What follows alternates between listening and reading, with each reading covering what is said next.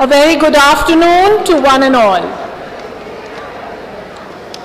Ladies and gentlemen, can I have some silence?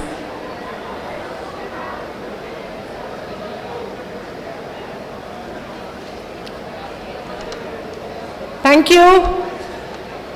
So ladies and gentlemen, boys and girls, welcome home to Academia and the twin institutes of St. G.S. Medical College and KM Hospital.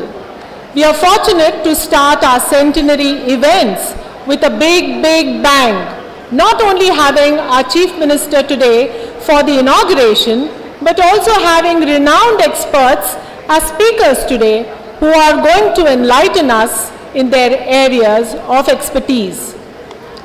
We begin the first oration of the day, the St. G.S. Medical College Centenary Oration, to be given by none other than Dr. Farooq Udwadia.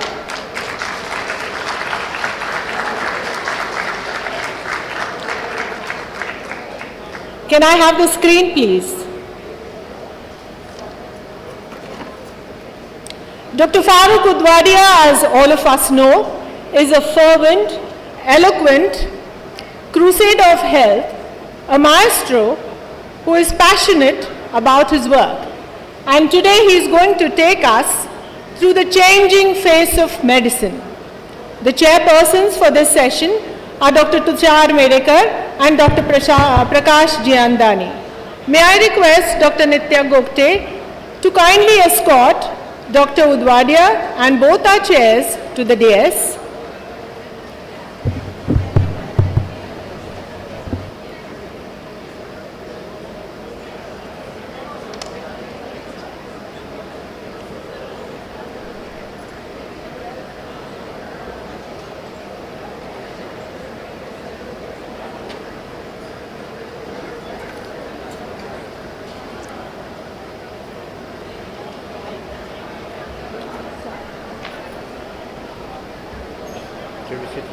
Yes. Do ask them to keep quiet, because yes. It's very upset. I would please request you all to maintain silence.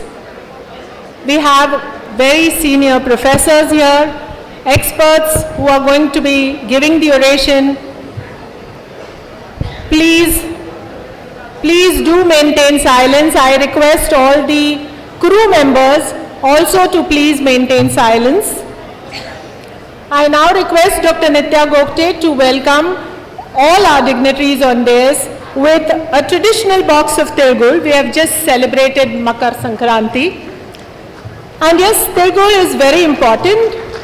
Tilgul ya God bola. We all know the importance of God bolne in a doctor-patient communication. And also, as we are all in the health sector, it also has an immense nutritional value.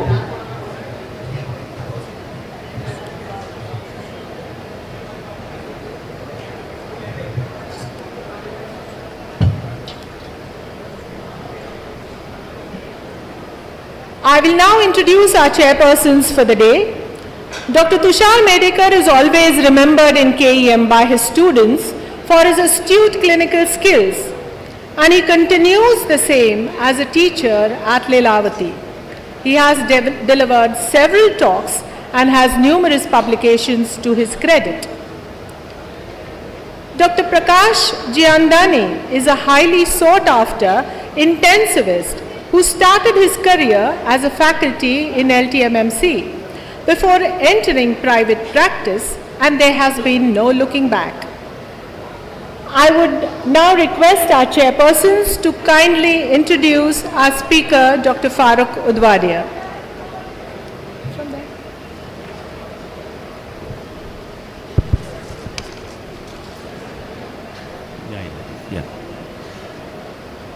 Good morning, everybody.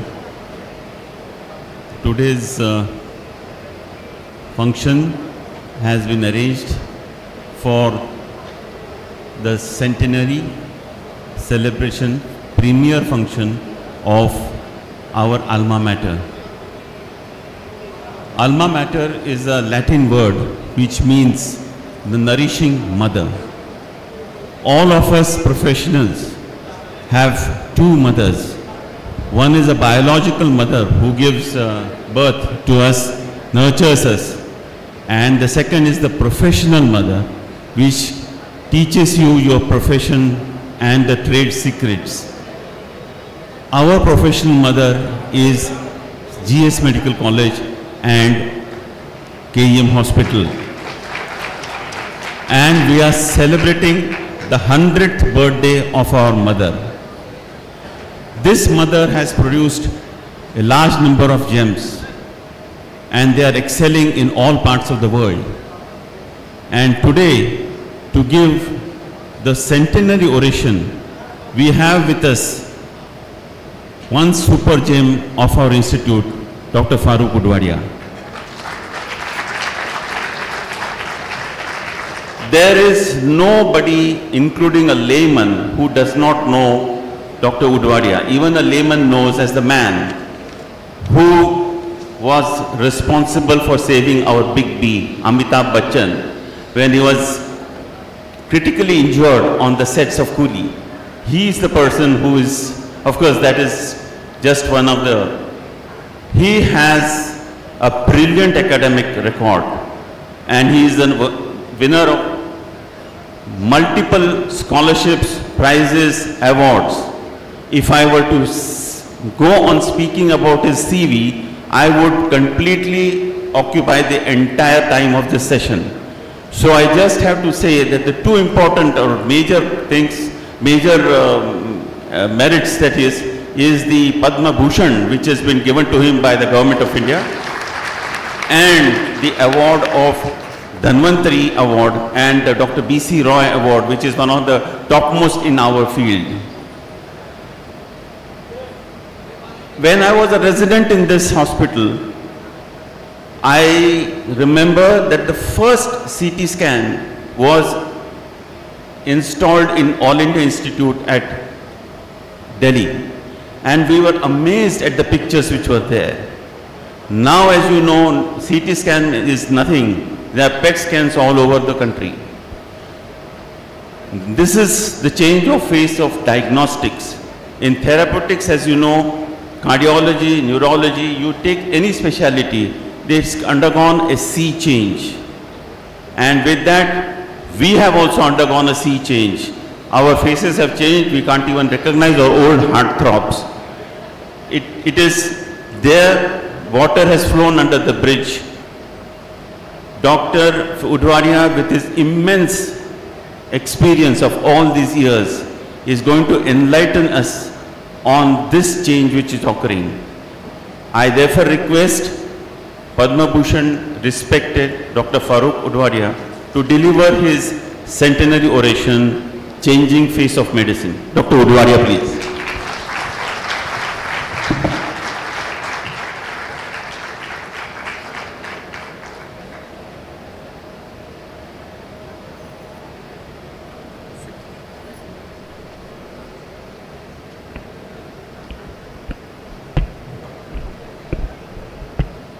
Thank you, Dr. Medekar, for your kind words. I would just make one request. Keep your cell phones down and let it be quiet so that I can think and speak as best as I can. The Dean, Dr. Rawat, Dr. Pathak, my friends on the dais here, I've known them for so long, faculty members of the college and of the hospital, all administrators of the hospital, students, colleagues, ladies and gentlemen. The subject of my talk is the changing face of medicine. Time past, time present, time future. Time past is my stint at this great institution where I spent 8 or 9 years from 1948 to I think 56 or 57. Some of the happiest years of my life. I would like to tell you the face of medicine at time past. We had nothing like what you have or what we have right now. Of course, we had our eyes, and we had our ears, and we had our hands, and we used them unlike many doctors today. We had the most basic investigations possible in the pathology department. The imaging department was an X-ray. A detailed investigation would perhaps be a barium meal or an intravenous pyelography. This was all. We had, of course, penicillin. Alexander Fleming visited us when I was, I think, in the third year of medical college, a remarkably gentle, humble individual. We had penicillin, we had streptomycin, we had para-amino-salicylic acid and isoniazid, and yes, we had just had chloramphenicol. That was all the antibiotics we had. There were no specialities. Houseman and registrar, we looked after not only the male and the female patients, a huge crowd, but also pediatrics. And I used to dread doing a venesection on the saphenous vein in an infant who was just 1 year old. Those were the days. Those were the days that passed.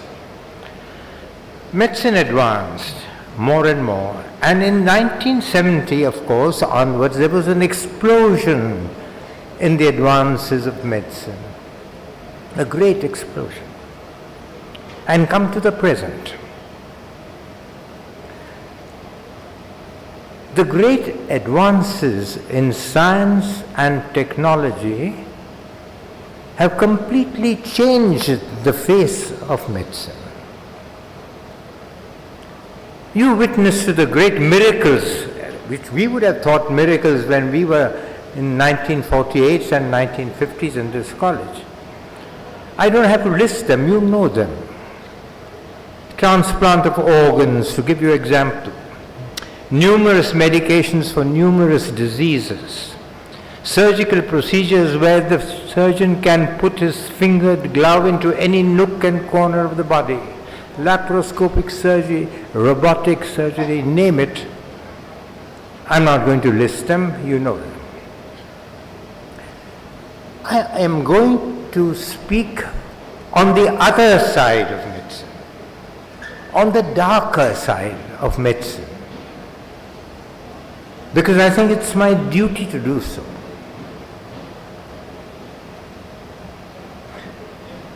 Roy Porter was a man who wrote a beautiful book on the history of medicine, and the title of his book was Medicine, the Great Benefactor of Man. It's true. I entirely agree. It is true. But there is the other side of medicine. I ask you, why is there such an antagonism, such a distrust and a disillusionment today, both with regard to medicine and the practitioners of medicine? You see hospitals burned, you see housemen, registrars attacked by people, you see rampaging people, attacks on doctors and on residents, for example. Why is this so? There is a double paradox here. During my days, the doctor was a subject of great respect. That was a time when science just hovered overhead. And medicine has not achieved much, nothing like what it had today. But yet, the doctor was held in great respect. The medical profession was in great respect, and the repute of the doctor was next to none. But today, when medicine has achieved a great deal, when science has gripped medicine in a tight embrace, we see that the respect for the medical profession is not as great. And the image of the medical practitioner has gone down sharply. Haven't you asked that question of yourself? Why is that so? This is because the science of medicine, the technology of medicine, has for some reason or the other submerged the art within medicine. Medicine has probably strayed a little from its path. It has lost its raison d'etre. Its humanism is humanity. Today I see that the physician relates more to a machine than to his patient. The machine is in between the doctor and the patient. And funnily enough, he makes the patient also relate more to the machine than to himself. The patient comes and says, I've had a headache for 2 weeks, I must get an MRI done. He tells the doctor what to do, and the doctor very readily agrees. Now when that happens, when there is a lack of humanity and humanism in the practice of medicine, the bond between the doctor and the patient becomes feebler and snaps. And the bond between the doctor and patient, particularly in very ill individuals, is extremely important. It is that bond which breeds faith. It breeds trust. And faith, ladies and gentlemen, is important for healing. And more work is being scientifically done today to show how faith acts in the process of healing. You see, unfortunately, because of the great advances in science and technology, current doctors who pass out, are so enamored by them. They are enamored by the sophisticated gadgetry, the gleaming machines, the beautiful views of endoscopies, of MRI machines, CTs, etc. But they don't realize that medicine is learnt at the bedside, that medicine is taught at the bedside. They don't realize the importance of that. You can't learn medicines from machines, however good the machines may be. Please do not misunderstand me. I am all for science and technology. It is science and technology which has given a quantum leap to medicine in our centuries. It is science and technology which has been responsible for the longevity of everyone, not only in Western countries but also in our countries and poorer countries. No doubt about that. But what I want to tell you today, very seriously, that there is more to medicine than science and technology. Technology, for example, cannot take a good history. Nor can technology do a thorough, proper physical examination. Nor can science or technology soothe a patient who is very ill and talk to a patient who is very ill and try and build courage to withstand his disease. Nor can technology take away the anxiety and the worry from the relatives of patients who are very ill. All this, ladies and gentlemen, belongs to the art of medicine. It is the art of medicine which has been submerged by the hubris of medicine and technology. You will ask me, what is this art of medicine? It's very difficult to define the art of medicine. You cannot quantify it, you cannot qualify it. It consists of properties of the mind and heart that empathize with the patient, helping him to get well. Believe you me, It is a forgotten art today. And I only hope it doesn't become a lost art to the distress of both the patient and the medical profession. And if you would ask me, what is the practical aspect of this? How do you practice? It's very simple. History taking is the first art of medicine. And history taking is a completely lost art today.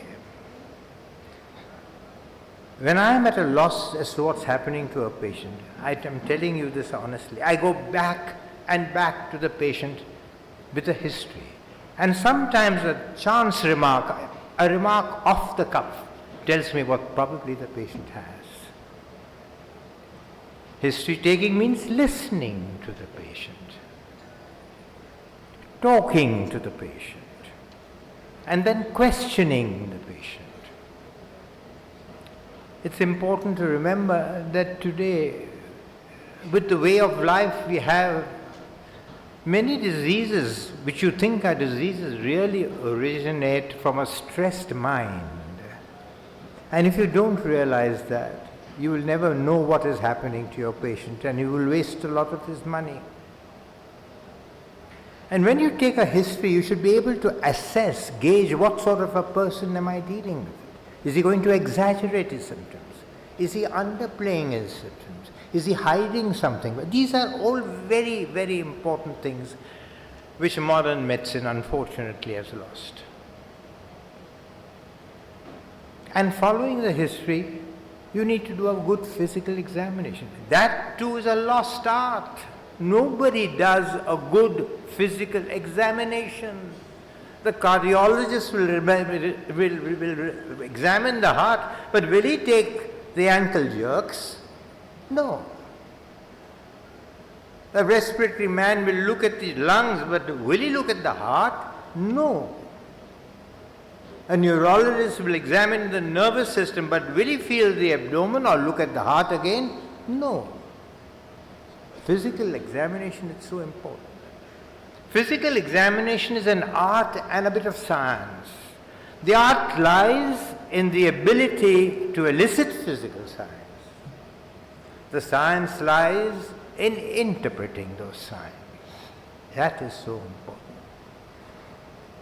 Therefore, I beseech you, particularly the students that are here, that you cultivate the sense of sight, learn to feel, learn to hear, learn to touch. And all that you have sensed, sense that within your brains.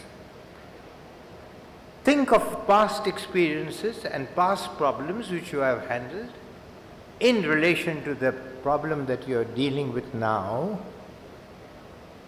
Judge, weigh, and you perhaps might make a proper diagnosis. And unquestionably, ladies and gentlemen, if you ask me, what is the most important thing in medicine? The most important thing in medicine is unquestionably diagnosis. Please remember that. I spoke about the art of medicine. Let me give you my example of what the art of medicine is, because I speak now of situations where the machine does not help, where your modern gadgetry does not help. The art of medicine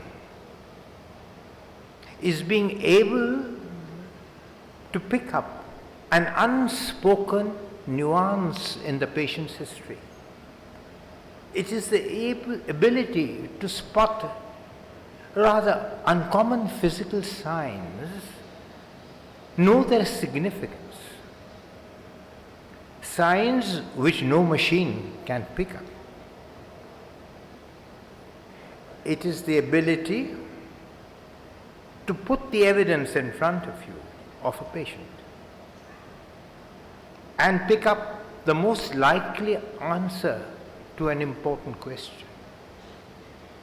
It is also the intuitive feel, and the scientists will of course scoff at that. It is the intuitive feel which a good physician has as to what is wrong or what should be done. The art of medicine lies in looking at the patient holistically, not compartmentalizing him into different organ systems as is unfortunately done today. The art of medicine is the art of healing, not just treating, not even just curing. Of course, it is only when art and science join hands that medicine really triumphs. It is only then that a physician can gauge the individual features of a human being so that he can understand what is happening to him. A holistic approach to medicine, to the patient, lends clarity to judgment and prevents him from making difficulties or mistakes. It binds the patient, a good patient bond, doctor-patient bond, a mutually trusting relationship which has existed for centuries, which is hallowed by time. So this is really what the art of medicine is like. I want to now speak a little more about the other side of medicine, the unfortunate side of medicine. The lack of humanity, as I told you, betrays the trust between the doctor and the patient. Now, if this is so for many, many practitioners, it means that the medical profession as such does not relate to society as it should. It does not have the compassion or the humanity that it should. That's the first thing. The next pockmark on the face of medicine is that medicine has become more a business than a profession. And that is the saddest thing that hurts me. It is a business, and it is my mind, it is a nefarious business as that. Money is the root of all evil. Money is the greed that has made the profession this way. Of course, people don't mention it, but you all know in this city there are so many who give cuts to practitioners or to consultants to get practice. That's a disgraceful shame, and I can't see any way of getting rid of it. What is the next pockmark on the surface of medicine? It's the cost of medicine. Tremendous cost of falling ill, particularly the tremendous cost of falling seriously ill. But if doctors remembered that you could make a diagnosis with your eyes, ears and hands and tests which are comparatively simple, if doctors remember that you don't need to a plethora of tests for a simple thing, if doctors remember there are simple, cheap medications for a disease, that they should not necessarily prescribe the most expensive one because it is the most recent one, then the price of medicines, the cost to the patient would unquestionably be much less. What is the next pockmark on medicine? The next pockmark is the institutionalization of medicine. An MRI machine present, they say in Breach Candy Hospital, is also present in 6 other places in a kilometer radius of just 2 kilometers. What happens?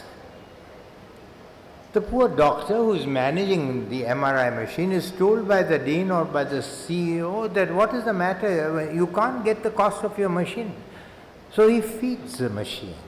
He's forced to feed the machine, he'd lose his job otherwise. That breeds unethical practices as well. So you see what I mean? There is a distinct fall in values in the practice of medicine, which was never there in the past. But there is a distinct fall in values in every endeavor, every human endeavor. That's true. So a young bright girl asks me, that's some years ago, how can you have an island of purity when you are surrounded by filth and corruption? Very pertinent question. It's difficult, but it has to be done. Because medicine is not like other professions. It's basically an altruistic profession. And you can't lose sight of that. So for the young boys and girls who are here, I would beg you to remember that. Carry forward the standard of medicine altruistically. That the patient comes first. And everything else comes last. I hope you will remember that. Finally, another bookmark in medicine is this. I don't know if you read Ivan Illich. Any of you have read Ivan Illich? Whose first book was Medical Nemesis and the second edition was Limits to Medicine. He says he's not a doctor. He is a great sociologist in Mexico, but decided to look into medicine. And one of the things, his opening sentence was, medicine has not done good to modern man. And he goes on to prove that. He's read every journal to be read and made sure, absolutely sure of what he's saying. And he considers three great sins of medicine. Physical iatrogenesis or medical iatrogenesis. Harm done by drugs, by hospitals and by doctors, and I can't blame that because there are so many poisonous drugs which may sometimes cure and sometimes kill, and it is a bounden duty of the doctor to see the plus points and the negative points when he prescribes such drugs. The second he called is social iatrogenesis. Iatrogenesis means iatros is physician, genesis is to make, made by the physician. Social iatrogenesis. Social iatrogenesis, he says, is really remarkable. He says today the patient for the least thing goes to the doctor. For a cold he will go to the doctor. For the slightest thing he will go to the hospital. That's not good, he said. They should learn to manage themselves. He says social iatrogenesis is bad for society, very good for medicine. And lastly, he calls it a cultural iatrogenesis. That's the cultural iatrogenesis. What is cultural iatrogenesis? Cultural iatrogenesis is something where the modern doctor today insists on keeping the patient alive at all costs, even though making him live is futile or making him live is going to be a great misery for the patient. That is cultural iatrogenesis. A word about the future. Artificial intelligence. Of course, artificial intelligence is of great help. But I've looked at it very, very seriously. Can artificial intelligence innovate? Think of something which has never been thought of? No. Artificial intelligence will give you a computerized value of thousands of patients or thousands of things that have happened in life and will give you a summary of that and will tell you this is the right thing. But can it think of something which has not been thought? And the answer is no. Give me an example, you will say. Yes, I'll give you an example. Take the work of Einstein. Einstein made a thought experiment. He said, if I was sitting on a ray of light leaving the earth, what would happen to me? How would time fare? What would the people look like below on earth? And a second experiment, if a train was passing me and I am standing on the platform, would the time on my watch at the point he passes me be the same as the time of a person there? Can't. These are innovative experiments which have advanced the world. And even in medicine, of course it's important in many fields. But just imagine if you were to take artificial intelligence in a box, went to a patient and say, come on now, tell me what's wrong with the patient. you would be mortgaging human intelligence to artificial intelligence, and you would never be able to pay that mortgage back, ladies and gentlemen. And also remember, even there the human mind comes in. If you're wanting a problem to be solved, you have to get the correct history. That's basic. If you feed the wrong history, it won't work. You have to give the proper physical examination. You must not miss out on anything, otherwise your artificial intelligence will not work. But what troubles me most in the future of this is the work on the genes of the human body. Wanting to change the genes of the human body. We have evolved over millions and millions of years to become Homo sapiens and continue to evolve for hundreds and hundreds of millions of years. And we will perhaps change in the natural course of events. What science is trying to do is to compress that within a few hundred centuries. Rotate the genes, turn the genes, introduce other genes, take out other genes, so that you become a different person altogether. That is indeed frightening. There are numerous advances going on in medicine. I think the single most important thing is to make sure that every future advance is also related to ethical norms in relation to that advance. Without that, we may be doomed. The planet may be doomed. The human race may be doomed. That is so important. If we do that, then perhaps, in future, it will be a new world for us. But if we don't do that, we might sink into a dark age made even more sinister by perverted science. I think I'm going to end, ladies and gentlemen, by speaking a little philosophy. It's amazing how science, spiritualism, and philosophy in modern times come close to each other. I spoke of time present, time past, time present, time future. But remember, according to the great Buddhist, time present is contained in time past and time future, and time future contained in time past. Thank you.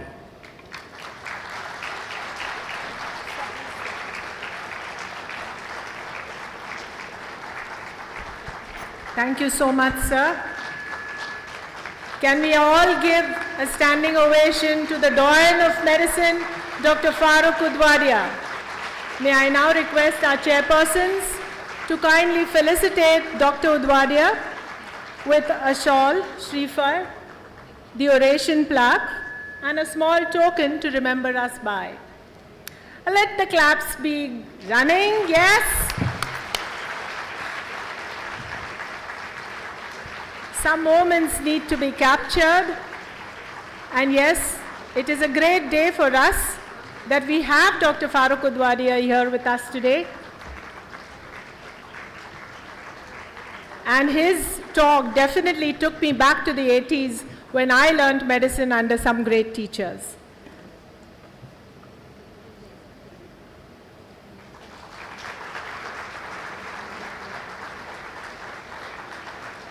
I now request Dr. Nitya to kindly felicitate our chairpersons with a small token of appreciation from these twin institutes.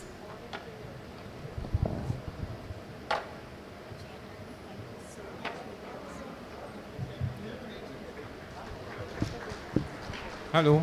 Yeah, can I just say a few words? Sir, I would strongly recommend that there are 3 books which, of course, of the numerous books Dr. Farooq Udwadia has written, the 3 books which have really influenced me, the latest of which is Tabiat, The Forgotten Art of Medicine, and The History of Medicine. So the 3 books of yours. They were probably, I think, all medical personnel should go and read these books, and the last one, of course, has been Tabiat. I think, sir, that was the last book? Yeah, Tabiat has been the last book. Snippets in the time of the last book, small book I've written. You see, during the time of the COVID, The Breach Candy Hospital refused to let me enter its gates. They say, you will die, go away. So I had to stay at home. And my little grandson, therefore, set up something, I'm hopeless at these tech things, so that I could communicate with my people on Friday when we had a clinical meeting showing interesting cases. So I just spoke to them, and somebody thought of the idea of converting the speech into written words, and came out as a snippets in the time of the COVID. So I strongly recommend that at least if you go through these books, I think it will help you become a much better doctor. Thank you. Thank you, sir. Thank you very much, sir. Thank you so much, Dr. Jayandani. Yes, we now end this session and we will meet after lunch, requesting all of you to please join us for lunch. We meet here at 1:45 sharp to start the next oration. Thank you, everybody. Good day.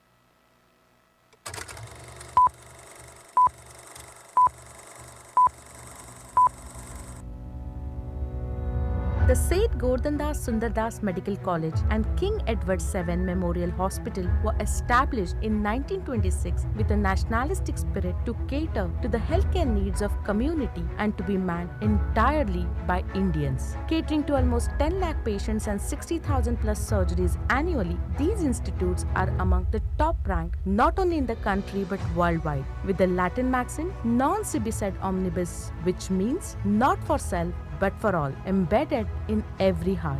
With a glorious legacy, these institutions are completing a century soon. Leadership is often heralded as the cornerstone of success for any institution, and these are our leaders, our previous deans over a century, encompassing their values, ethics, decision-making style, and interpersonal skills, leading to progress and development of this institution to current level.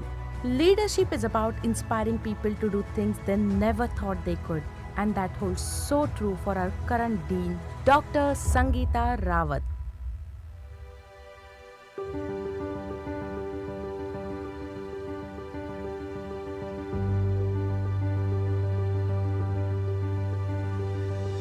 Dear all, as we celebrate 100 glorious years of Seth GORDHANDAS Medical College and King Edward Memorial Hospital, I stand here with immense pride and gratitude and welcome all the students, faculties, staff, and the well-wishers of this prestigious institute. Established in 1926 with a vision to provide exemplary medical care and unparalleled medical education, our institution has become an beacon of excellence in healthcare and research. Over the past century, we have nurtured countless medical professionals who have given a remarkable contribution to medicine and to the society, both in India and across the globe. This centenary milestone is an opportunity to recollect our rich heritage and recommit ourselves to pursuit of knowledge, service and healing. And it's a moment to express heartfelt thanks to all our doctors, staff, students, alumni, and our benefactors like Municipal Corporation of Greater Mumbai, our donors and the wider community. The next few minutes of this film will take you towards the recent developments of our college and our hospital and will show you how we are gearing up for the next 100 years. Thank you all.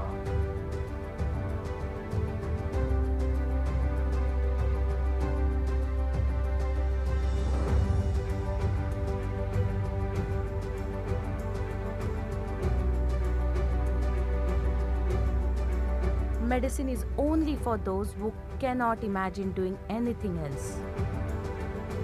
GS, as popularly said, is always the first choice for medical schooling when it comes within Maharashtra. A teacher is more than just someone who imparts information. They are the architects of students' future, shaping their perspectives and building their character. With passion, patience, empathy and guidance, all teachers ignite a lifelong love for medicine in heart of every GSI.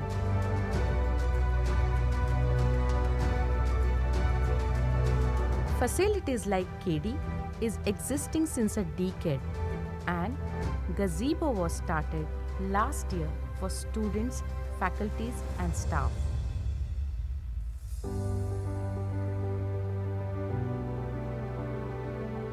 For medical students, library is paradise.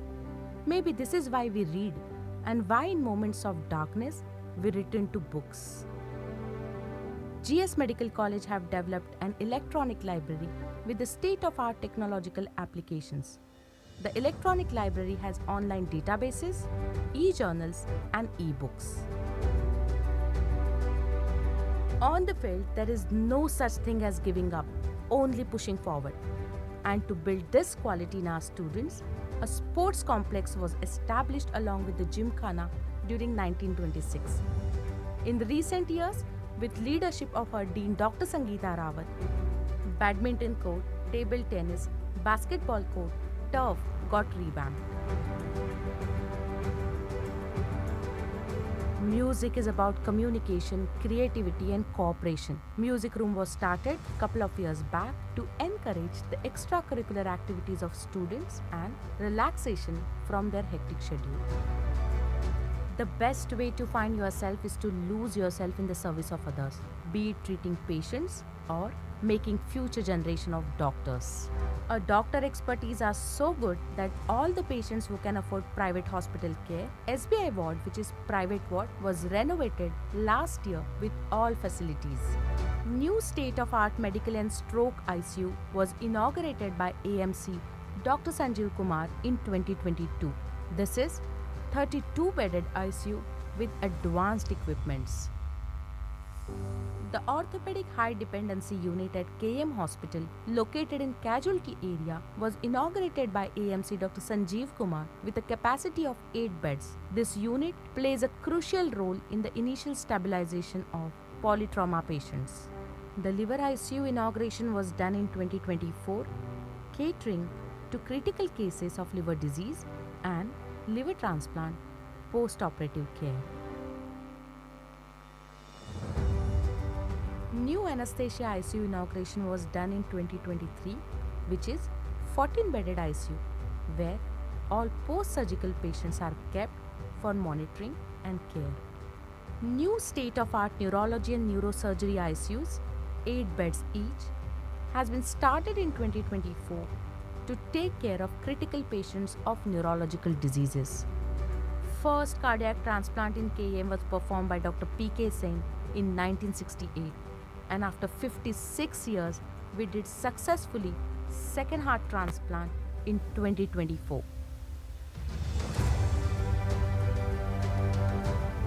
Facility for primary angioplasty in myocardial infarction was started in 2023, which works 24/7, and KM is only MCGM hospital till now where we have done more than 205 cases successfully.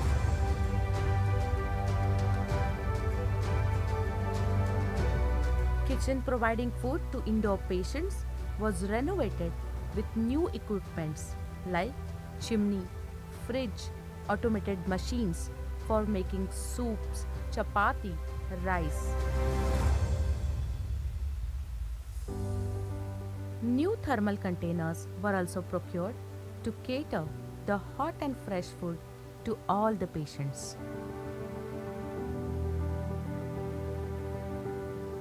The advanced robotic arm-assisted total knee arthroplasty system was inaugurated at KM Hospital by generous donations by BK Tires Industries. This cutting-edge technology aims to deliver world-class orthopedic care to economically weaker sections of society. Till date, we have done 150 plus robotic surgeries successfully. The state-of-art modern modular ophthalmic operation theatre in KM Hospital was inaugurated by ex-professor of ophthalmology, Dr. Rumi Jahangir, in 2024. We also have surgical recording facilities which helps in teaching undergraduate and postgraduate students and during presentations on various national and international platforms. Dedicated pain operation theatre was first time started in MCGM hospitals. This is well-equipped setup to provide image-guided interventional pain management procedures to patients suffering from chronic pain. New Cadaver Lab and Retrieval Center was started in 2022. This lab is used for training surgeons of various departments by open laparoscopic and endoscopic methods. Organ retrieval workshops have been conducted regularly in collaboration with Regional Organ Transplant Organization, with video transmission to other cities for learning. These workshops are done at highly concessional rates. FibroScan. This technology, which helps in detection of liver disease severity, was started from 2023, helping early detection and hence management of liver diseases. Memory Clinic is multidisciplinary comprehensive care unit for diagnosis and management of Alzheimer's and other dementias.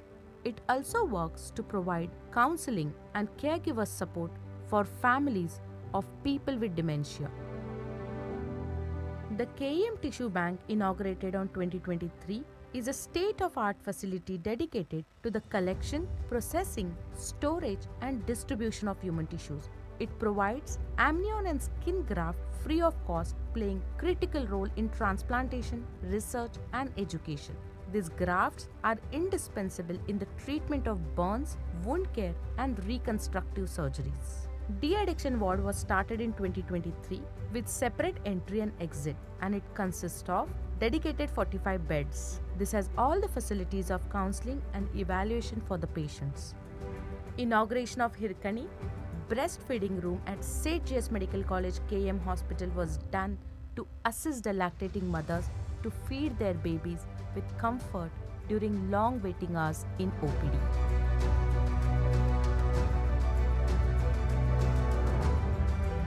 The Non-Communicable Disease Corner was inaugurated at KM Hospital in 2022 under Community Medicine Department. NCD Corner provides free screening services for diabetes and hypertension to all the individuals visiting to KM Hospital. Virus Research and Diagnostic Laboratory, supported by Department of Health Research (ICMR), is a well-equipped molecular diagnostic laboratory and has been in forefront for providing COVID-19 diagnosis using RT-PCR since March 2022 and influenza RT-PCR since June 2022. Biochemistry, pathology, and microbiology laboratories are NABL accredited. Automated test platforms such as Bactec FX200 for blood culture, Vitec2 for MIC, and recently Vitec MS Prime based on Malditov technology have strengthened diagnostics. The cryostat is state-of-art machine which has specialized cryochamber maintained at precise sub-zero temperature to freeze tissues. This is helpful for rapid intraoperative diagnosis in cancer and suspected malignancies. With generous donations from Aruna Advani and in association with Whistling Woods, we have started a project of making 100 patient education short films, out of which 12 are already filmed and 4 have been released on social media platforms of KM, winning hearts of general public. This will also be shown in various OPD premises on TVs on day-to-day basis. In this era of social media, we have launched a podcast room to capture the beautiful, inspiring journeys of various people related to medical field. In December 2024 was done in presence of our Municipal Commissioner, Shri Bhushan Gagrani. Opportunities don't happen, you create them. And so is true for our ongoing projects of Centenary Tower, which will be additional feather in crown for us soon. This will be one building center where all radiological and hematological investigations will be done, leading to easier and quicker diagnosis. Let's have a look at our upcoming hostel, Aquad project and Purandare Stadium.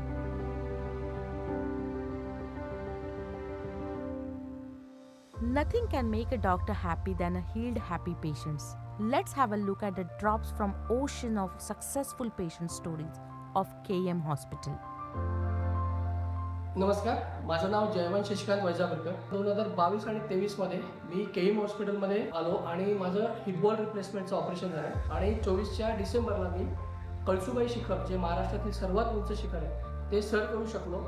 मला काहीही problem झाला नाही. त्याबद्दल KM hospital यांचे मनापासून धन्यवाद. ही माझी मुलगी, तिचं नाव जिनल भोई. जन्म झाल्यानंतर हळूहळू समजायला लागलं की ती रिस्पॉन्स खूप कमी देते आवाजाला आणि त्याच्यानंतर आम्हाला समजलं की ती बायलॅटरल प्रोफॉर्म लॉस आहे. फर्स्ट इम्प्लांट ती 18 महिन्याची असताना केलं आणि आम्ही खूप खुश आहे दोन्ही इम्प्लांटनी. Thank you so much KM hospital, thank you so much.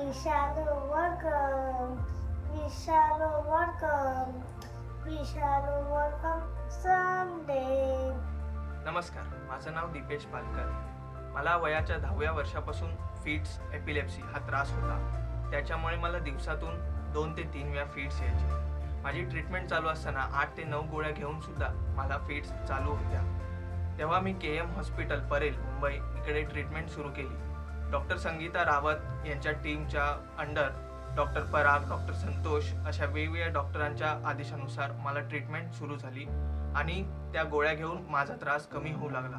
नंतर असं देखील समजलं की सर्जरीने माझा त्रास कमी होऊ शकतो किंवा बंद होऊ शकतो. तर मी सर्जरीसाठी प्रयत्न करून सर्जरी झाल्यावर आज मला फिट्सचा काहीही त्रास नाही व 3 वर्ष मला फिट्स नाही येत आहेत. माझं आयुष्य पूर्णपणे बदललं आहे. त्यासाठी मी केएम आणि डॉक्टर संगीता रावत, डॉक्टर मजुमदार यांचे खूप खूप आभारी आहे. Any institution excelling for 100 years is itself a testament to the dedication of the staff and the perseverance of the founders. A glorious paradox of an educational institute is that while the alumni grow old, the alma mater grows forever young. As the institute has reached its centenary, it is hoped that these developments will constructively change the institute for betterment of patients, greater efficiency of its enormous staff, and help sounder training of its students and resident medical doctors. Not to forget the support staff, nursing school, and her alumni. At the end of the day, as several thousand patients walk through these hallowed portals each year with hope in their hearts, it will remain our primary responsibility to ensure that they get the best medical care from kind, caring, and compassionate physicians, hands that comfort, soothe, and heal. From legacy to innovation. This is the Seth GS Medical College and KEM Hospital.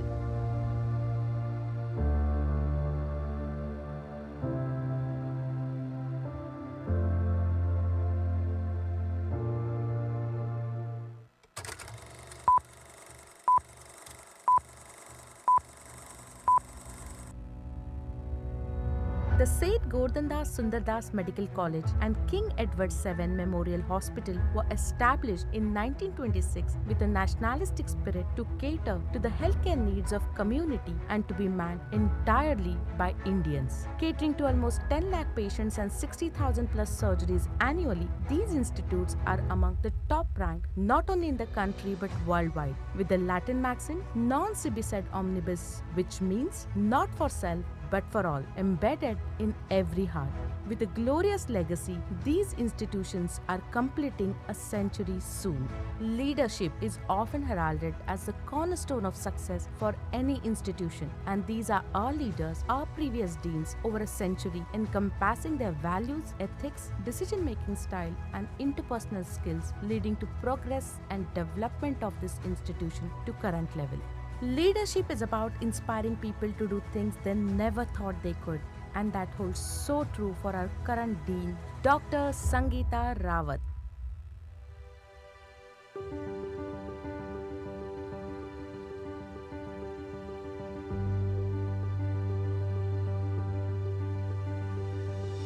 Dear all, as we celebrate 100 glorious years of Seth GORDHANDAS Medical College and King Edward Memorial Hospital, I stand here with immense pride and gratitude and welcome all the students, faculties, staff, and the well-wishers of this prestigious institute. Established in 1926 with a vision to provide exemplary medical care and unparalleled medical education, our institution has become an beacon of excellence in healthcare and research. Over the past century, we have nurtured countless medical professionals who have given a remarkable contribution to medicine and to the society, both in India and across the globe. This centenary milestone is an opportunity to recollect our rich heritage and recommit ourselves to pursuit of knowledge, service, and healing. And it's a moment to express heartfelt thanks to all our doctors, staff, students, alumni, and our benefactors like Municipal Corporation of Greater Mumbai, our donors, and the wider community. The next few minutes of this film will take you toward the recent developments of our college and our hospital, and will show you how we are gearing up for the next 100 years. Thank you all.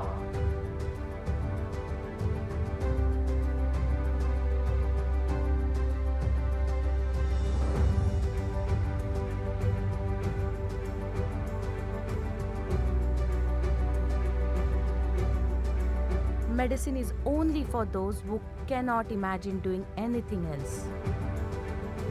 GS, as popularly said, is always the first choice for medical schooling when it comes within Maharashtra.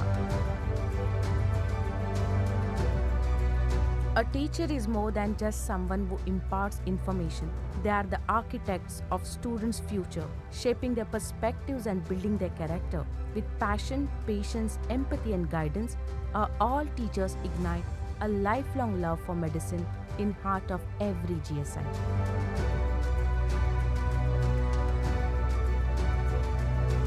Facilities like KD is existing since a decade, and gazebo was started last year for students, faculties and staff.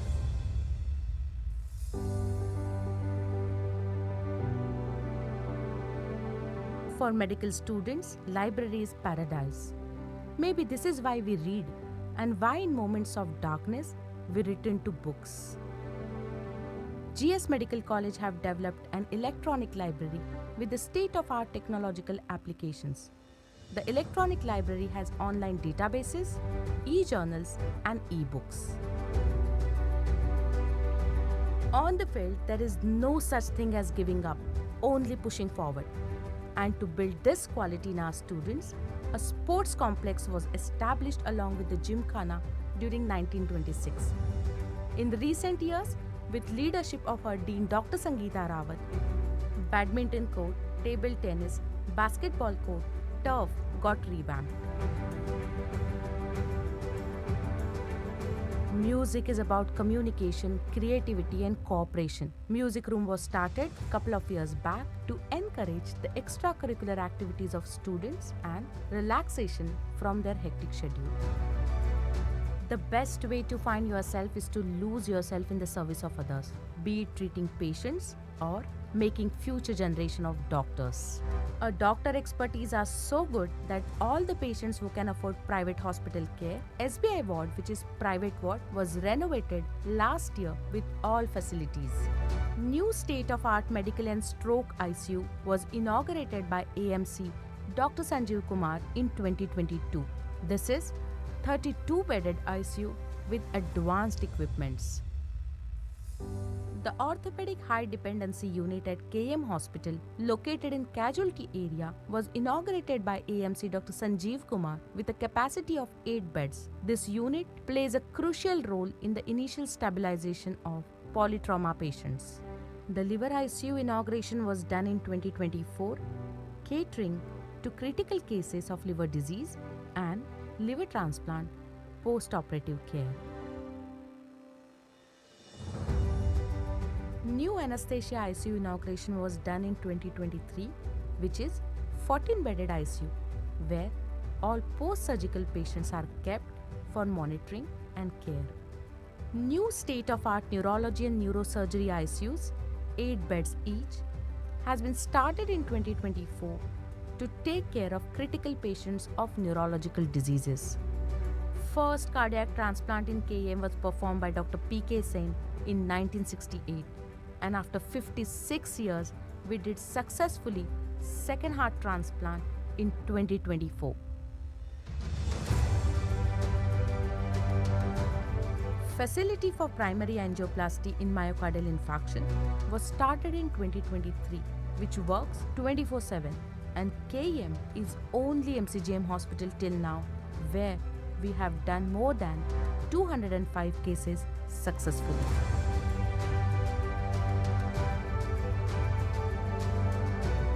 Kitchen providing food to indoor patients was renovated with new equipments like chimney, fridge, automated machines for making soups, chapati, rice. New thermal containers were also procured to cater the hot and fresh food to all the patients.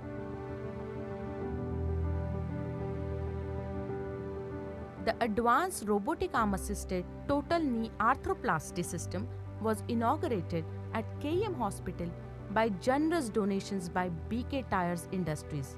This cutting-edge technology aims to deliver world-class orthopedic care to economically weaker sections of society. Till date, we have done 150 plus robotic surgeries successfully. The state-of-art modern modular ophthalmic operation theatre in KM Hospital was inaugurated by ex-professor of ophthalmology, Dr. Rumi Jahangir, in 2024. We also have surgical recording facilities which helps in teaching undergraduate and postgraduate students and during presentations on various national and international platforms. Dedicated pain operation theatre was first time started in MCGM hospitals. This is well-equipped setup to provide image-guided interventional pain management procedures to patients suffering from chronic pain. New Cadaver Lab and Retrieval Center was started in 2022. This lab is used for training surgeons of various departments by open laparoscopic and endoscopic methods. Organ retrieval workshops have been conducted regularly in collaboration with regional organ transplant organization, with video transmission to other cities for learning. These workshops are done at highly concessional rates. FibroScan. This technology, which helps in detection of liver disease severity, was started from 2023, helping early detection and hence management of liver diseases. Memory Clinic is multidisciplinary comprehensive care unit for diagnosis and management of Alzheimer's and other dementias. It also works to provide counseling and caregiver support for families of people with dementia. The KEM Tissue Bank, inaugurated on 2023, is a state-of-art facility dedicated to the collection, processing, storage and distribution of human tissues. It provides amnion and skin graft free of cost, playing critical role in transplantation, research and education. These grafts are indispensable in the treatment of burns, wound care and reconstructive surgeries. De-addiction ward was started in 2023 with separate entry and exit, and it consists of dedicated 45 beds. This has all the facilities of counseling and evaluation for the patients. Inauguration of Hirkani breastfeeding room at Seth GS Medical College KM Hospital was done to assist the lactating mothers to feed their babies with comfort during long waiting hours in OPD.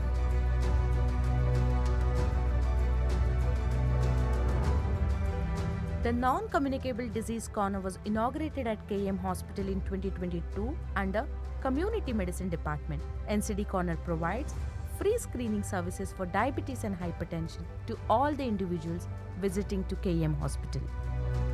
Virus Research and Diagnostic Laboratory, supported by Department of Health Research (ICMR), is a well-equipped molecular diagnostic laboratory and has been in forefront for providing COVID-19 diagnosis using RT-PCR since March 2022 and influenza RT-PCR since June 2022.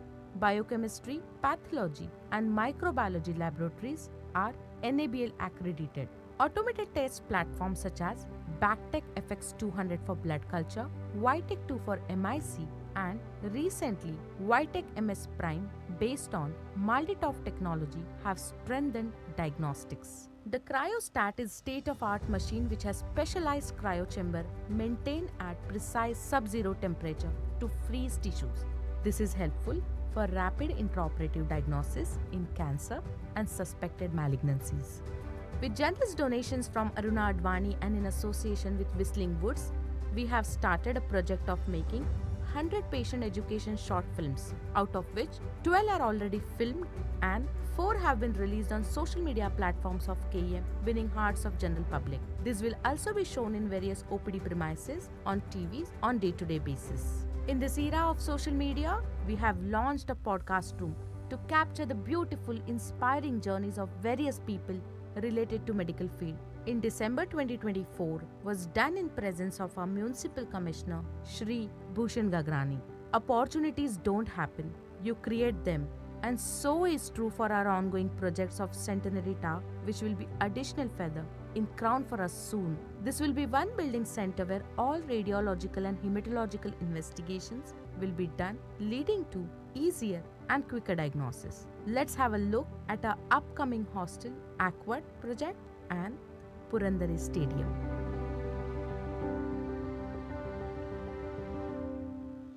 Nothing can make a doctor happy than a healed, happy patients. Let's have a look at the drops from ocean of successful patient stories of KM Hospital.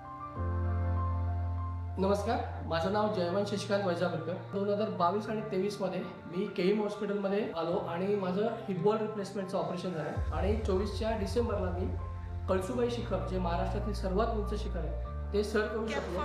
मला काहीही problem झाला नाही. त्याबद्दल मनापासून धन्यवाद. जन्म झाल्यानंतर हळूहळू समजायला लागलं की ती रिस्पॉन्स खूप समजलं की ती बायलॅटरल प्रोफॉर्म लॉस आहे. फर्स्ट इम्प्लांट ती 18 महिन्याची असताना केलं आणि आम्ही खूप खुश आहे दोन्ही. Am I audible behind? Yes. You're comfortable? Yeah. Only you got to a little taller, but it's okay. You can stand tall. Right. So we'll just wait for people to come. I have slides, You have? but they were all sensitive. ते 9 गोळ्या घेऊन सुद्धा मला fits चालू होत्या. तेव्हा मी KM hospital Parel Mumbai इकडे treatment सुरू केली. डॉक्टर संगीता रावत यांच्या टीमच्या अंडर डॉक्टर पराग, डॉक्टर संतोष अशा वेगवेगळ्या डॉक्टरांच्या आदेशानुसार मला ट्रीटमेंट सुरू झाली आणि त्या गोळ्या घेऊन माझा त्रास कमी होऊ लागला. नंतर असं देखील समजलं की सर्जरीने माझा त्रास कमी होऊ शकतो किंवा बंद होऊ शकतो. तर मी सर्जरीसाठी प्रयत्न करून सर्जरी झाल्यावर आज मला फिट्सचा काहीही त्रास नाही व 3 वर्ष मला फिट्स नाही येत आहेत. माझं आयुष्य पूर्णपणे बदललं आहे. त्यासाठी मी KM आणि डॉक्टर संगीता रावत, डॉक्टर मजुमदार यांचे खूप खूप आभारी आहे. Any institution excelling for 100 years is itself a testament to the dedication of the staff and the perseverance of the founders. A glorious paradox of an educational institute is that while the alumni grow old, the alma mater grows forever young. As the institute has reached its centenary, it is hoped that these developments will constructively change the institute for betterment of patients, greater efficiency of its enormous staff, and help sounder training of its students and resident medical doctors.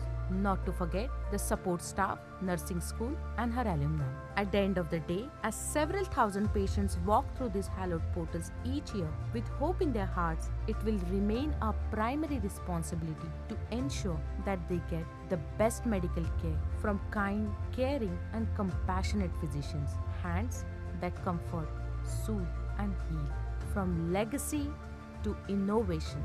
This is the St. GS Medical College and KM Hospital.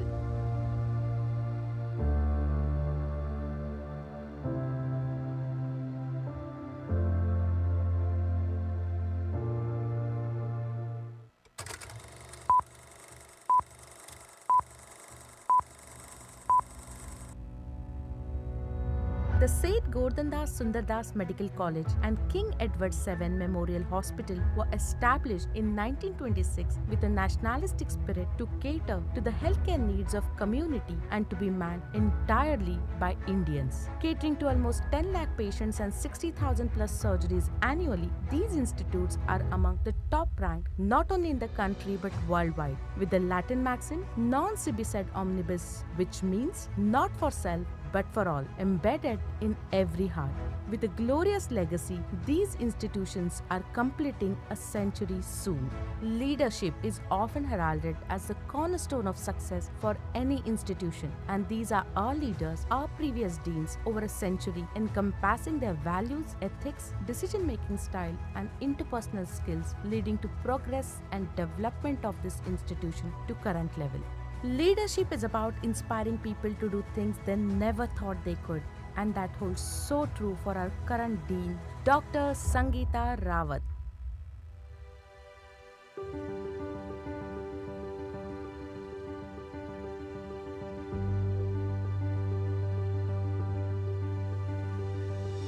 Dear all, as we celebrate 100 glorious years of St. GORDHANDAS Medical College and King Edward Memorial Hospital, I stand here with immense pride and gratitude and welcome all the students, faculties, staff, and the well-wishers of this prestigious institute. Established in 1926 with a vision to provide exemplary medical care and unparalleled medical education, our institution has become an beacon of excellence in healthcare and research. Over the past century, we have nurtured countless medical professionals who have given a remarkable contribution to medicine and to the society, both in India and across the globe. This centenary milestone is an opportunity to recollect our rich heritage and recommit ourselves to pursuit of knowledge, service and healing. And it's a moment to express heartfelt thanks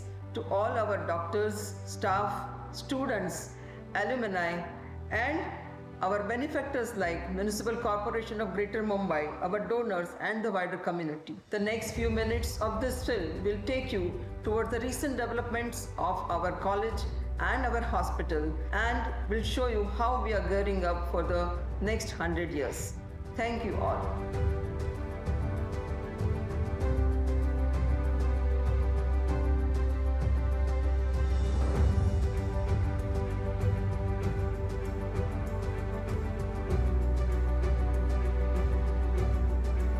Medicine is only for those who cannot imagine doing anything else. GS, as popularly said, is always the first choice for medical schooling when it comes within Maharashtra. A teacher is more than just someone who imparts information. They are the architects of students' future, shaping their perspectives and building their character.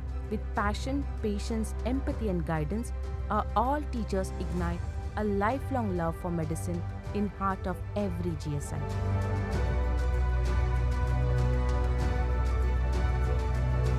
Facilities like KD is existing since a decade, and gazebo was started last year for students, faculties and staff.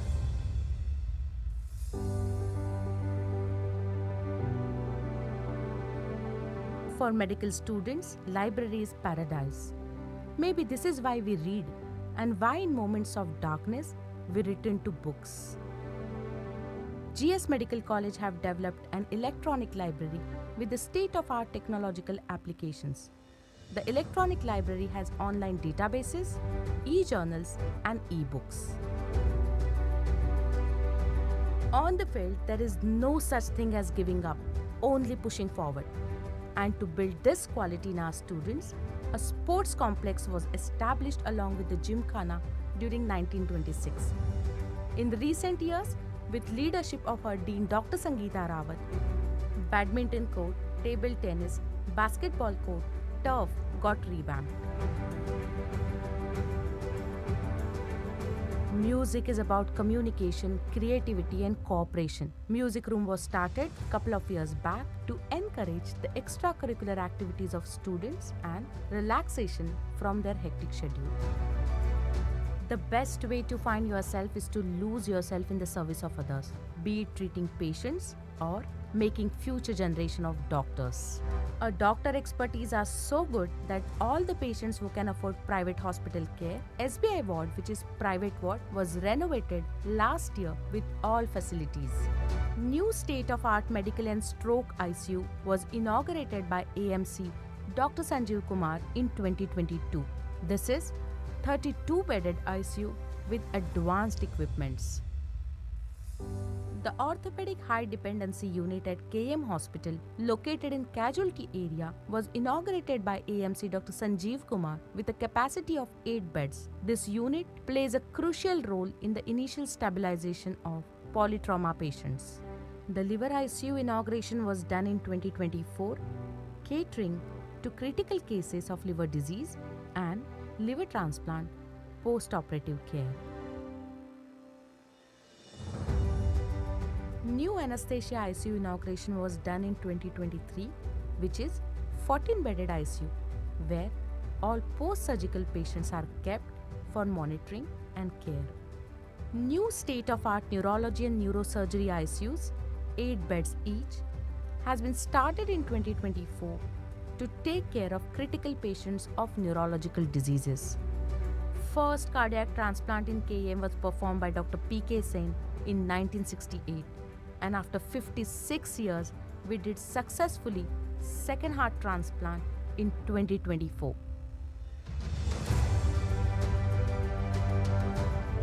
Facility for primary angioplasty in myocardial infarction was started in 2023, which works 24/7, and KM is only MCGM hospital till now where we have done more than 205 cases successfully.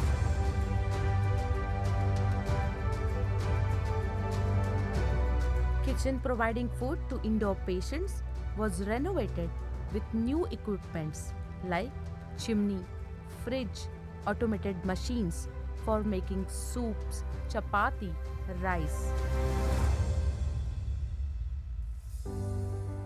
New thermal containers were also procured to cater the hot and fresh food to all the patients.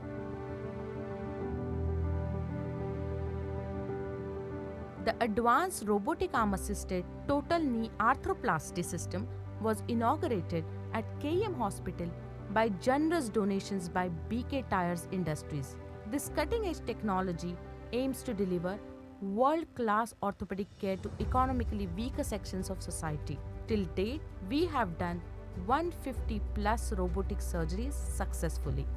The state-of-art modern modular ophthalmic operation theatre in KM Hospital was inaugurated by ex-professor of ophthalmology Dr. Rumi Jahangir in 2024.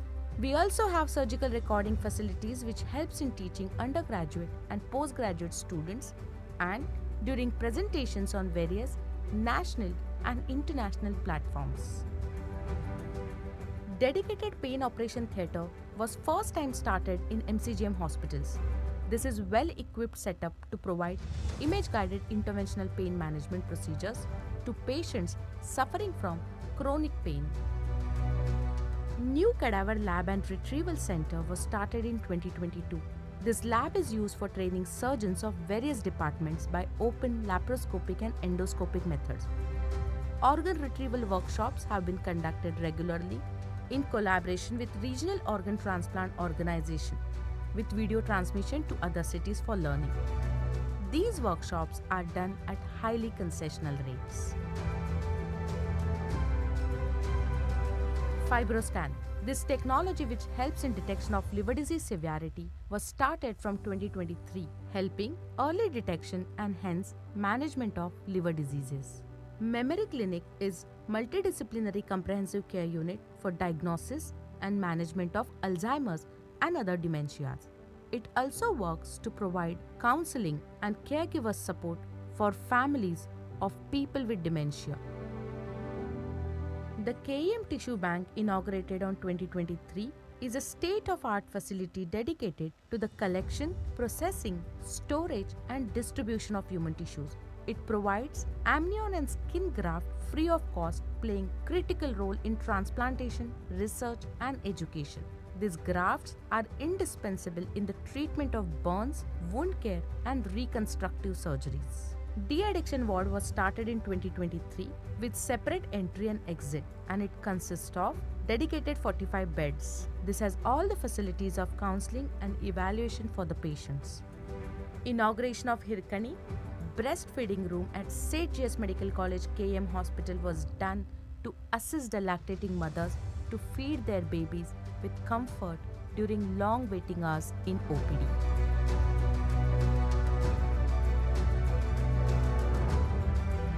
The Non-Communicable Disease Corner was inaugurated at KM Hospital in 2022 under Community Medicine Department. NCD Corner provides free screening services for diabetes and hypertension to all the individuals visiting to KM Hospital.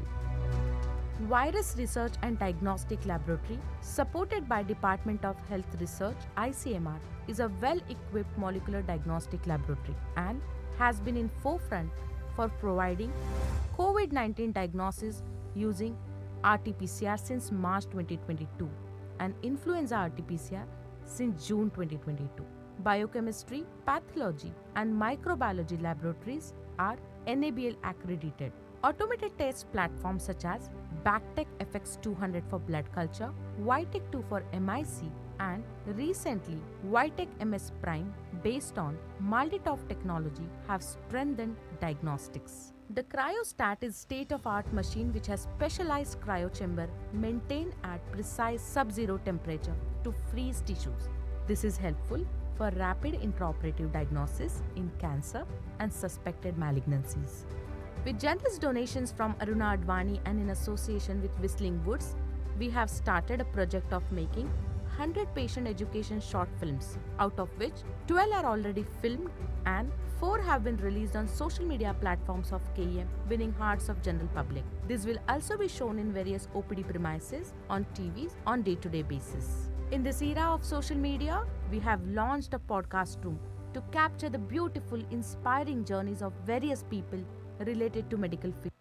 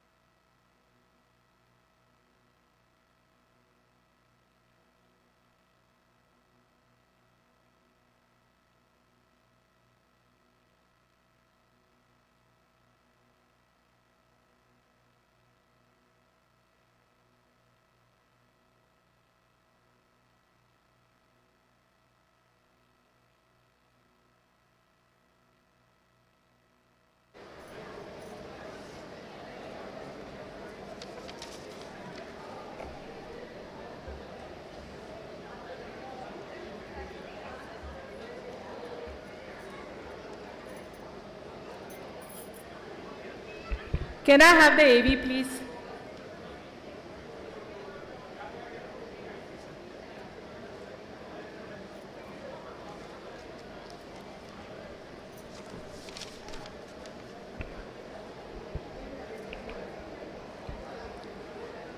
Good afternoon once again and welcome back. I'm sure you all had a sumptuous lunch and we are going to have some really sumptuous talks. So we now move on to the Dr. Jivraj Mehta oration, which is to be delivered by Dr. Rupin Shah. He is a soft-spoken, dedicated andrologist and a die-hard adventure enthusiast. And he is going to speak on developing andrology, serendipity, and life lessons. To chair this session, we have Dr. Sangeeta Rawat and Dr. Sulabha Punekar. May I request Dr. Sujata Patwardhan to kindly escort our speaker and chairs to the dais.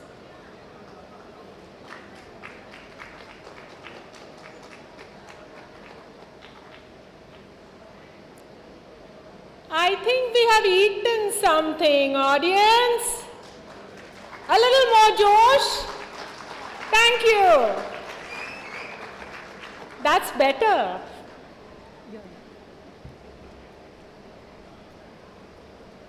I request Dr. Sujata to now welcome all our dignitaries with a box of Tirgur.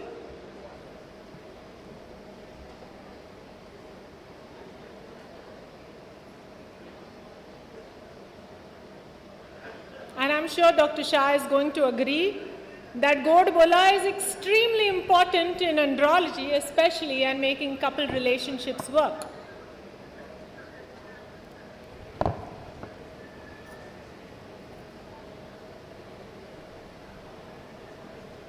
Thank you, Sujata.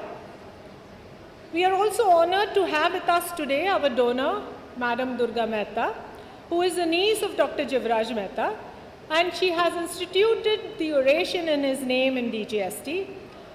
She is 93 years old and she's been associated with KEM for nearly 40 years. She was a matron here before she left to take on other responsibilities. She has come all the way from Amreli. We also have Dr. Jivraj Mehta's eldest grandson with us, Sri Jaydev Mehta, who has come for this oration specially from the US. And he has retired from the energy industry and he with his two siblings live in the US. We also have another grandchild of Dr. Jivraj Mehta, Dr. Bharti Modi. And I request Dr. Sandhya Kamath to felicitate our donors and our guests with a small token of appreciation from KEM.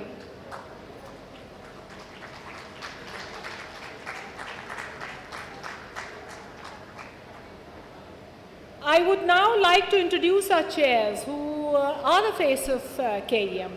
Dr. Sangeeta Rawat is our dean and driving force of this centenary event.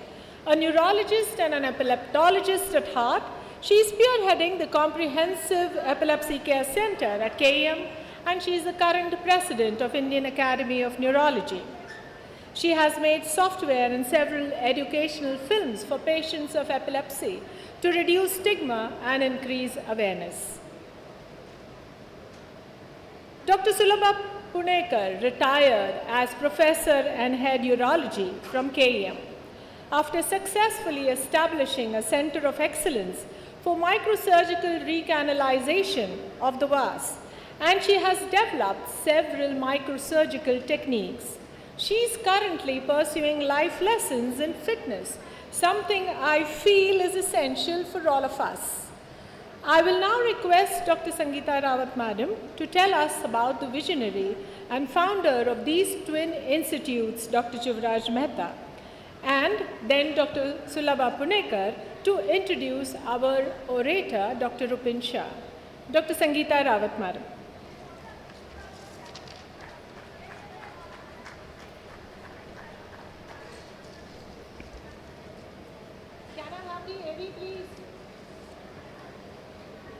AV, please. So good afternoon all, and again a warm welcome for this centenary function. And what could be better than starting a Jivraj Mehta Oration, who was our first dean and a founder of our State GS Medical College in KEM Hospital.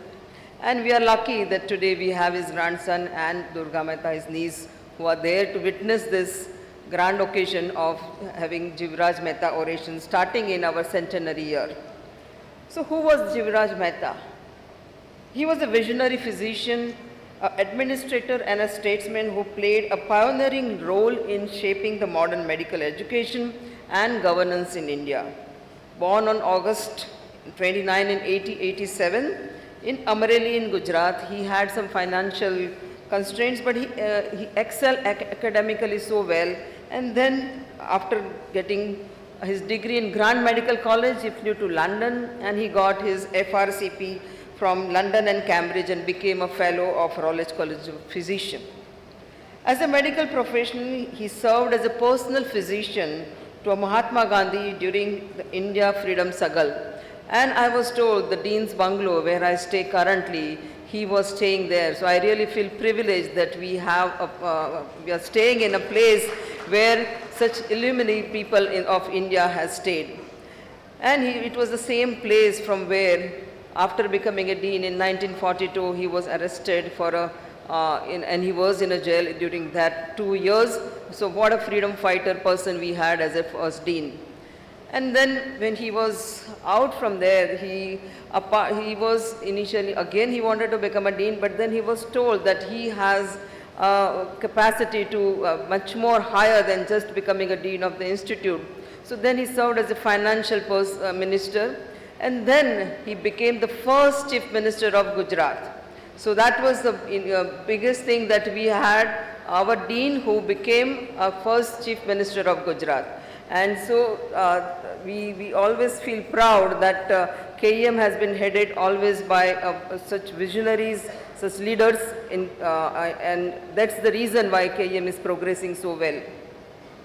So beyond medicine, he also had a role in policy making. He served as his contribution extended to diplomacy as well. So he served as India's High Commissioner to the United Kingdom from 1963 to 1966.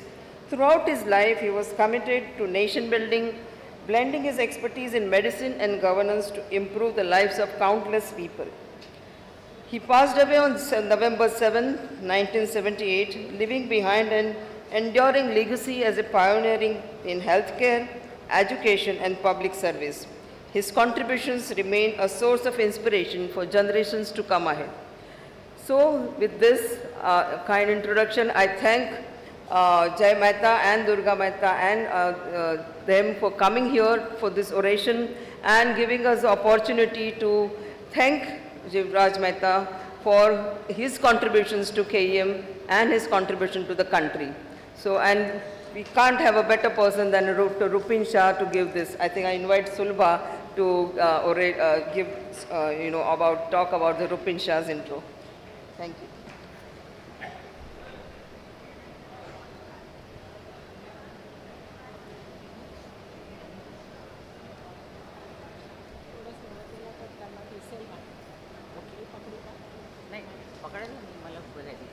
Thank you.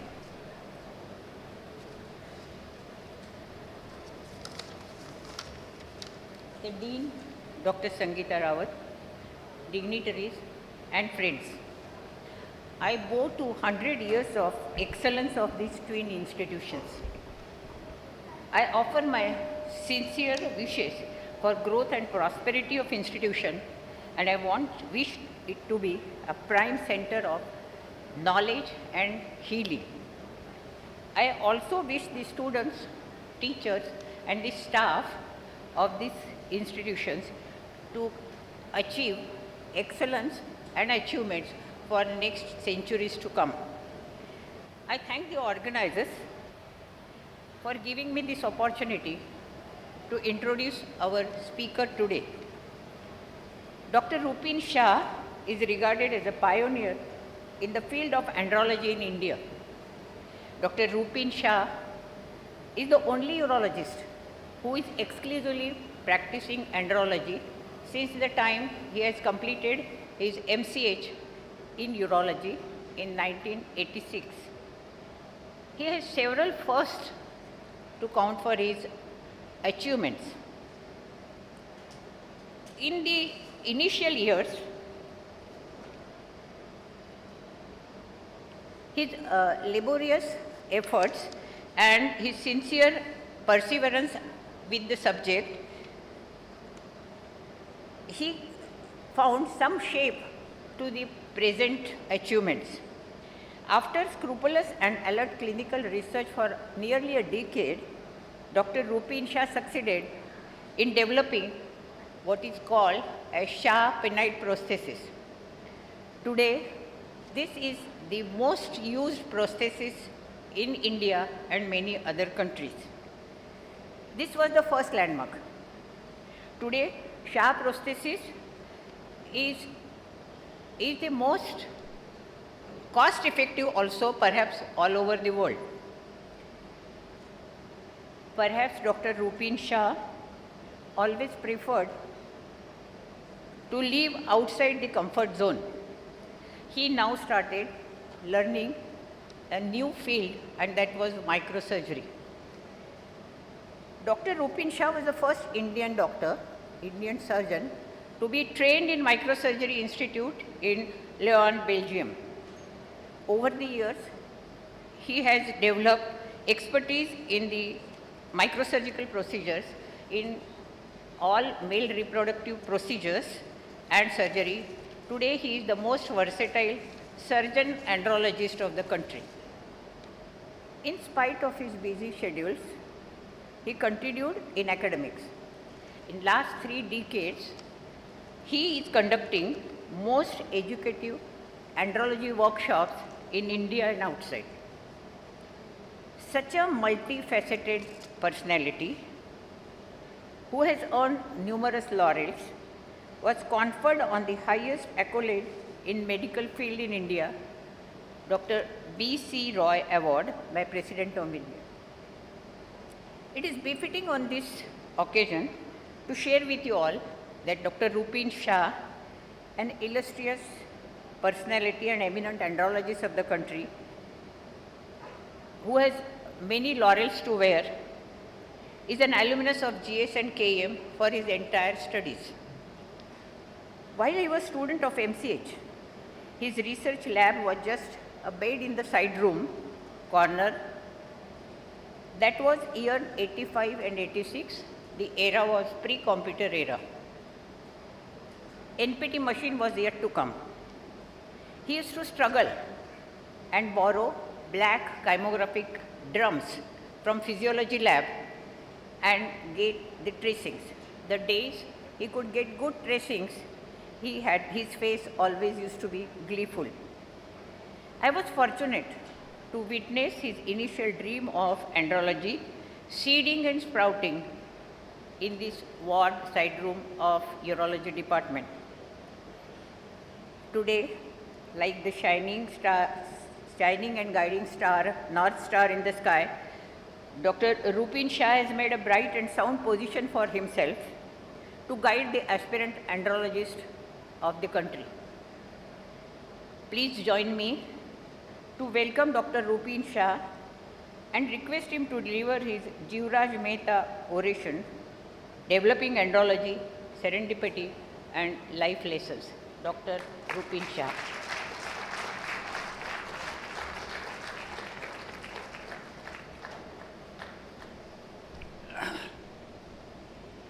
When they said they need a towering personality, I did not realize they meant they would give a podium. So this is a promise that I'll stick to my allocated time. Thank you, madam. And actually your words take me back exactly 50 years ago when I stood in this wonderful institution, not in this hall but in the Jivraj Mehta Lecture Theatre, as a grand junior for the traditional grand junior elocution. MLT 250 seats, 300 people packed inside with drums, trumpets, balloons, piparas, everything. The cacophony started 20 minutes before the talk was scheduled. It went on non-stop drumming, singing, shouting through the first 4 speakers, at which point Dr. Manubai Kothari said, I cannot do any justice to the speakers, and the grand junior elocution came to an end. But having faced the MLT crowd, after that, no other elocution debating contest was ever a scare. We went to Mood Indigo IIT where people were throwing rockets, kid stuff compared to the MLT. And that is how GS Medical has been for me a training ground that has prepared me for all aspects of life.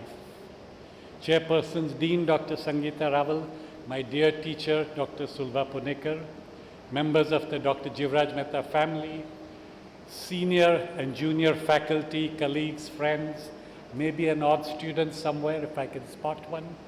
It's a great honor to be here and give the first oration named after a giant of a man. We've heard a wonderful introduction of Dr. Jivraj Mehta, and he actually epitomized what we heard in the previous marvelous oration by Dr. Rudwadia. A true clinician, humble, honest, hardworking. There was a whole generation of giants who occupied the hallowed portals of this institution, who came from humble beginnings but exhibited qualities that were amazing. Dr. Jivraj Mehta was born in a well-to-do family, but due to a business catastrophe, they were rendered quite poor. His education in school happened free thanks to the vision of the Maharaja of Baroda, who then started in Amreli for the first time in the country compulsory free primary education. Of course, he stood first in his school, so came the issue of college. Could not afford to send him to college. He went to the Kapol boarding school where they supported him for lodging, boarding, school fees, books, everything. Of course, he won 7 of the 8 scholarships, and the money which he earned from the scholarships, he was so ethical that he went back to the Kapol boarding school and said, no longer do I want to be a free boarder. I have money from the scholarship and I will pay you back. His trip to London to study further was sponsored by the Jamshedji Tata Trust. 15 years later, when Ratan Tata needed to go to England, Shri Jivraj Mehta, Dr. Jivraj Mehta accompanied him as the physician. This was the year 1916, World War I. The ship they were on was torpedoed. The ship started sinking. In the 50th anniversary Jubilee magazine of this institution is a remarkable description in the words of Dr. Jivraj Mehta of this episode. And if you read the graphic description, it is as if a script writer is preparing the script for a movie. He was on deck on a clear day, suddenly a boom, the ship starts sinking, he runs down to the cabins to bring Ratan Tata, Lady Tata and the other physician on board. Meanwhile, the lifeboat they were supposed to occupy has been taken up. They had to slide down ropes into another lifeboat. Most of them had burns to their hands. Jivraj Mehta was careful not to burn his hands, and he spent a lot of the remaining hours on the lifeboat, on the fishing boat that saved them, almost hugging Ratan Tata to keep him warm till they reached Malta. In London, of course, he won the gold medal, but that's where he faced the discrimination that brought him back to become the dean of this institution, which was founded with the express statement that only Indian doctors, not in private practice, would be appointed as faculty. So in London, though he won the gold medal, he was denied a residential house post in the London College because the chairman did not want Indian to be mingling with the Britishers. When the dean, Dr. Wright, wanted to do right and said, don't worry, I'll get you a house post in Birmingham, his ego came up. He said, if I'm not good enough to have a house post here in London, I do not want it, and he came back to India. And that was the man who in 1925 was appointed as the first dean of this institution. And as we know, there is something unique about this building. The entire college is in one building. The entire hospital, until we had the extension, in one building. Till Dr. Jivraj Mehta came, the practice was to have different buildings for different departments. He had the vision that if we have one department, we will have communication, we will have interaction, and that model was then replicated in many other places. As dean, he was strongly committed to research, fought for research funds, and when the British officers wanted to keep the Indian Research Foundation in Dehradun so they could holiday in Mussoorie, he, with Dr. B.C. Roy, fought to have the research center in a place where all hospitals were present, and that is how the All India Institute of Medical Sciences was founded. So it is truly an honor and a privilege to deliver an oration in the memory of a man whose life was lived on such broad a canvas, and I thank Dean Dr. Sangeeta Rawat for this honor. I'm going to talk about andrology. One, because what more exciting subject than to keep a post-lunch audience up and erect. I half suspect the Tilgul Ladu they gave me had a little bit of Viagra in it, but since you haven't got those, I'm going to regale you with stories from andrology. Along the way, we'll talk about how andrology started in this very institution, how it grew, what were the landmarks, and what were the interesting achievements that we managed along the way. I did not want to be an andrologist. The day I joined the urology department, I'd actually just finished reading a monogram by Andrew Novick, a phenomenal book on renovascular hypertension, and that's what I wanted to do. But fate has its own plans, life unfolds, and that's why the topic serendipity. The first day I joined, Dr. Manu Sopti, who was the lecturer, grabs me and takes me to the side room. And all of you have worked in an institution like KM know that side room is valuable real estate. It's useful for many things. And there in this urology side room was a giant machine, an old EMG machine with an oscilloscopic display. And Manu tells me, Rupin, I don't know why this is here. Sir, that is Dr. Professor Pardanani, has got it from the BRC. It's not working. Fiddle around with it for 3 days, and then we'll tell sir it's not working. We'll get it out and we will reclaim our side room. Fate heard this and smiled. The next day, Mr. Sangvi, who was the engineer from BRC, came to see what was happening to his machine. And I told him it's not working, and he fiddled around and found that a fuse was off, so he connected the fuse and the machine came on. So I asked him, what do you do with this? So he grabbed one poor patient who was admitted with a renal stone and instead stuck a needle in his perineum. And Sangvi showed me how this EMG machine was actually meant to trigger the glans penis with a small stimulus and measure the evoked potential from the bulbocavernosus muscle. And in those days, I was a photography buff. Now my dear friend Avinash Suppe, who's hiding somewhere, has taken over that mantle, master photographer. But those days I had my black bag camera tripod. And so in this dark side room with the oscilloscope, I kept my tripod shutter on B and took multiple tracings of the EMG after stimulating the glands. And so on Saturday, instead of telling Professor Pardanani that this machine doesn't work, I showed him a series of slides on a subject on which there were only 2 papers published worldwide. So I got punished by putting charge of all andrology. And I must say here that in those days, it was Professor Pardanani who had the true vision of andrology. Before the word was even known to most urologists, the Department of Urology of this institution already had an NPT monitor, and I'll tell you about it. Fascinating device. Already had this EMG. A year later, it got the first duplex Doppler with which I used to measure the blood pressure of the penile arteries using a cuff that was 2 centimeters wide. So, and it was the first and only department of urology to have an operating microscope. So there it was set for me. And because I did this EMG, I was put in charge of andrology. And because none of this was in the textbooks, I was forced to go to the journals to read about what I was doing, and that is how my interest grew. The NPT which he had was an amazing device.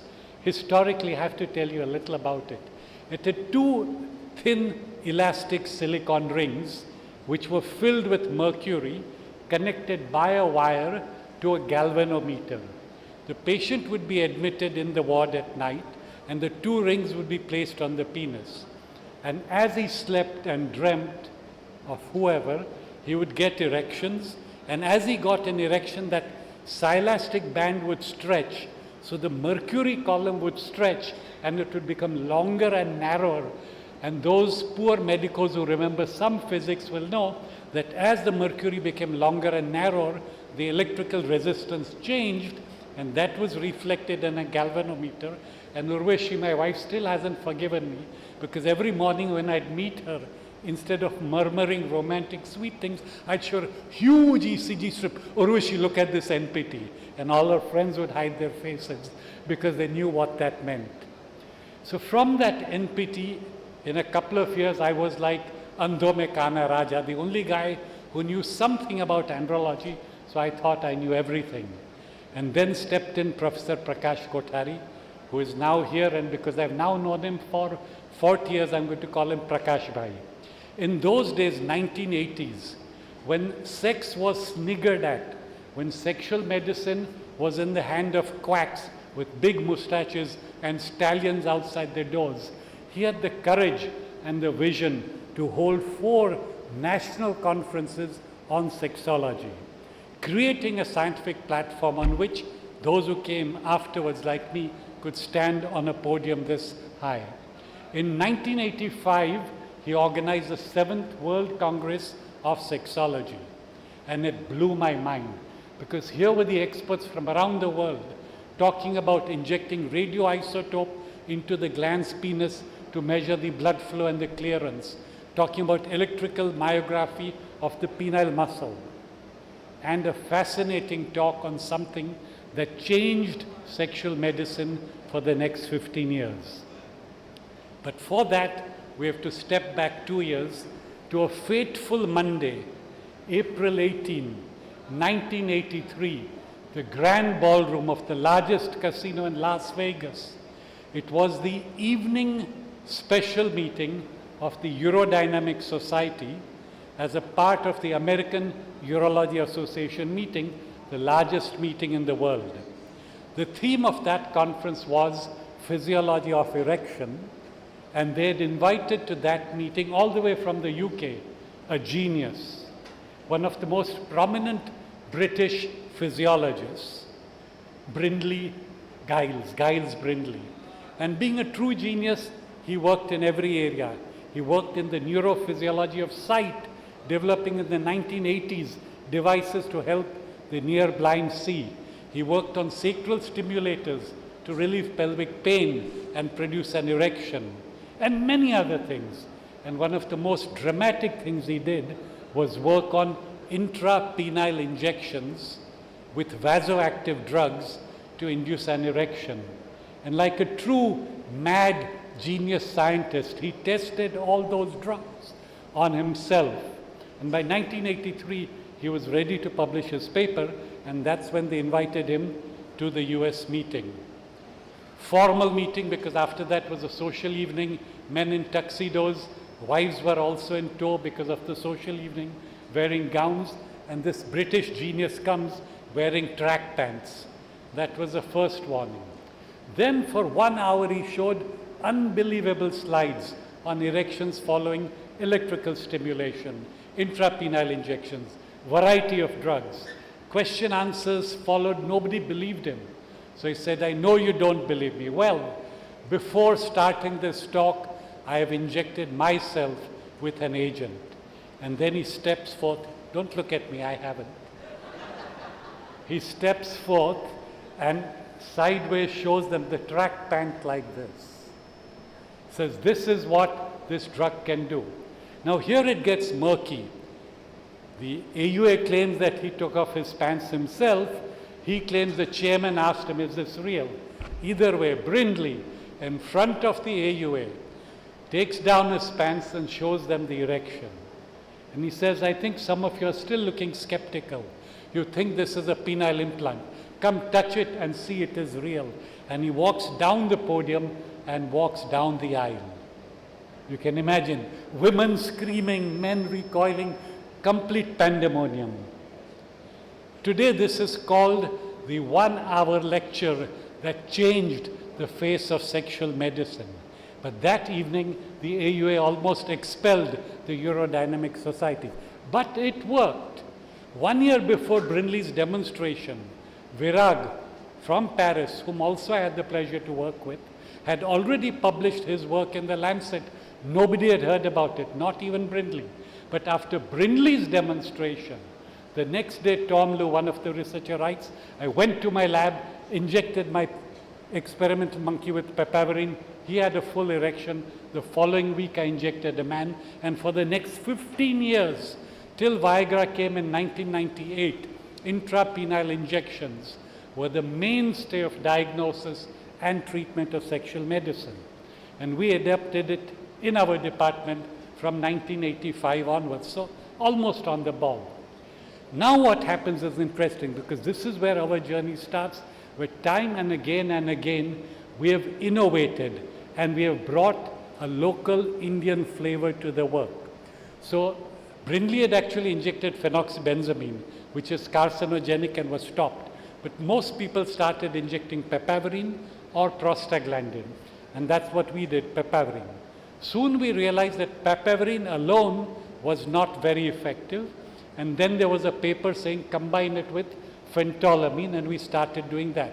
But very soon phentolamine was withdrawn from the Indian market, and when I requested a friend from the US, in 1980s they brought jeans, they brought chocolates, and for me they brought phentolamine. But shockingly expensive. I had to pay $50 for 10 milligrams. So we started looking for an alternative. We got a hint from an obscure poster from Brazil and from my work earlier with Dr. Samsi. With Dr. Samsi, we very often in the surgery unit used to infuse patients in hypovolumic shock with a dilute solution of chlorpromazine because it was a strong vasodilator, and he believed we need to perfuse the vital organs. So with that experience with chlorpromazine, we tried to combine papaverine with chlorpromazine, and we showed that it was as effective as papaverine, phentolamine, and prostaglandin, with the only difference that while phentolamine cost us $50 for 10 milligrams, phentolamine cost us 10 rupees for 50 milligrams. The work we did on this won the best paper prize. We had 5 Andrology best papers in a row. But again, I encountered another very interesting point. Indians refuse to believe themselves. And for almost 10 years, I used to continue to have colleagues asking me, Rupin, from where can I get phentolamine? From where can I get prostaglandin? And I would tell them, you don't need that. Look at our work with papaverine chlorpromazine. It's easy, it's effective, it's inexpensive. Today I am proud that it is the standard of care in India. And when I look at many other countries, they either don't have access to this very powerful technology or they don't know how to use it at all. So this was the chlorpromazine story. Dr. Kothari also had one very interesting meeting a few years later. It was the first and only World Conference on Orgasm. The first question everybody asked me is, did you all have practicals? No, we did not. No practicals. But in that meeting, I learnt about the orgasmic pattern of the macaque monkey compared to the bony-tail monkey. One is monoorgasmic, the other polyorgasmic. Don't ask me which. We had talks on women masturbating during delivery to alleviate the pain of delivery. Amazing sessions. But one that stayed in my mind forever was by Annie Klein. She spent many years in Africa where the most horrendous genital mutilation is standard practice. Pre-adolescent girls would have their clitoris labia majora, labia minora chopped off by chauvinistic male, stitched together with wooden sticks. Often the hole was so small that menstruation was painful, and you can imagine how painful the first intercourse would be as the scar tissue was torn. So Annie researched these women, convinced that she would discover horror tales of completely absent sexuality. And to a great surprise, she found that these women were sexual, were thriving, and had a great sex life with their partners. And she started her lecture. I always get tearful when I think of it. With a woman on crutches crossing the New York Marathon. And this woman was her analogy for these women who overcame all that mutilation, horror, patriarchal oppression to regain their sexuality. So being in andrology was in many ways a complete eye-opener. Today LGBTQ plus is the buzzword. Pronouns drive us crazy. But in those days, 30, 40 years ago, we were exposed to alternative sexual preferences as normal. We understood that there's a genetic sex, your chromosome. There is a phenotypic sex, a genitalia you have. There is a emotional sex, which is whether you feel male or female, and there's a sexual preference. Are you attracted to a person of the same gender or opposite gender? And all four could intermingle in any way, and all were variants. In fact, we had a very interesting paper related to that on anorgasmic anejaculation, and we have probably the largest series in the world. There are men, and many of you may not believe it, who have never ever in their life experienced orgasm, neither during masturbation nor during intercourse. My experience with the first 91 cases I presented way back in 1994 at the World Meeting in San Francisco, and by a great fortune, a few months later, a cousin of mine, while in the Hyderabad Zoo, witnessed a rhino masturbating. There was this rhino with a huge erection, pacing back and forth, suddenly went really horny and started rubbing against the ground and rubbing against the ground, and finally discharged almost a bucket full of semen. And he managed to photograph it all. So in San Francisco, I started my talk with 6 slides of the rhino masturbating, and then linked it to the human mind and how the human mind can very often interfere with what is a normal biological function. And for many years afterwards at world meetings, guys would come at me, you the rhino guy, and the less charitable one would say, you the horny guy. So, and again, the first patient I had, or the first 10 patients I had, my success rate was only 2 on 10, 20%. But at that meeting on orgasm, which Prakash Bhai organized, I met a person called Thor Langfeldt, a Norwegian. Imagine handsome Norwegian god sexologist. Yeah, that kind of a guy. Sex therapist whose talk was on anorgasmia. And the hints and techniques that he spoke about has enabled us over these last 30, 40 years to allow almost 70% of men with this really debilitating condition to finally experience orgasm. One of the other great innovations, not great, but yeah, very important innovations that Dr. Punekar spoke about was the development of the Indian penile prosthesis. Let me see how we're doing on time.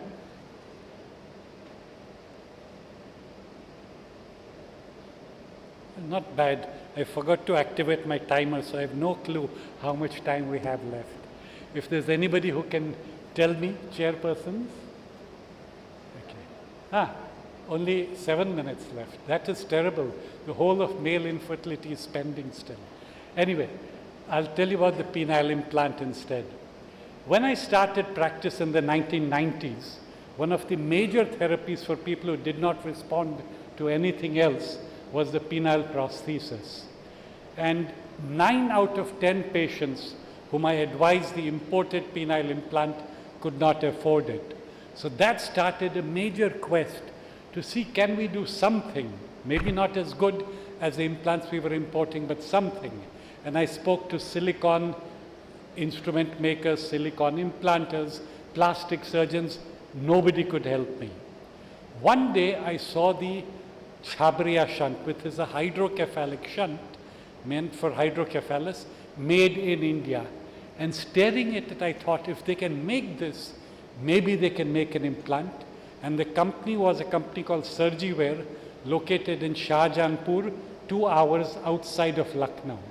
So I wrote to them, and I got a prompt reply saying, yes, we would very much like to collaborate with you. And then for 1 year, no reply at all, one more dead end. Then suddenly the managing director, who actually happened to be a general surgeon, wrote to me, sorry, we were refurbishing our factory and now we are ready to go. And then over 2 years of development, we made the first Indian penile prosthesis. Our first patient was exactly 50 years ago, January 24th, 1994, so 51 years ago. School teacher, married for 3 years, not consummated his marriage, and that's another huge area that we worked in. We did his vascular surgery, didn't help. And we told him, you'd like to try this, it's new, we don't know, no charge, no guarantee. We put in the implant, the surgery was successful, he consummated his marriage, got 2 beautiful daughters. For the first 10 years of after his surgery, even if he had a common cold, he would come to me till I told him enough. Recently he came back, now 40 years later, saying, Doc, I've lived my life, can you take it out? And the implants were still in place, still doing fine. I told him, let the flag fly at half-mast, don't worry. Since then, of course, we had many new developments, and again, the same resistance from our own people. It took almost 10 years before other colleagues started using it, but now, as Dr. Punekar mentioned, it's the most widely used implant in India. It is the cheapest implant. It costs 1/3 of the cheapest implant anywhere else in the world. It has some unique features that makes it very suitable for patients, and it's something that has really changed the face of sexual medicine. I was also going to give you a huge perspective on the development of male infertility, but we've had enough stories. So I'd like to end instead with some words of wisdom. Towards the end of the 80s, when I was finishing my lecturership in the Department of Urology and thinking about whether I should go into the subspecialty andrology, this was a time when, forget lay people, even most doctors did not know the word andrology. And I went and met many of the seniors, and they all told me, Rupin, there is nothing in andrology, it's just 1 or 2 procedures, you'll be very frustrated. So I gave it a lot of thought.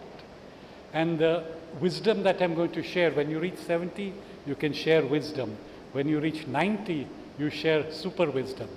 So the words of wisdom I'm going to share come from the thought process I went through then. And I asked myself that if I have to do andrology, give up urology, which my teachers had trained me so well in, what would it mean? And I think it's important because if there are students here or young residents struggling with the question, should we super specialize? Then what I thought about may make sense. I thought that if I have to super specialize, then one goal should be that the quality of work that I provide to my patients should be of the best international standard. I should be able to stand up in a room of experts and share my experience with equal authority. And today that is certainly possible. I'm co-chair of one of the international committees which is drafting guidelines on sexual medicine for the world. The second thought was that I must indigenize the problems that we face in terms of demographics, patient population, equipment availability, equipment necessity is different from the West. And I'm proud to say that today we are finalizing Indian guidelines which are a major departure from what is published in Western literature, because our patients, our requirements are very different. And I feel it is very important in whatever field that we are, that we stand up and say, this is our reality, and boldly, not apologetically, state that this is how we manage and this is the reason why we do it. And if you wish, learn from our book.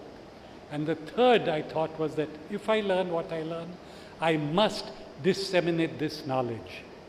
It's very important. Sometimes doctors feel that we have developed a special skill, we should keep it to ourselves. That cannot and should not be the approach. The more you teach, the more you share, the more will your own work be valued, and the more will be the benefit you give your colleagues and patients. Once I was talking to one of the urologists, explaining a technique to him. When it was over, a close friend came to me and said, Rupin, usko to sab bata diya, now he will do it.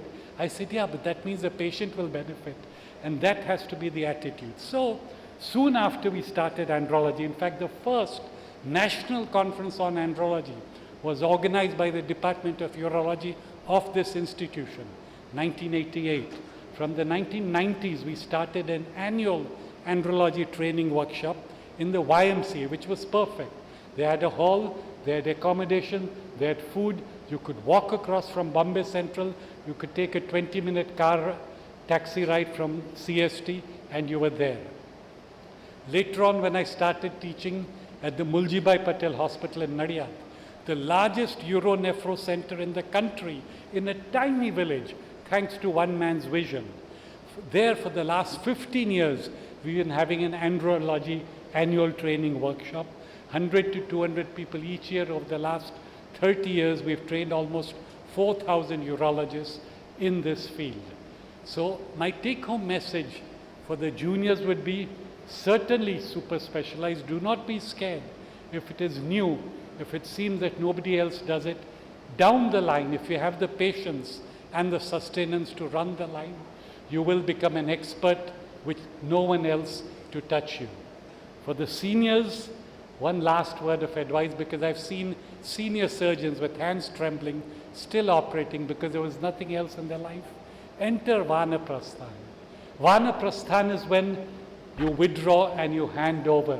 And with that, we will truly complete the circle and do full justice to the vision of the giants like Dr. Jivraj Mehta, who have established this fantastic institute.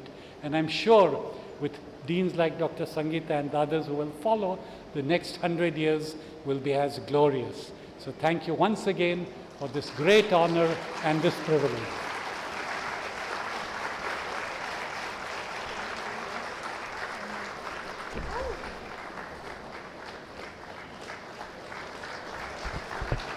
Thank you, Dr. Rupin Shah. Yes, if all may give him a standing ovation. We've got so many people who've done KM proud, nation proud, world proud, and a better place to stay. Yeah, come on, 1970s batch, 1966 batch. We need more years. May I now request our chairpersons to felicitate Dr. Rupin Shah with Shal Shrifar, the Oration plaque, and a small gift from all of us.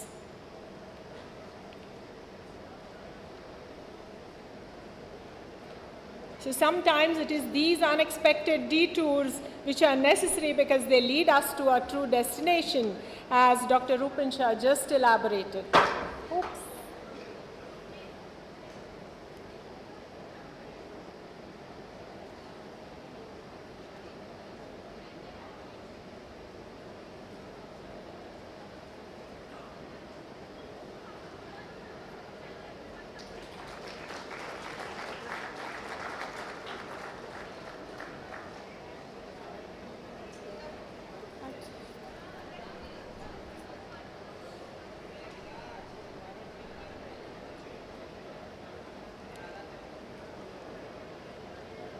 I now request Dr. Sujata Patwardhan to felicitate our chairpersons with a small token of appreciation. May I request everybody to please sit down? Thank you so much. We are also very grateful to Dr. Punekar for being here and sparing the time to come back to your alma mater.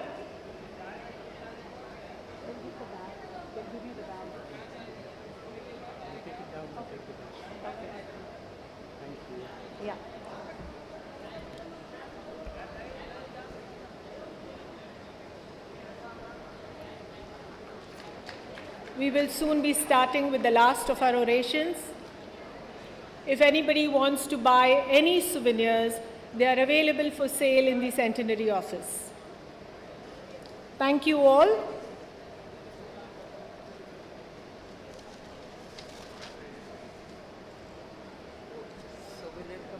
बताएं.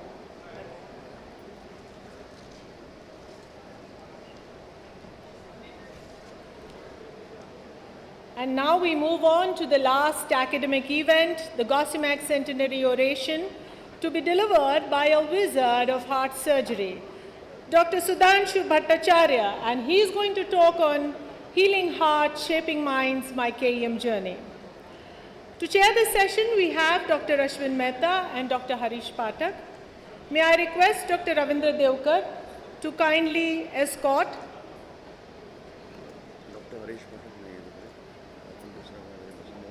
Dr. Mohan Desai. Dr. Pathak is busy, so may I request you to chair the session along with Dr. Ashwin Mehta.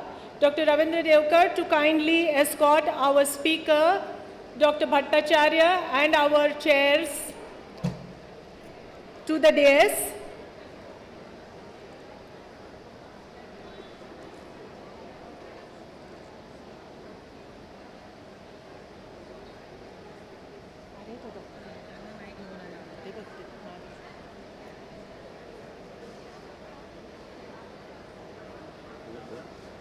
ते मागे एकच चालले आहेत याला थोडं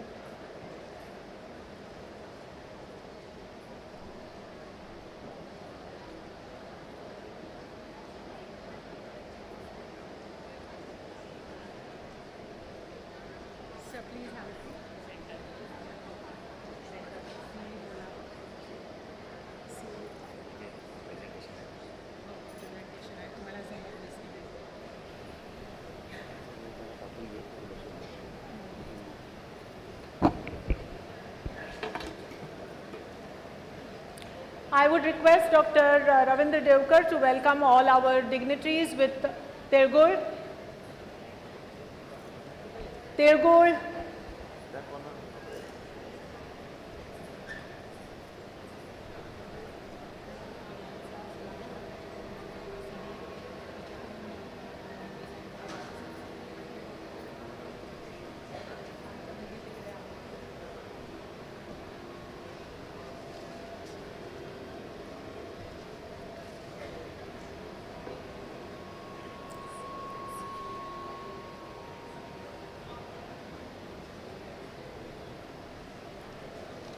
We have very eminent people as chairs. Dr. Ashwin Mehta is a pioneer in interventional cardiology. He has many firsts to his credit. A successful practice of more than 50 years, he continues to be a source of inspiration. A Padma Bhushan and Padma Shri awardee, he has done our nation proud. Ladies and gentlemen, let this stand echo with some applause.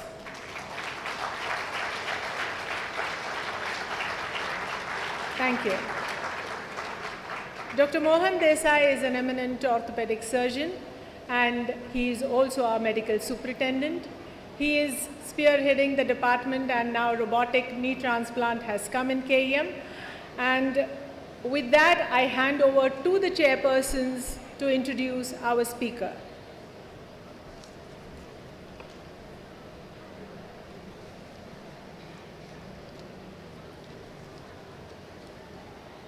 Thank you, Dr. Nina. It's my great privilege to introduce the orator, Dr. Sudhanshu Bhattacharya.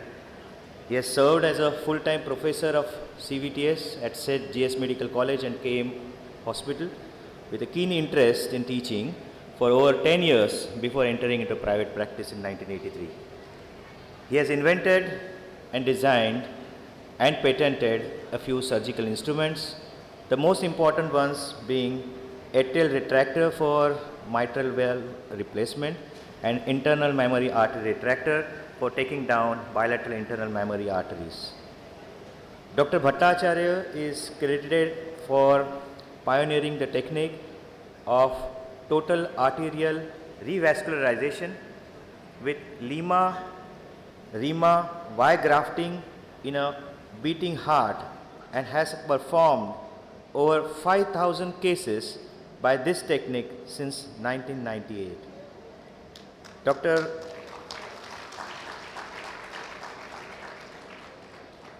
Dr. Bhattacharya has received many accolades and numerous awards in his illustrious career and has been recognized globally for his contribution and work in cardiac surgery.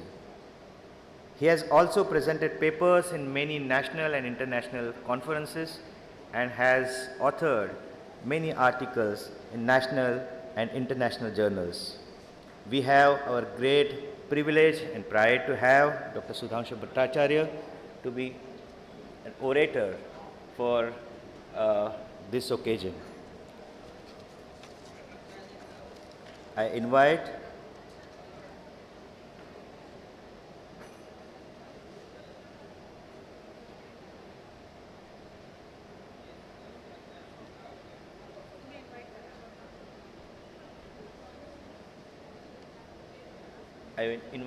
Dr. Bhattacharya ji. I would request Dr. Ashish Mehta sir to say a few words about this and then we start.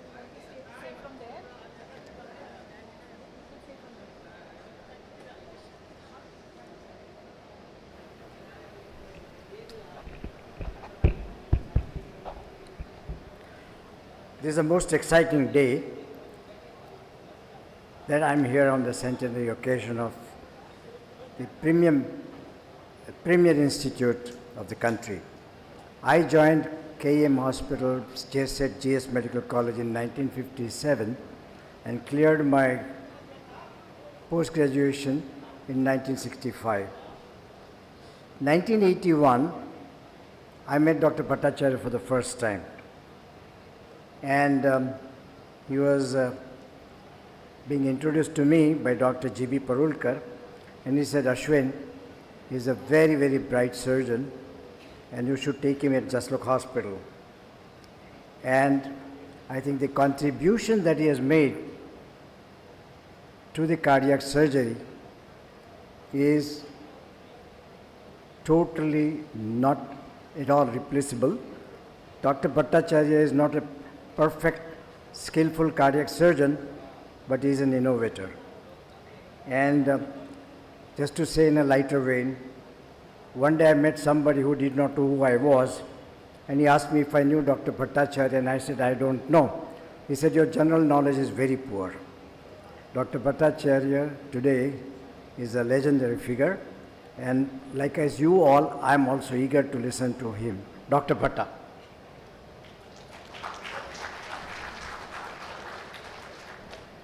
Can we have the AV off, please?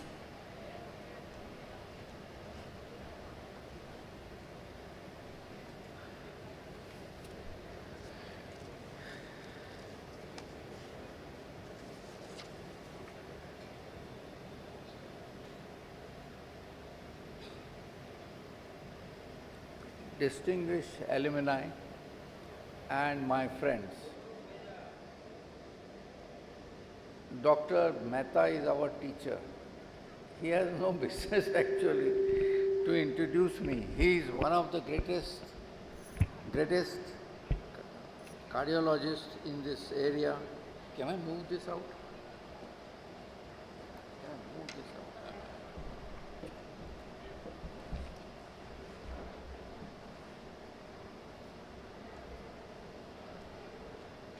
He has been on the other side of the table, and I have tremendous respect for him.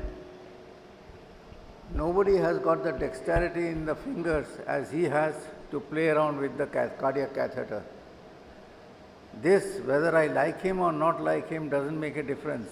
He is what he is. He is a champion of that. And that's why this gentleman is still in practice and still is most sought after doctor in cardiology. His good words really elevate me to a big pedestal.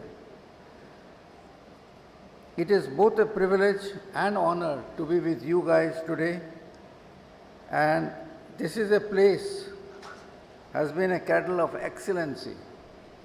You are hearing the urologist, andrologist, and you could see how much of innovation is done.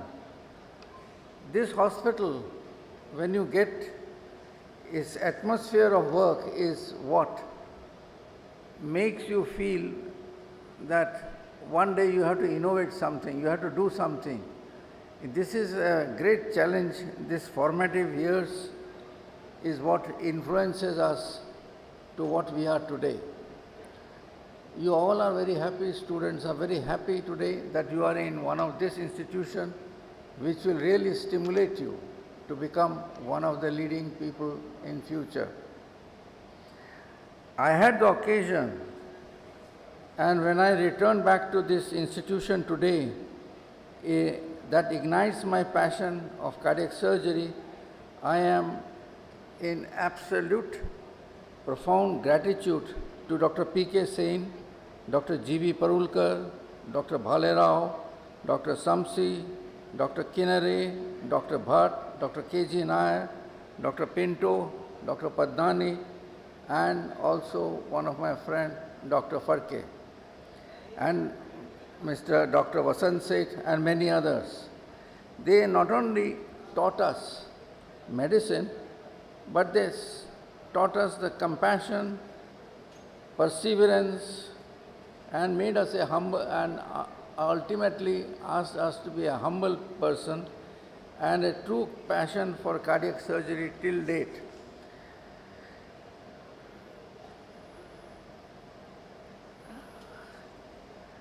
At the same time, in this city, Dr. K.N. Dastur, Dr. Merji Mehta and Dr. Shetty and Dr. Nimisha were also building up institutions.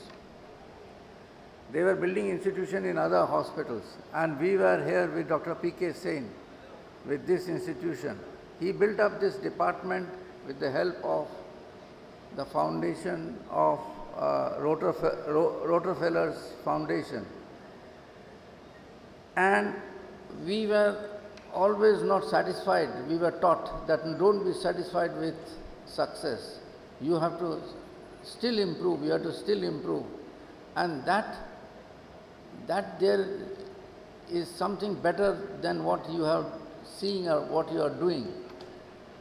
And that's the reason why you could see here that Dr. P.K. Sain one day also shot up from all these cardiac surgeons to be the 4th man in the world to do heart transplant. It is this institution which did the 4th heart transplant.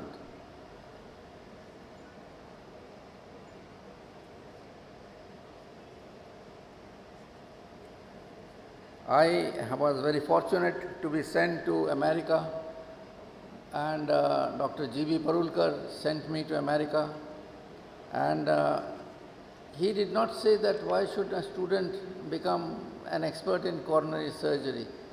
He himself was not doing it, but how great magnanimity he had that he sent me to one of the leading surgeons in the world, Dr. Dudley Johnson, to get me trained for for coronary bypass surgery. Of course, as years passed by, I modified many things in making it a non-perfusion, making it a non-beating heart surgery rather than go on heart-lung machine.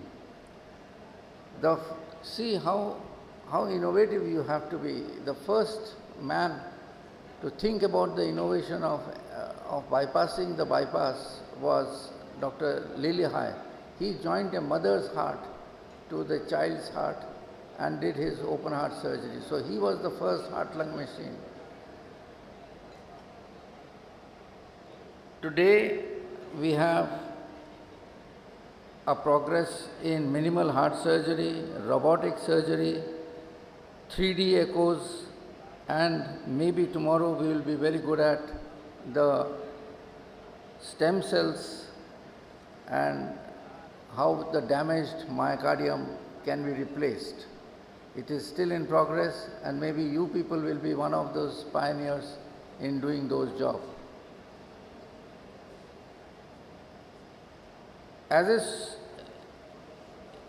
I must confess that cardiac surgery is one of the most lucrative branch of medicine. But you should not lose the interaction with the patient. You must regularly take rounds and talk to the patient. Dr. Phadke, when I went into practice, he told me, Bhattacharya, you should sit on the bed of the patient and talk to them. That's how you will develop, and that's how you will get the confidence. That's how he will get the confidence, and that's how you will progress. So human interaction is a must. All the students, irrespective of the caste, creed, of anything of this patient, should develop a human relationship with the patient.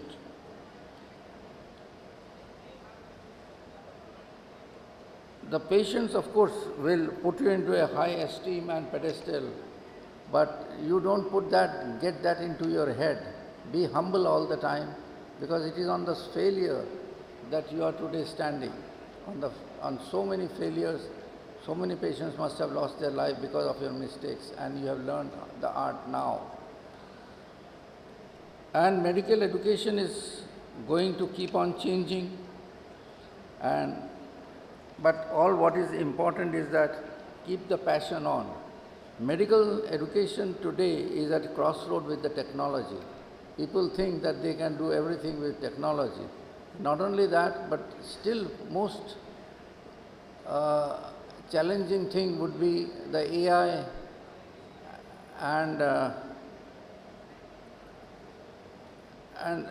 therefore you are likely to be a little misguided by ethical dilemma will always be between genetic engineering as well.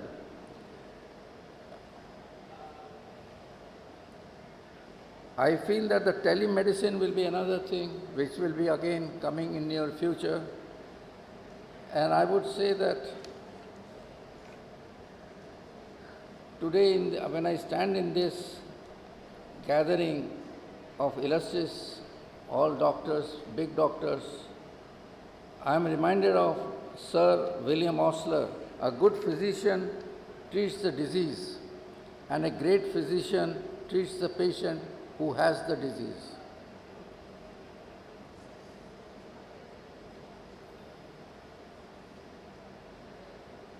To the students here, I must say that you must dream big, work hard, and never lose the sight of why you have chosen this noble profession, and keep the ethics of this noble profession on. Denton Cooley was once asked, what is the secret of your success? He said, the harder I work, the luckier I become. So that is what we all every day repeat, that the harder you work, the luckier you would become. Dr. P.K. Sen was asked a similar question, and he said, those who dare succeed. So you have to dare to do things. I did that in my revascularization of the heart, that I would do it totally with internal memories taken from both sides. At that time, people used to all the time blame me that why you are putting all the eggs in one basket, because this was a left internal memory coming, and then it was joined with the right internal memory. The right internal memory was taken all around the heart. But I kept on doing it, mastered the thing. Every conference I used to talk about Lima Rima Y graft, and people used to tell, why all eggs in one basket? It is amazing that today nobody talks about it. Possibly it is the best way of revascularization. May the spirit of this great institution guide us all, and the last message I would give is never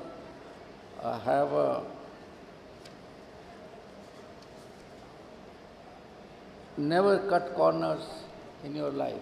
Thank you very much.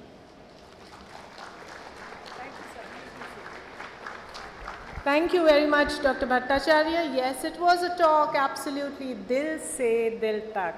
Let's have some resounding applause, ladies and gentlemen. I will now request our chairpersons to kindly felicitate Dr. Bhattacharya with Shal Shrifar and the Oration plaque.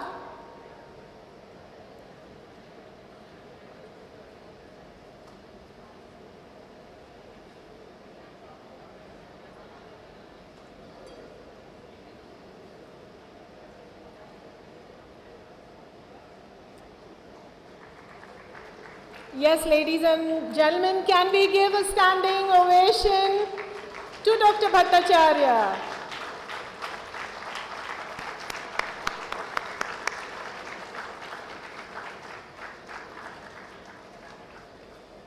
Thank you. Please take your seats.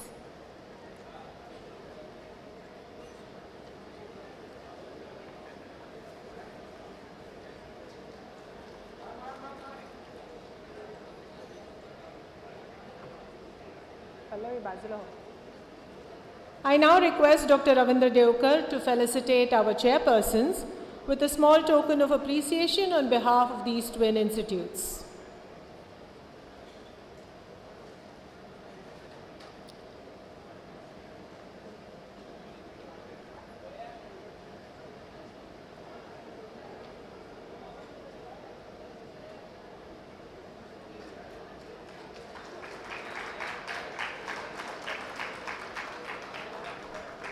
Thank you, Dr. Mehta, for gracing this occasion today.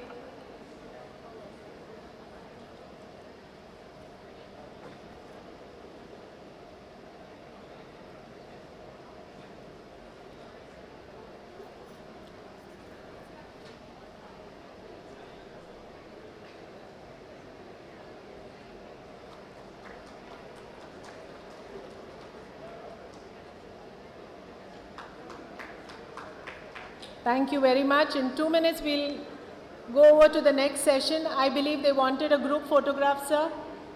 They wanted a group photograph.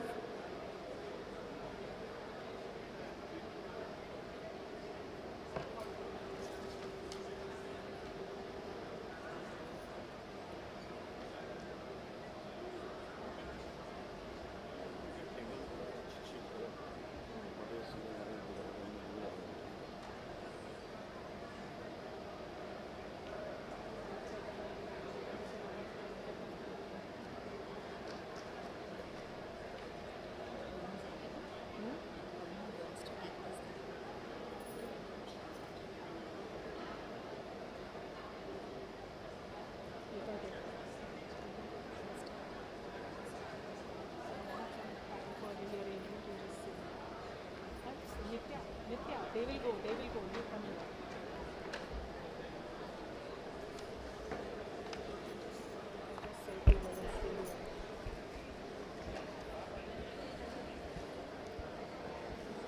After these two wonderful orations, please give us 2 minutes to rearrange the days for the next session, which is the Dean's Arena.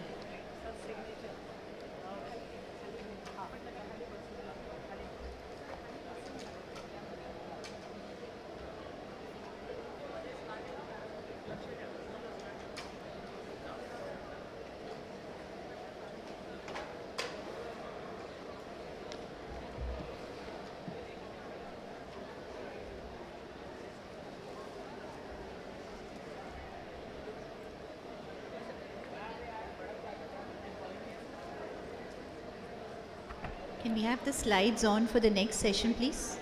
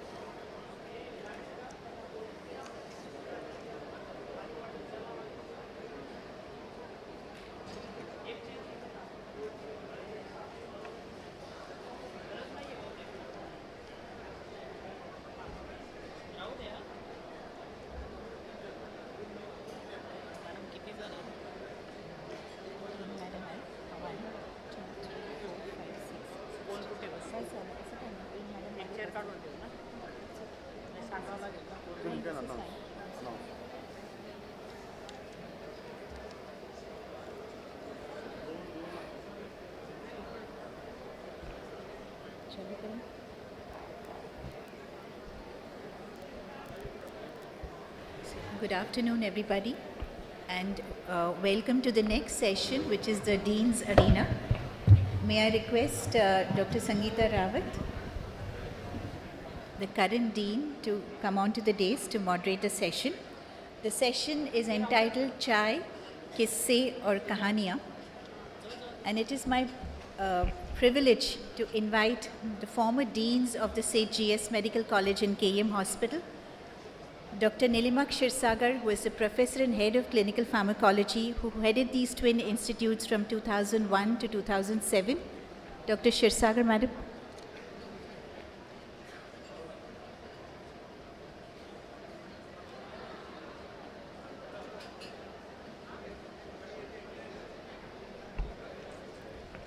Dr. Yavlekar, professor, head of internal medicine, who headed these institutes from 2007 to 8.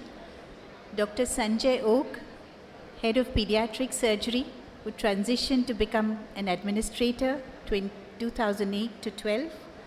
Dr. Avinash Supe, surgeon and then GI surgeon 2015-2018. Dr. Hemant Deshmukh, radiologist and interventional radiologist, who went on to head these twin institutes from 2018 to 2021. Ladies and gentlemen, a big round of applause to all the former deans who are here.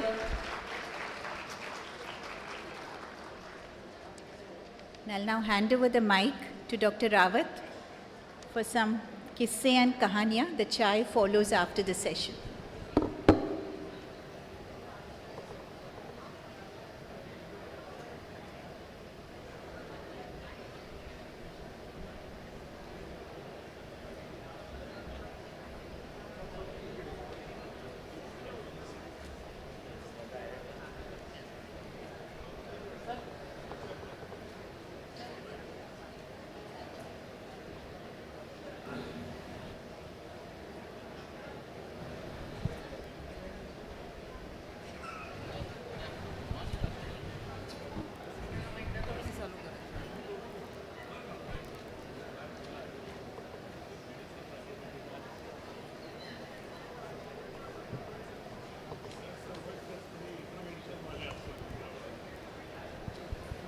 Hello.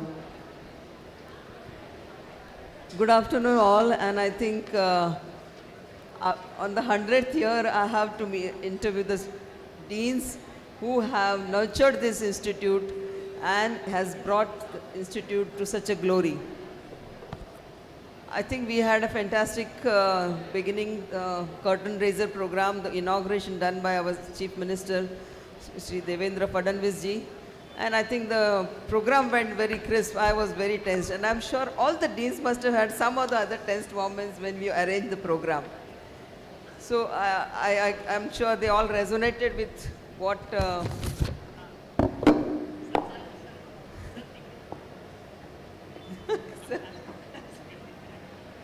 So they all must have resonated with the sleepless nights which we all go through before any programs are, or any major things are done. So can I just ask those experiences, what made you sleepless nights when you were doing your deanship? I think Dr. Shirsagar, maybe ma'am, you can start with the whole thing.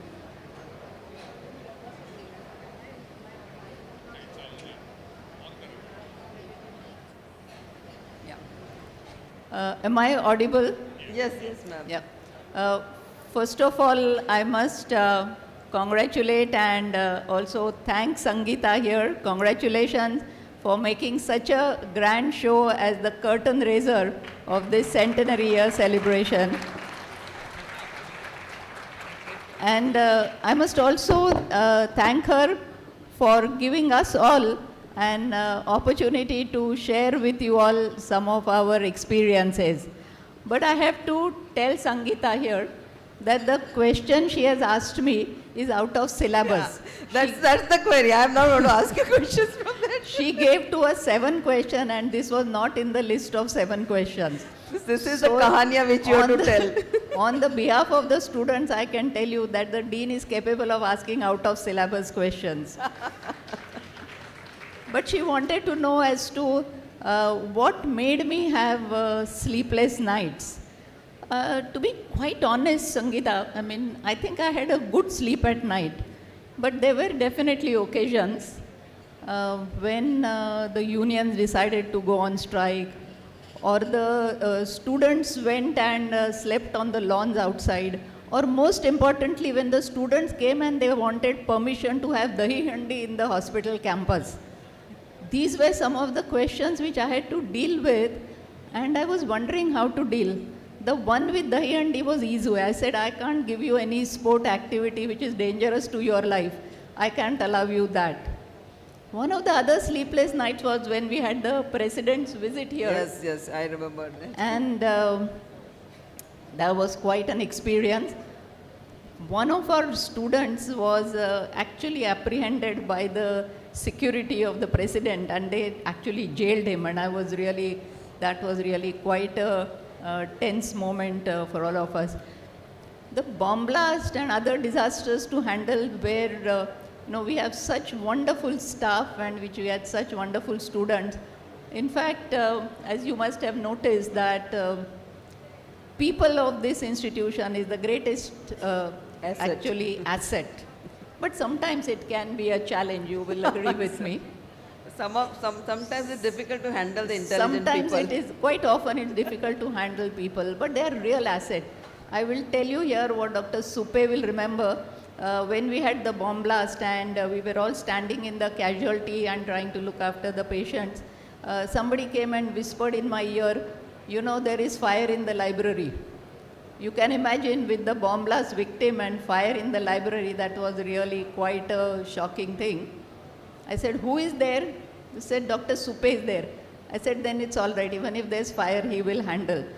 So those were our quick experiences. I'll stop here so that others... Yeah. Dr. Oak, sir, would you like to say? Sir, yeah, you can say, sir, first. Same related. Actually, Madam Shirsagar has said, but I'll tell you that when we sit as a dean, at least to start with, it is a hot chair that we have to accept.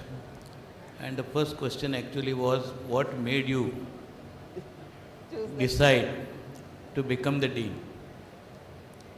Now you are all aware, internal medicine is a very broad-based speciality, and our earlier promotions come very slowly.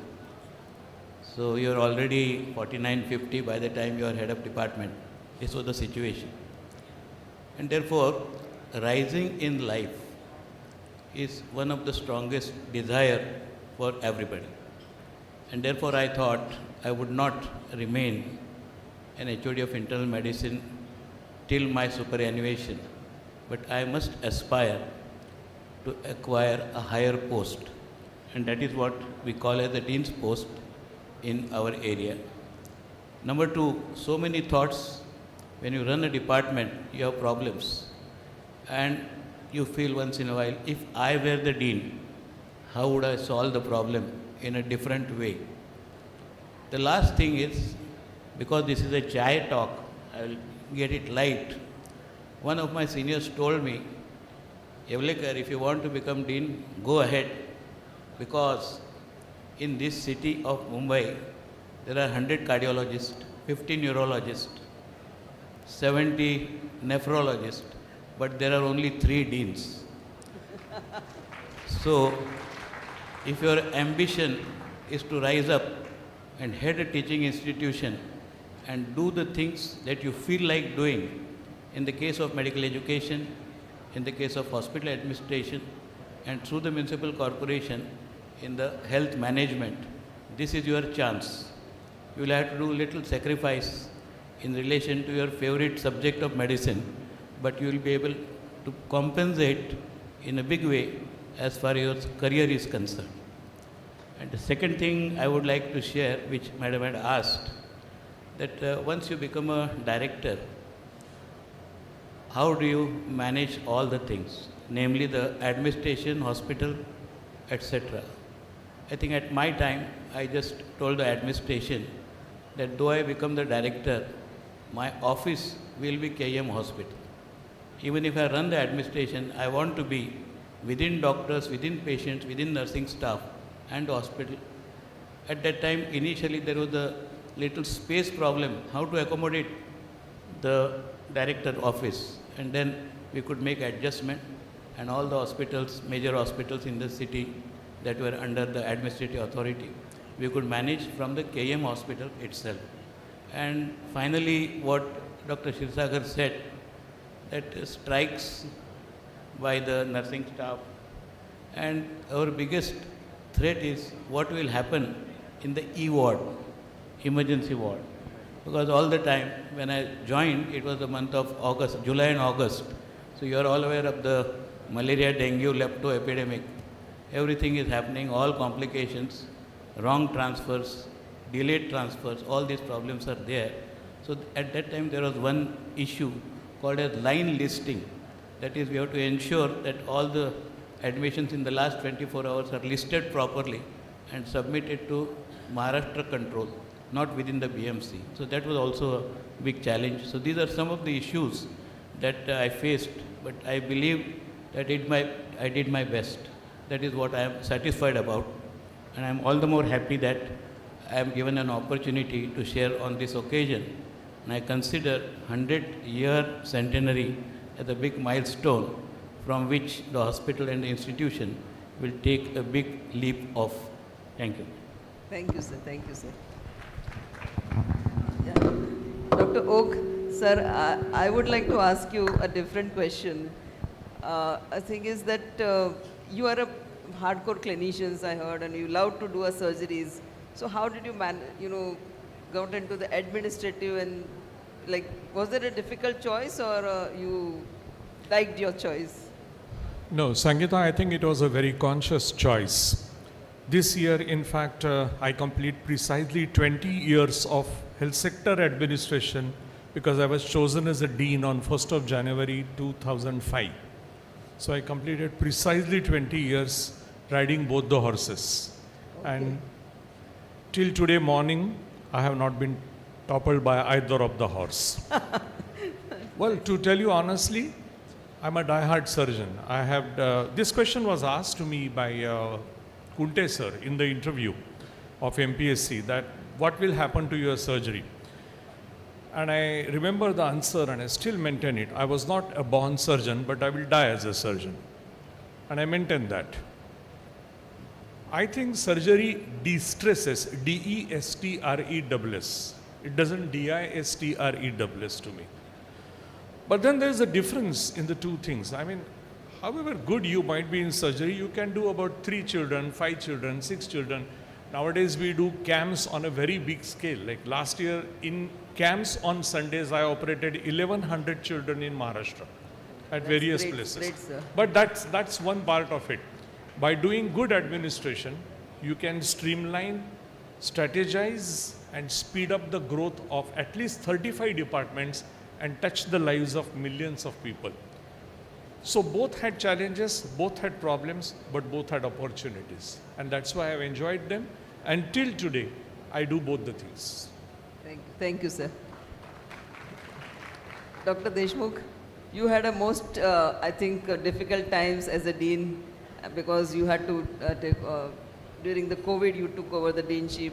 But I think everybody has lots and lots of praise for KEM and your deanship, that COVID was handled very well. So any specific things you would like to say, how did you handle, or any strategies which I can follow, our future deans can follow to, for such difficult times of KEM? Sangeeta, COVID was a blessing in disguise probably to teach a lot of people how to look at health and eventually how health can be turned into digital health. It was all about interconnectedness amongst everybody.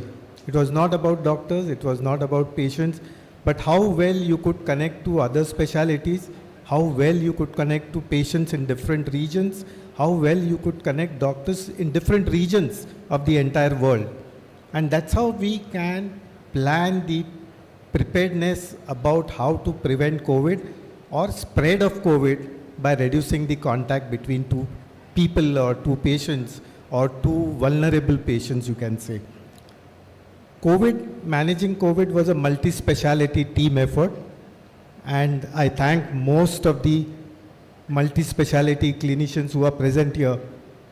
Everybody acted like a ICU specialist. Everybody was a super specialist in his own field, but a COVID specialist is in reality during COVID. And hats off to all the soldiers, all the faculty in KEM, who went by all the SOPs that we draw.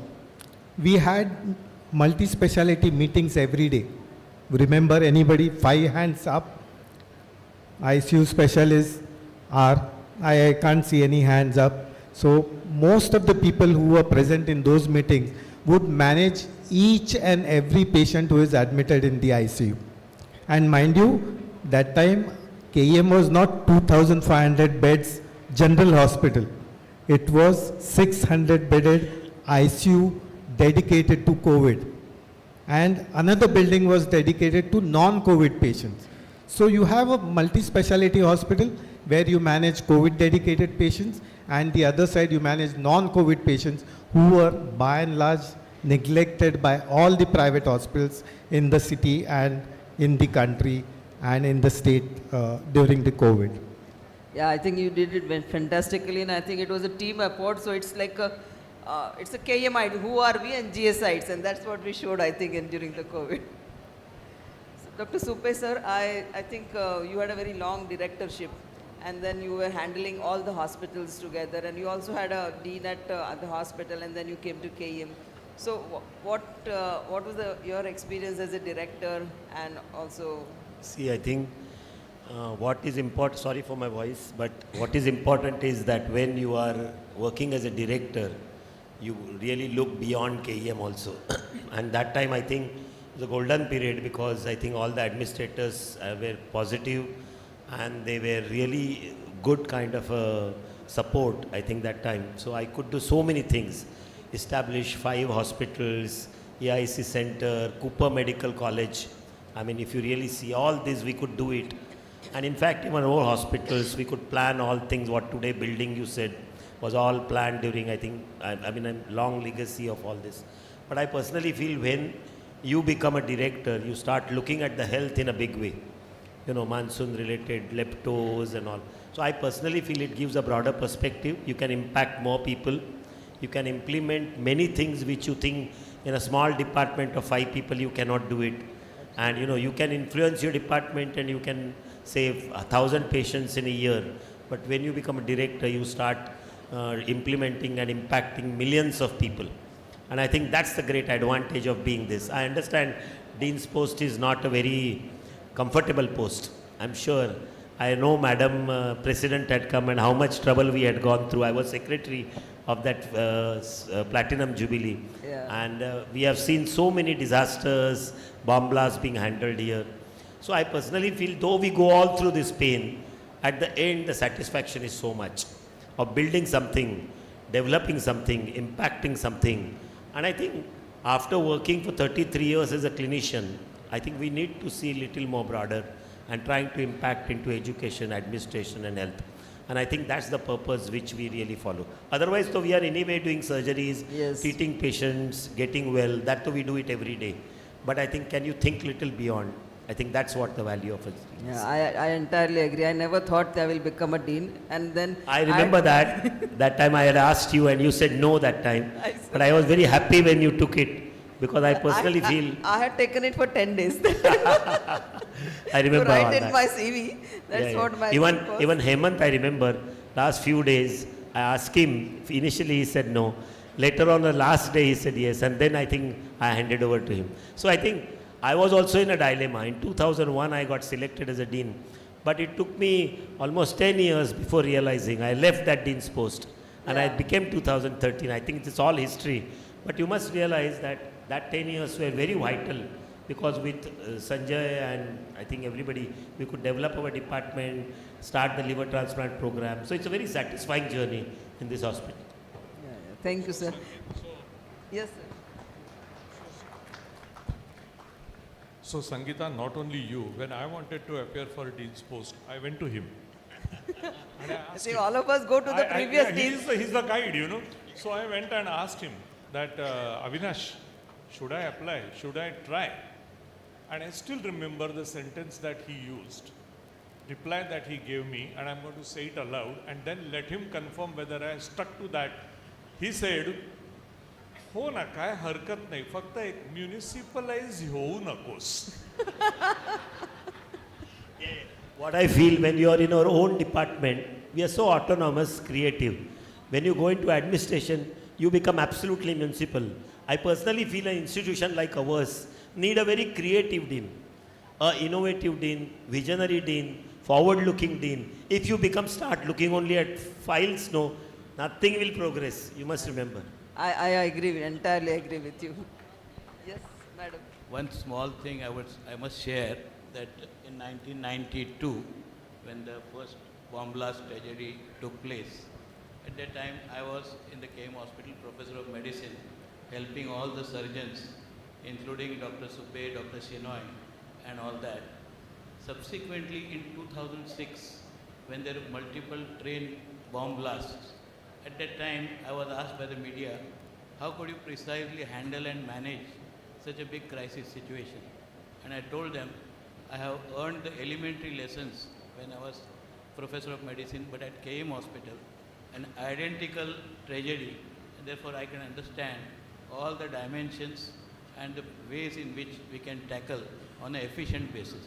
So even as a professor, if you learn in KM, the experience can be translated to any situation outside, not only confined to the city of Mumbai, but to the state as well, because disaster management and relief is one of the key points of the Municipal Corporation of Greater Bombay.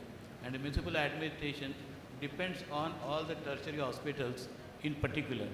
And the second aspect, many of the residents complain that too often the patients are referred to KM.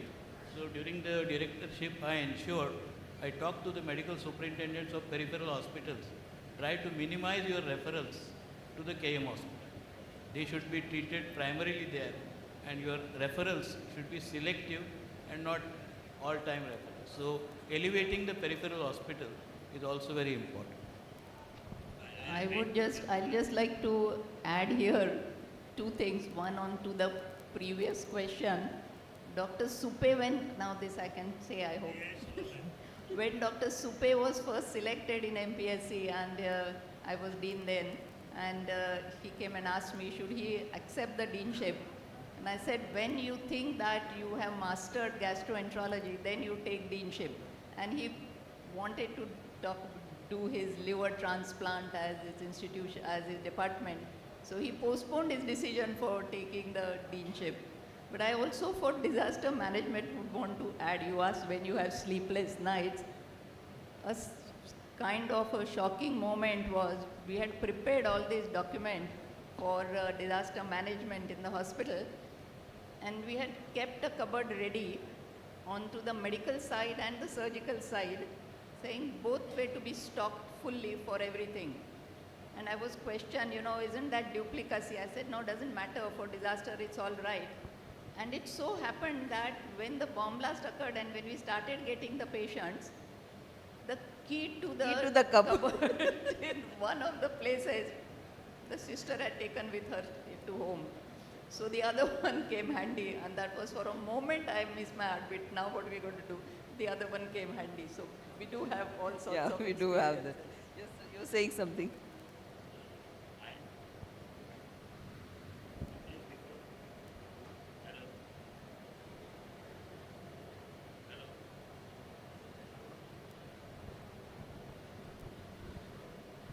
Always used to boast that we have 20 lakh OPD and all. 2 days before I went to IGAP, VMR, Calcutta to give a talk, and they said they have 3,740 beds and 40 lakh OPD. So I was a little shocked. Then I went around the hospital. It had all patients lying and trolleys like what we have usually. But what I realized, government hospitals today are getting overloaded all over the country. And we need to really look at these patterns of transfers which happen. Yes. And in what happens when you get too much of load, we tend to lose our speciality and super speciality kind of a status. I think we need to develop these kind of a models where only complicated super speciality patients are treated in our place.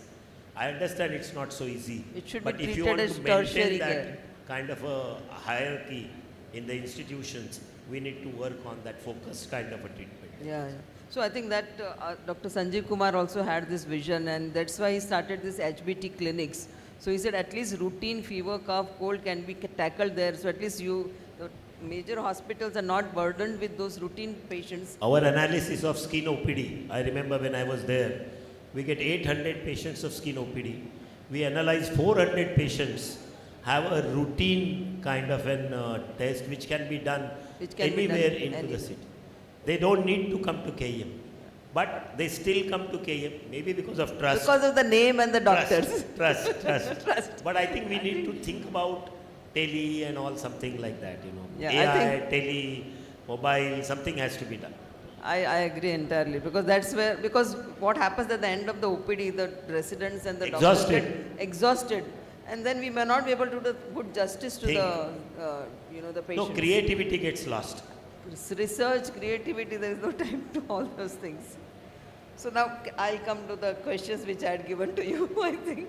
So I think, why did you choose to become a dean? I think, madam, you can say what made you become...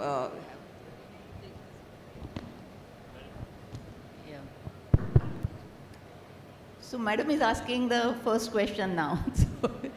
So, what made me take the dean's post? We had, as was already said by my other friends here, that we all worked in our own departments and having we've sort of contributed to our own disciplines. And the lesson that we have learned there and the experience that we have learned there, we feel that the time is just ripe to open it up to a bigger canvas and to the institution. So I'm always reminded by APJ Abdul Kalam's statement on learning progression, and says that you should have a disciplinary mind where you have mastered over one discipline. He says 10 years, maybe we take a bit longer. And then he says you should have a synthesizing mind where you synthesize expertise from various disciplines and various other faculties and be able to, in a creative way, creative mind is his third expertise, he says, that you're able to, with these backgrounds, be able to solve problems which even a computer cannot solve. And that's the kind of, need for. And I must say that dean's post is something very different. It's not just any dean, it's dean of KM Hospital. So that's where I thought that not only the learning experience, but also an opportunity to expand one's own vision and abilities. Of course, his fourth and fifth abilities, which he said, was to be able to have a sympathetic mind, be able to understand the viewpoint of others, and also be ethical. Understand the viewpoints of others is something very important. When we work in our own disciplines, we are all very tightly knit and we all think alike. It's when you become the dean that you really start understanding the viewpoints of others. I'll just give a small snippet here. In the dean's office, you will have two sides of the table. On one side, it will be the union members sitting, and on the other side, it is the professors and faculty sitting. And they have huge fights with each other. Because the union says, Professor, हमारे और देखते नहीं हैं, हमारा कोई ख्याल नहीं रखते हैं, and then the professors are defending it. So with all that, I was trying to explain to them in, I said, उनको भी बहुत टेंशन होता है. Then I said, no, कोई मुझे हिंदी शब्द बताइए टेंशन के लिए. So there was a pin drop silence. After some time, one from the union raised his hand and he said, "मैं बताता हूँ." बताइए. Tension. He said tension. So that was his translation for tension. So my tension got relieved, and later on I found that the professors and the union both sitting in the canteen and having tea together and laughing. So that's how my tension was relieved, and that is how I learned that you should understand the other person's viewpoint also. Yeah, thank you, ma'am. Dr. Oak, I wanted to ask you, I think, a different question on this. See, we all are clinicians, and then when we become a dean, we have to see all the engineering files and, you know, understand the tenders and all those things. So, did you tackle those things, you know? Because you built the whole building and all those things during your time. So, for as a doctor, I mean, you really have to learn all those things and, you know, make sure that nothing wrong goes then, because finally you are responsible for that. So I think, as I answered in the first part, to be a dean was a very conscious decision for me. My honest submission is I was following my late beloved madam, Dr. Mrs. Nehalata Deshmukh's career. So she had become dean, she had become vice chancellor, and I followed all that courses till I eventually became CEO of Aga Khan Foundation. As a preparatory for this, I had done all the possible courses, including law, hospital administration, medico-legal system, and human resource management from TISS and Narsi Moji Institute of Management Studies.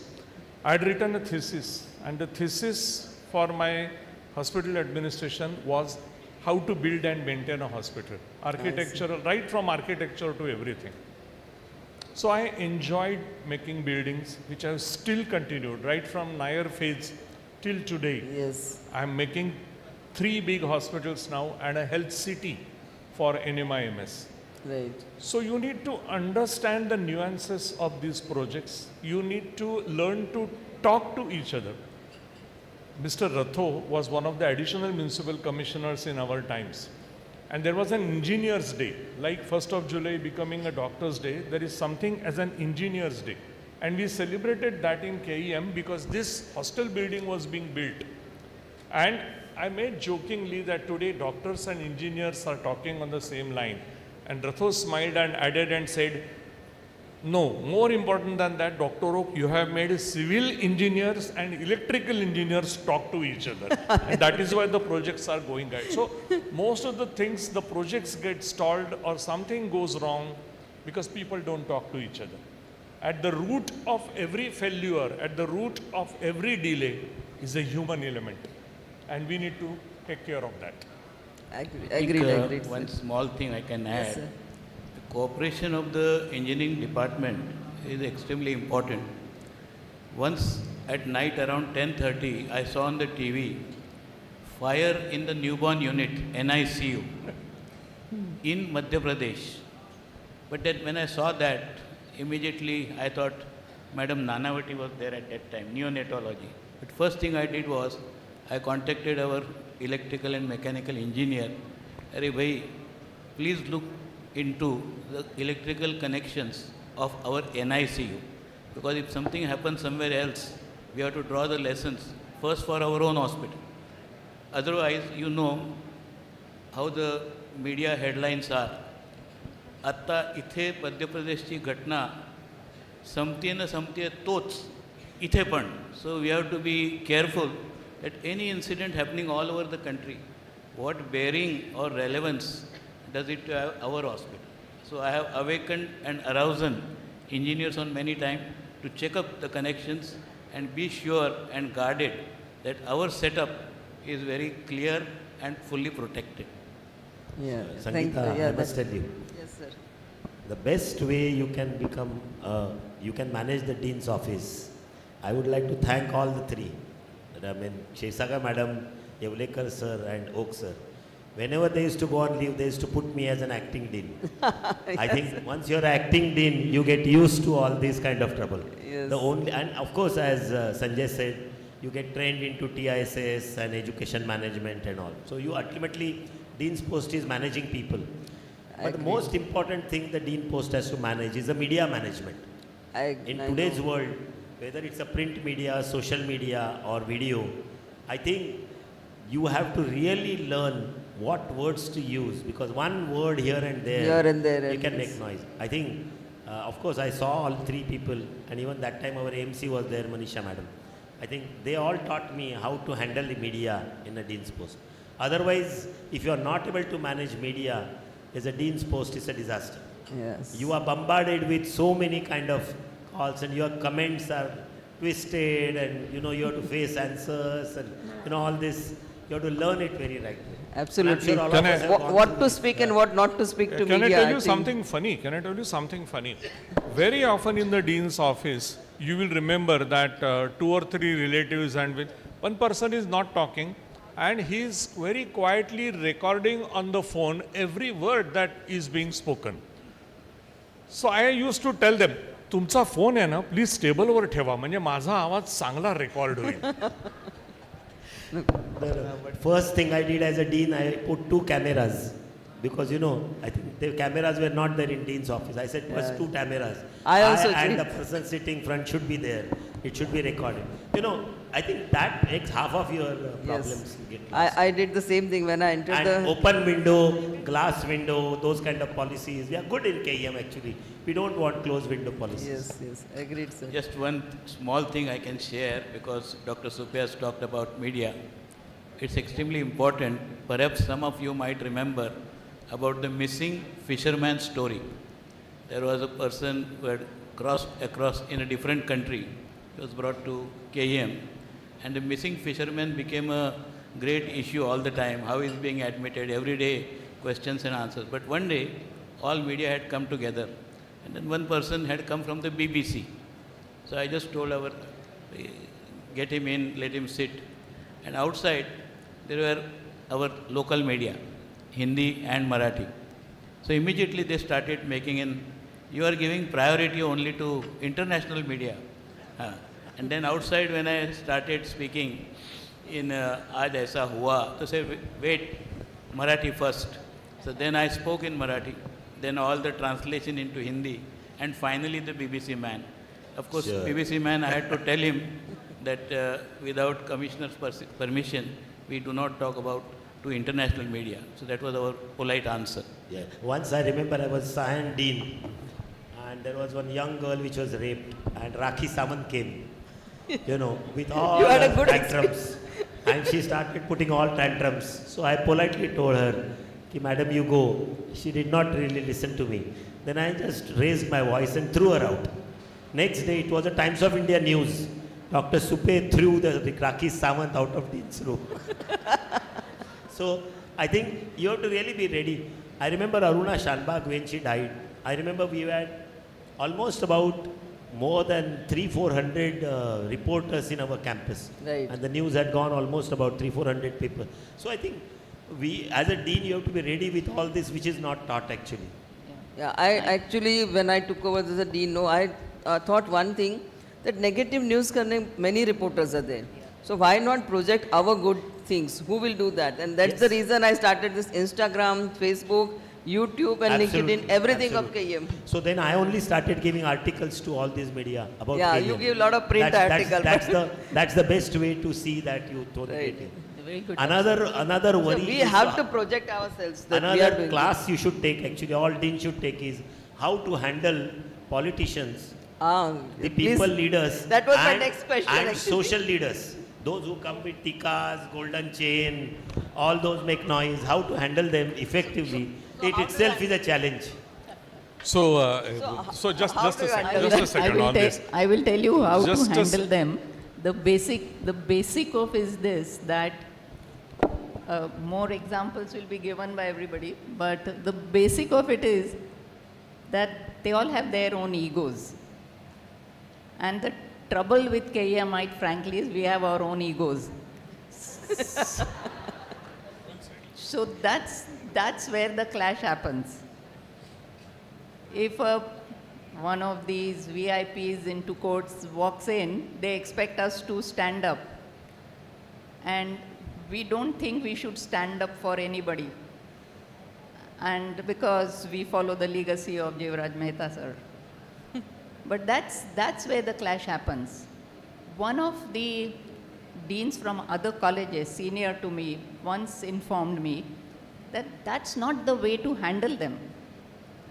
If they come to you, most of the time it is regarding a patient, and you should instantaneously react to it. So once when one of them had come to my office, and when I was looking at file, he said, "Oh, there is a patient there," and I put the file down and I got up. He said, "Aap file dekh rahe?" I said, "File is not important, your patient is important." And he was so pleased. So I think one of the lessons I learned is they are elected representatives or they have come here for a patient. So we have to respect their requirement there, and we have to keep our, sort of ego I think aside. we need to learn that tactics, how to handle them. No, I think I remember once one minister was there. You know, KEM's dean room is made of stone. So that time Vodafone never used to reach. My phone was never picked up. So that was very nice. Your phone not I reachable. will tell you. So once I did not pick up phone of some minister of health. So he came and he started fighting with me and all. I was quite junior dean that time. So I said, "Okay, sir, I'll look into this and all." But then he said, "I'm going to go and talk to the commissioner." That time commissioner, sir, I think Ajay Mehta sir was there. So in the evening I went to head office and I met Ajay Mehta sir, and I just told him, "Sir, you will get a call from Minister of Health and you will have to really." He says, "Dr. Supe, don't bother about all this. You are also a dean and director. Just, I will handle all this. You do your own work, I will handle. Don't just bother about this." And since then, I never got worried about any all these phone calls. So, it's very important the way everybody looks at it. So as I said, you give them, treat them well. When you look after patients, whatever their needs are, but you don't have to go beyond and lose your self-respect. I think tea vending machine in our dean office is very important. Yes. As soon as they come, offer them a tea and a water, then they're half cooled down. You don't have to leave your self-esteem and a dean's post just because somebody comes to you. You should maintain our own self-esteem, Absolutely. but do their work. That's all I feel. So.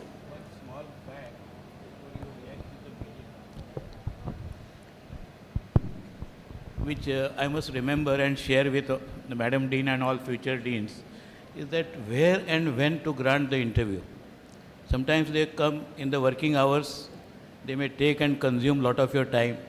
But if you are not available during daytime, I recollect at 11:30 p.m. at night at the Dean's Bungalow, one star media came and he said, "Sir, I want a bite. My editor has ordered that." I said, "This is my residence. You can come tomorrow." Insisted a lot. How can I go about? And therefore I just took my pant shirt and across our GS Medical College gate, because I wanted to ensure that the background is not residence, but the background is office. So this GSMC gate, I just gave him the bite that he wanted. But place of interview and the background both matter much for people holding senior position. I think we can I'll go just, to the... I'll add one thing here.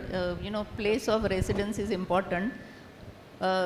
Full support from your family members is also important. So much so that, usually you would have seen, all of us have seen, that the office work stops at 9 o'clock. 6 to 8 o'clock is looking at the file. 8 o'clock, all the media and all the politician, everybody now wakes up and now they have all the questions. So it's all at home.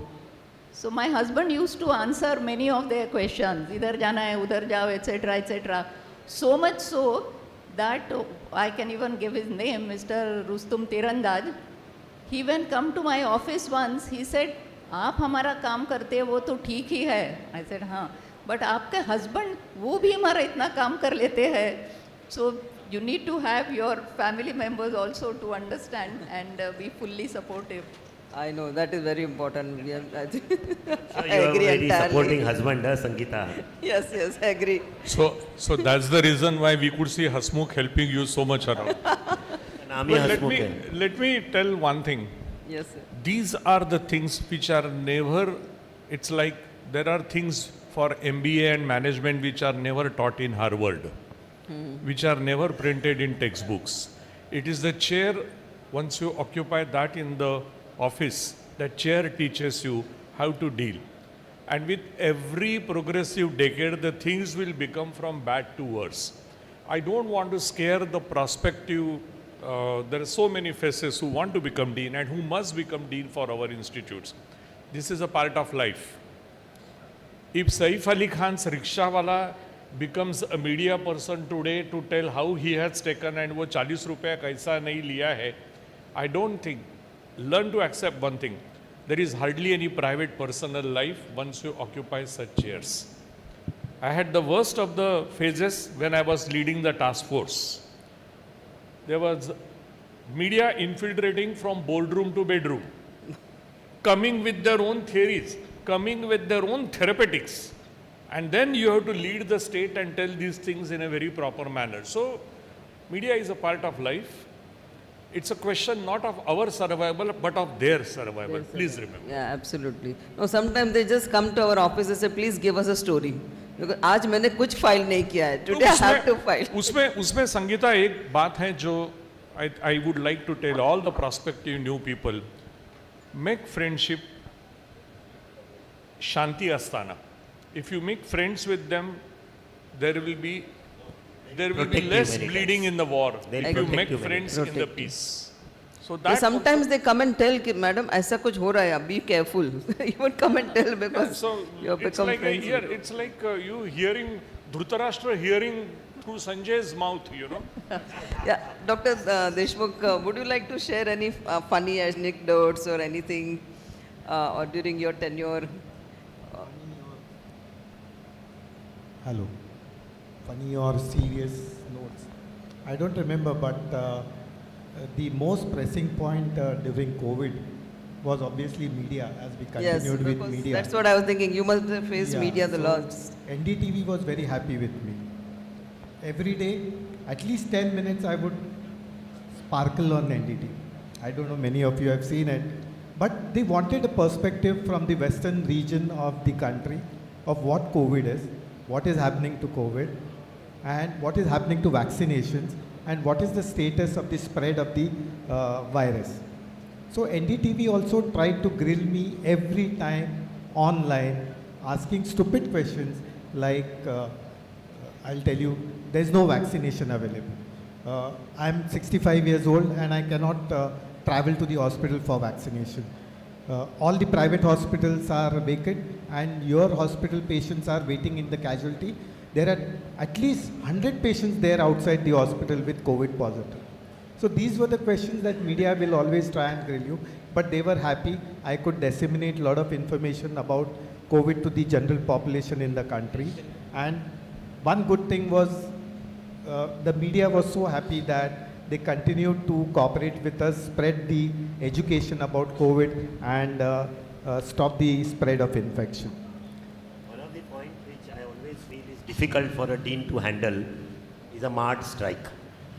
I feel I've still not faced it, thanks. One day March strike is okay, but when it becomes prolonged strike, there's a division. On one side is your faculty working too much, other side the media is on other side, and students are, then the war goes on. You have to put a notice on a hostel, and then you get emails and messages from all over the world. Emotional message. Sir, how can you how make could it? Supe sir put a message onto the hostel?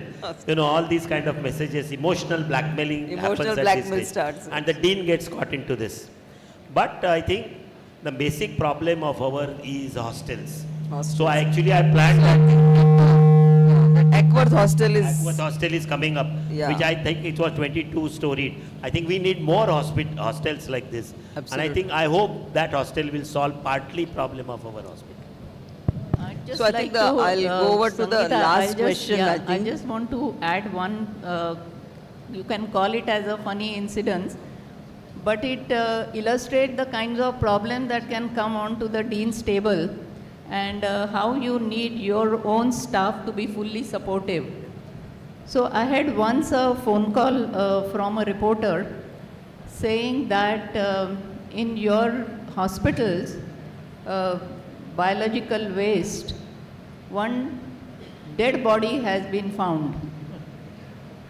Gosh, that would make headline.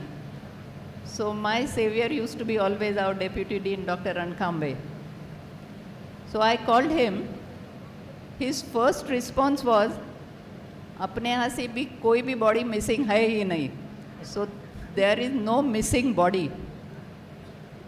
And then it turned out actually that from the anatomy departments, various parts after dissection are put into the biological waste. And as usually happens, when there is a badli kamkar, that's when problems start. That badli kamkar, instead of cutting it into, chopping into pieces, had disposed of the full body. This would have made big news, but it got averted thanks to very alert persons from the hospital support system. So I'll just go to the last question, I think. Just two-line answer. What is the vision for KEM in this thing? I think KEM should expand now. We should have a new building vertically, for the patient. technologically. Absolutely, I agree. And I think we should have all this molecular, genetic, everything. We should have wonderful budget with genetic research, state-of-the-art equipment. And I personally feel we should have more opportunities for a faculty to grow internationally. Agree. Two things. One is I have completed a course in digital health from IIM, and I think the morning OPD patients, at least 25,000 patients are seen in the city of Mumbai attending OPDs in all hospitals.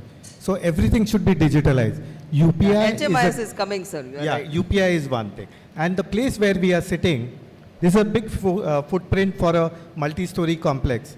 Auditorium, cafeterias, multiple lecture halls, also, multiple sir. car parking, and let the library and be shifted back The here. nursing quarters where we have planned this multiple halls. I think next and 10 years parking. it should fructify.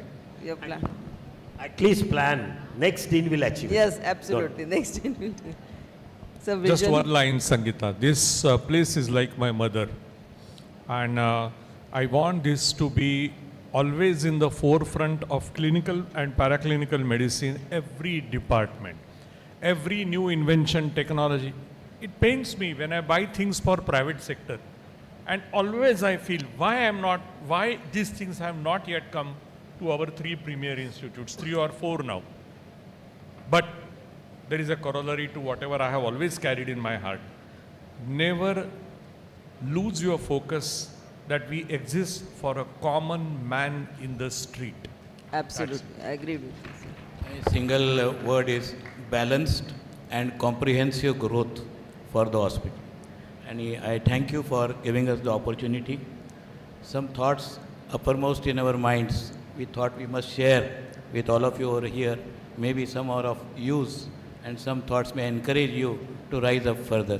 Thank you, madam. Thank you, sir.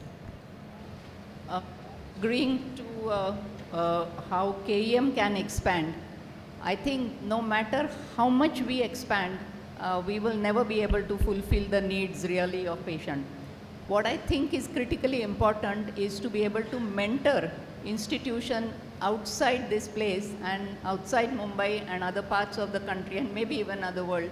Maybe I could give the example like at Tata Cancer Hospital, they have developed their own satellite centers. So I think that's something that would be hugely helpful. And we do have connections with other municipal institutions, both here and in other countries. So that's what I think is the vision. Beside everything, I agree with everything that has been said. So thank you very much, and I think we had wonderful time, and thank you to all the deans for this wonderful sharing your experience and kiss on chai. Chai pe charcha ho gayi hamari. And all of them have concluded that we should have 50 floors for KEM. I think everybody concluded that we should have 50 floors. Thank you. I think that noise should go till the CM again.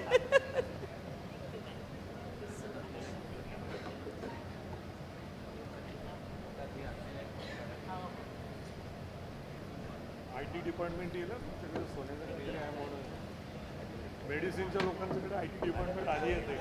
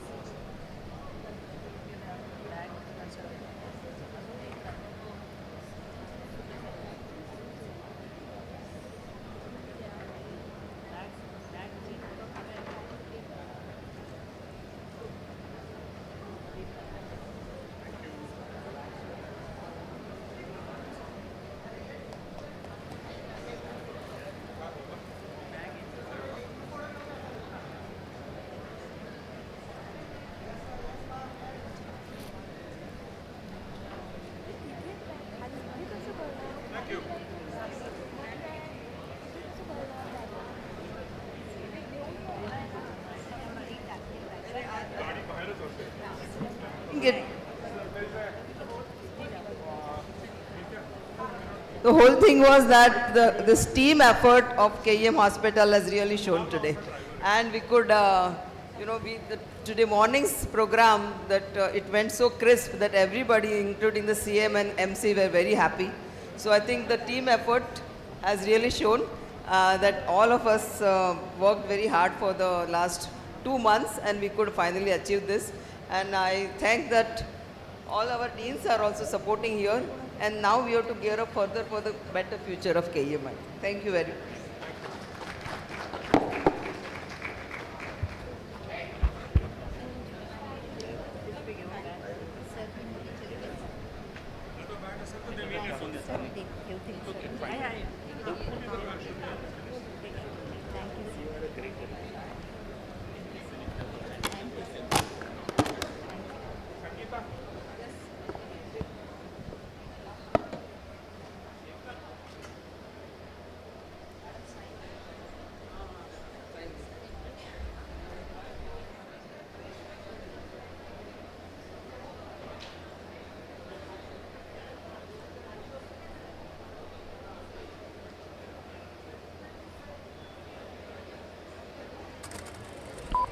That was indeed a wonderful session. Please note that we will be continuing with the next session. The tea will be served in the auditorium itself. Memorial Hospital were established in 1926 with a nationalistic spirit to cater to the healthcare needs of community and to be manned entirely by Indians. Catering to almost 10 lakh patients and 60,000 plus surgeries annually, these institutes are among the top ranked not only in the country but worldwide.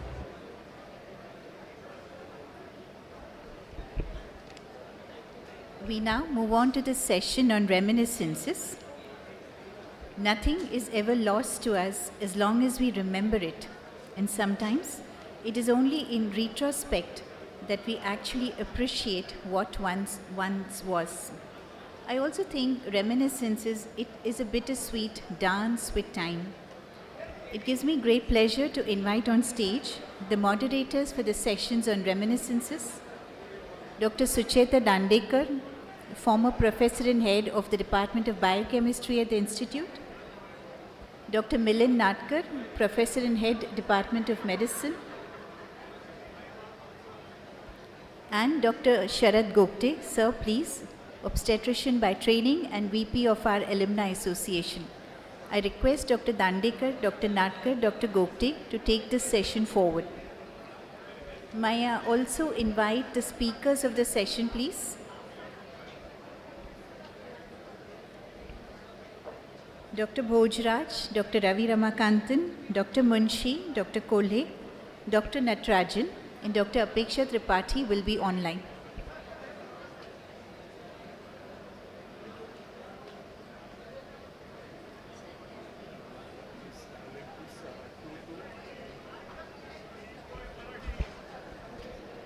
Dr. Bhojraj, Dr. Ravi Ramakantan, Dr. Munshi, Dr. Kolhe, Dr. Natrajan. Dr. Apeksha has sent a recorded talk.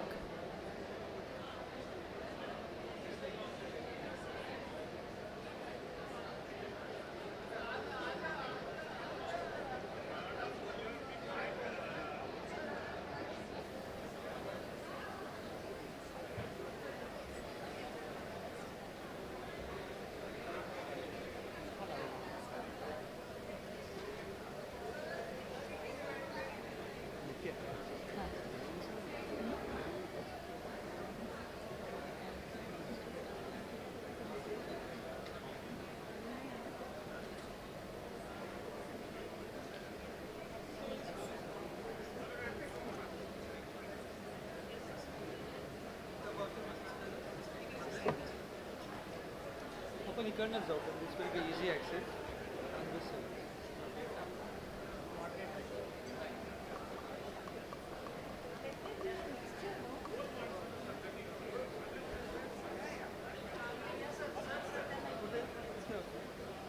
नाव वेगळे लिहिले आहे तुम्ही sir इकडे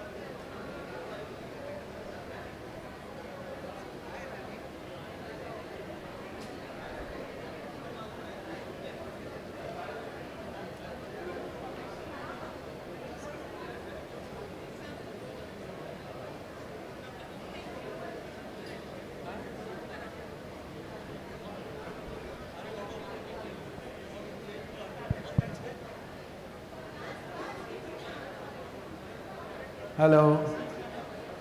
After an interesting session of all present and former deans giving their experiences, we are coming to another session.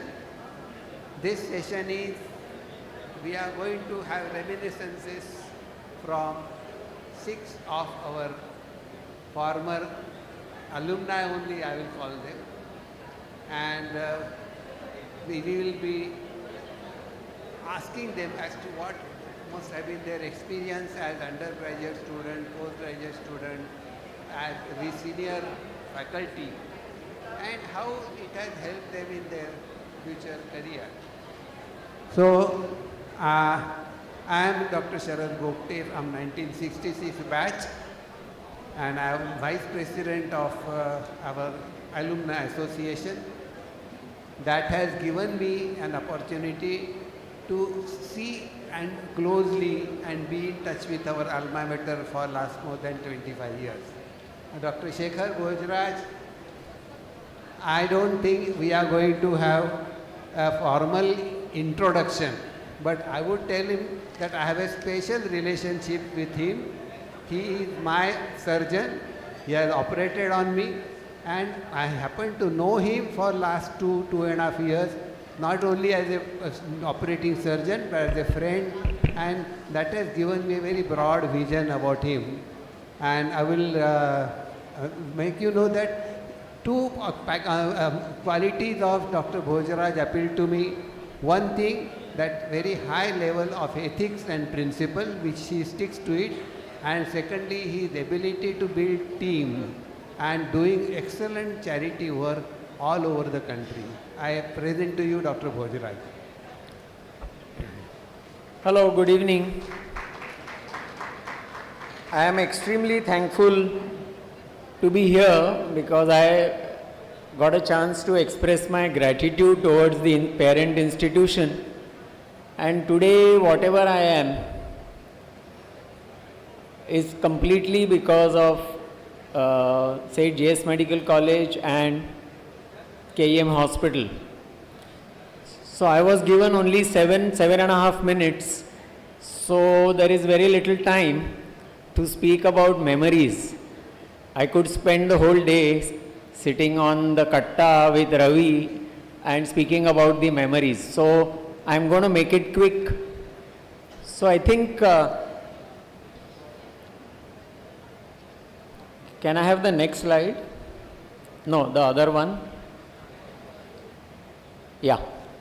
So I have just 2 slides.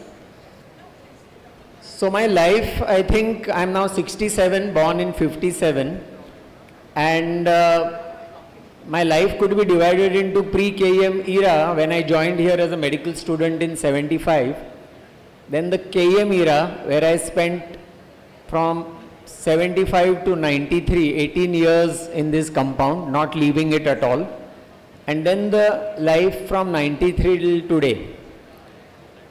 So today I think there are 3 aspects of my persona. One is the clinical spine surgeon, as you may call it. Second is the creative artist, and third is a philanthropist or a social entrepreneur. And I think all these things have origin from the KEM Hospital.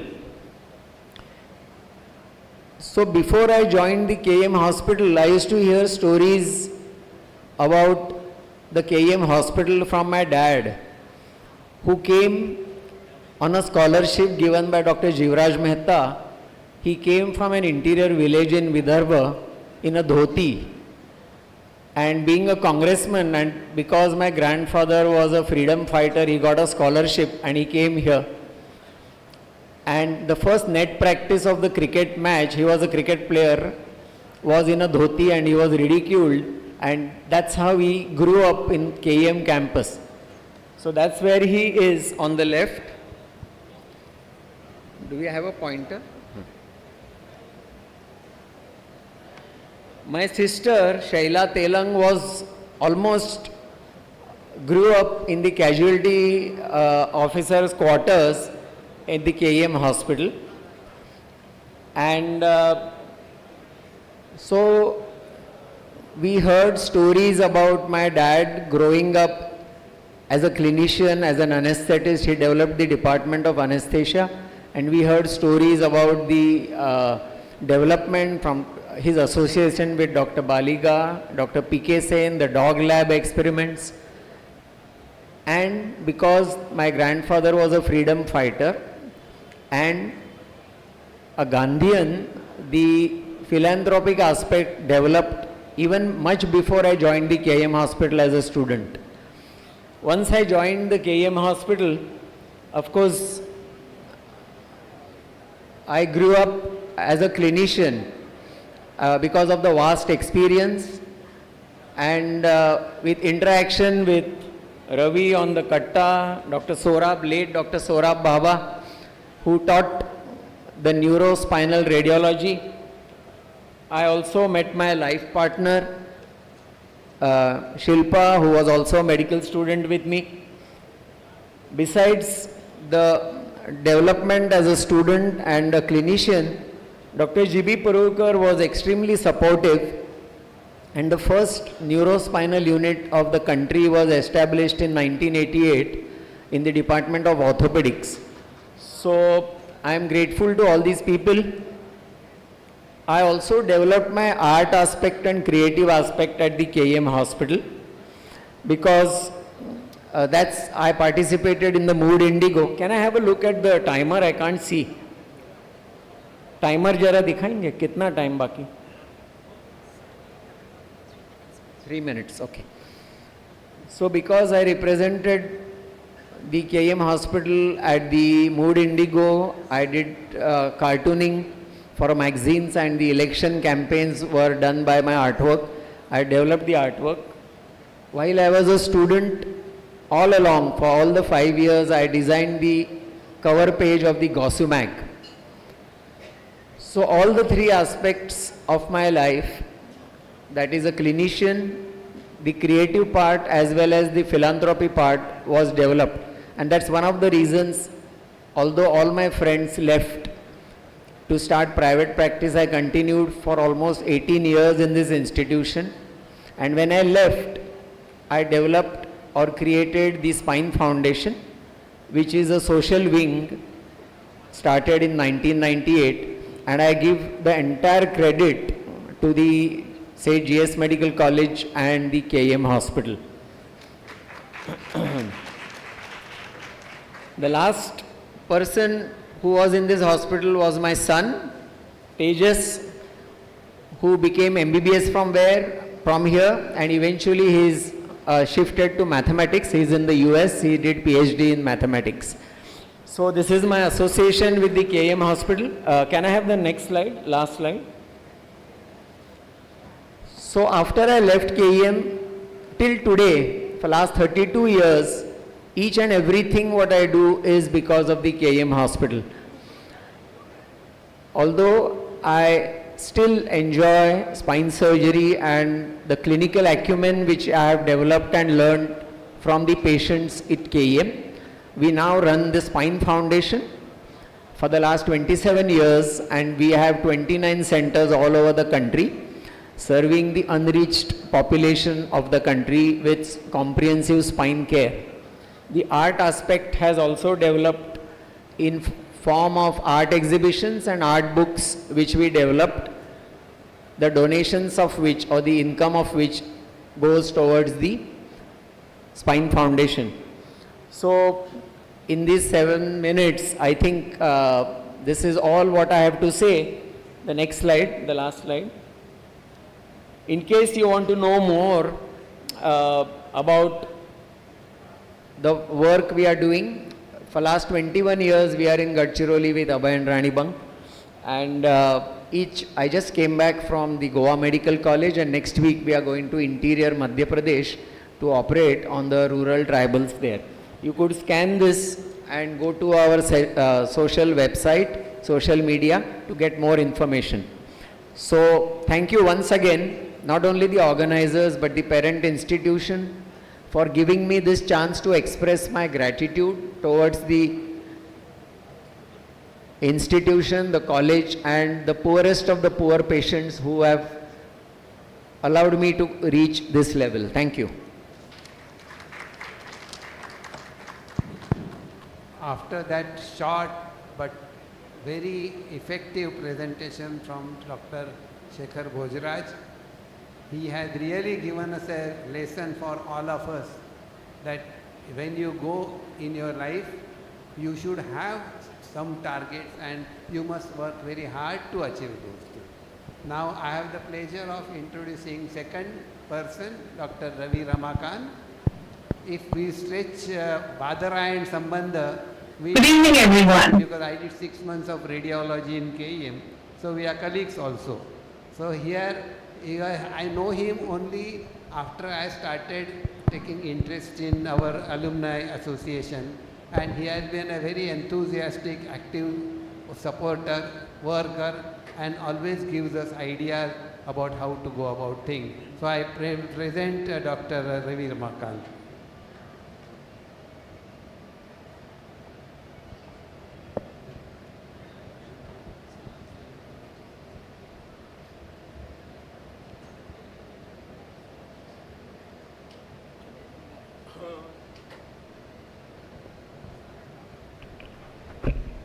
Is it possible to switch off some of these lights? Am I audible at the back?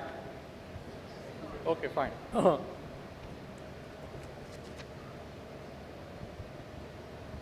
This is how my presentation is going to be.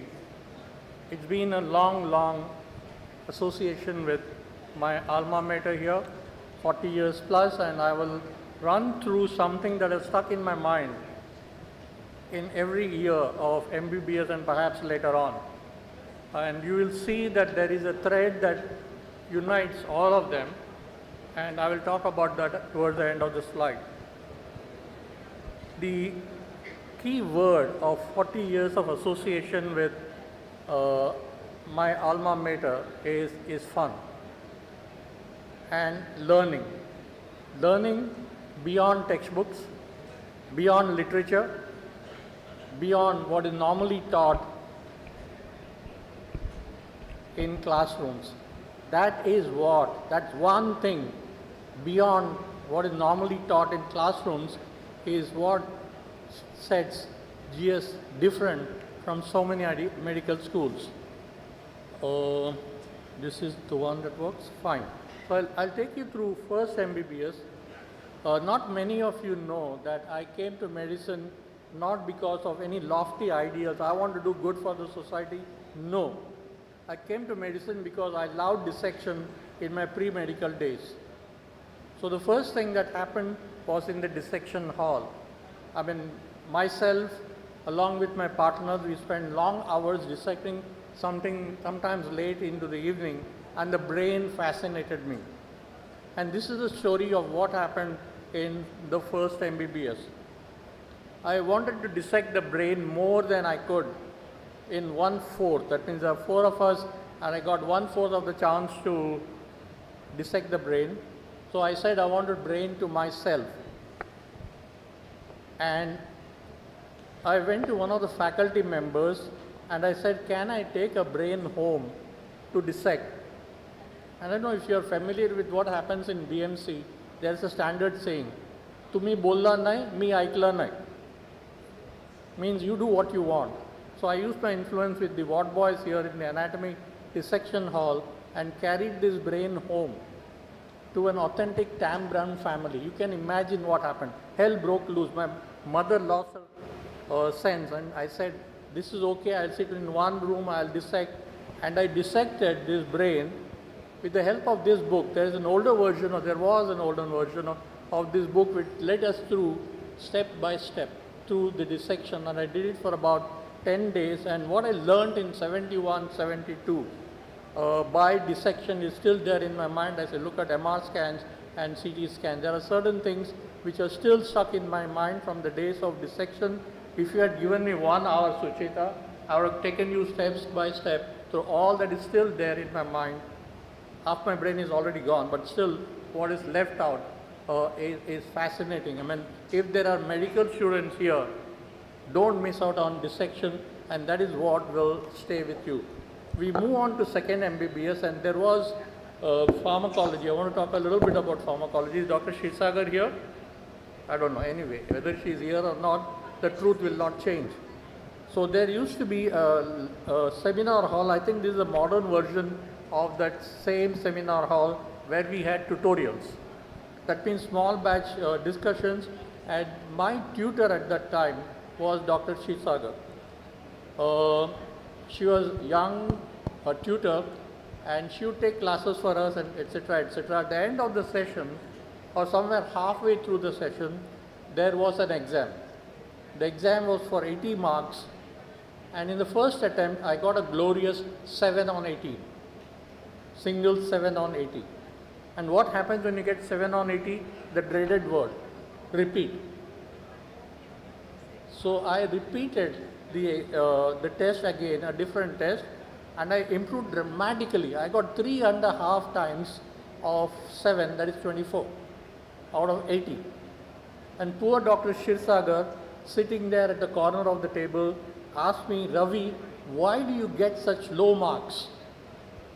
And as an MBBS student in front of the full house, I said to the tutor, Dr. Shirsagar, I find pharmacology boring. And she never forgot that. When she became dean, and I was the head of the department of radiology, so I told her, ma'am, do you recall there must have been only one student who did this to you, saying that pharmacology is boring? She was very, very considerate about it. She behaved as if she did not hear what I said, and if she went red in the face, I didn't see it. So that is the story of pharmacology is extremely boring. It's something that I can never forget.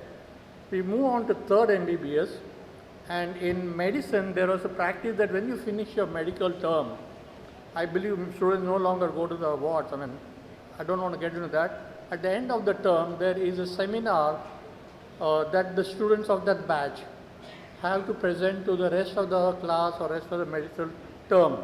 And she was our supervisor at that time, Rita, and now she is Rita Dalal. And at the end of the seminar, she comes to me and says, Ravi, you will become a good teacher. 4 decades from now, all of you know how much lies she told at that time. But that was a great experience to know from somebody that you can talk well. And I learned then that it's very, very important to give praise where it is really true and makes a huge lot of difference to students. Now, I started life as an orthopedic house person, a houseman. I wanted to do orthopedics, and you'll know towards the end of this session why I didn't get into orthopedics. Thank God, otherwise Shekhar Boja, my God, who wants to be associated with him? Anyway, so I didn't get into orthopedics. I did a house post in orthopedics, and this is Xerxes Kola, 6'3", authentic Babaji, who was my registrar. And one morning, on a Saturday morning, I go to the ward after a Friday emergency, and he looks at me and says, Ravi, why don't you go and wash your so-called face and come? So from that time, I've been walking around Shekhar with an orthopedic so-called face, and now of course I have a so-called brain. So who have you seen who has a so-called face and a so-called brain walking and talking? So Xerxes Kola, I think he's now in the US. I must apologize to these ladies and gentlemen. I'm showing photographs. These are from the internet, and if they by chance see it, they should excuse me for doing this without their permission. This is what Shekhar told you about. Sitting in the katta and talking. But because both of us are nerds, we most of the time talked about subjects, and Shekhar would have his poison coffee, full black coffee with milk. Can you believe it? Black coffee with milk. I mean, I would faint just seeing him do that. But just illustrate that if you're in radiology, you come across people from all specialties. Unfortunately for them, each of them has interacted with me at different times for long periods of time, and that is the big benefit I have of knowing a large number of people from different stables within the campus. And it has been said, and I don't know if it's true, the only thing that is common between us is that we are the only two people in the whole campus who never insured their shirt.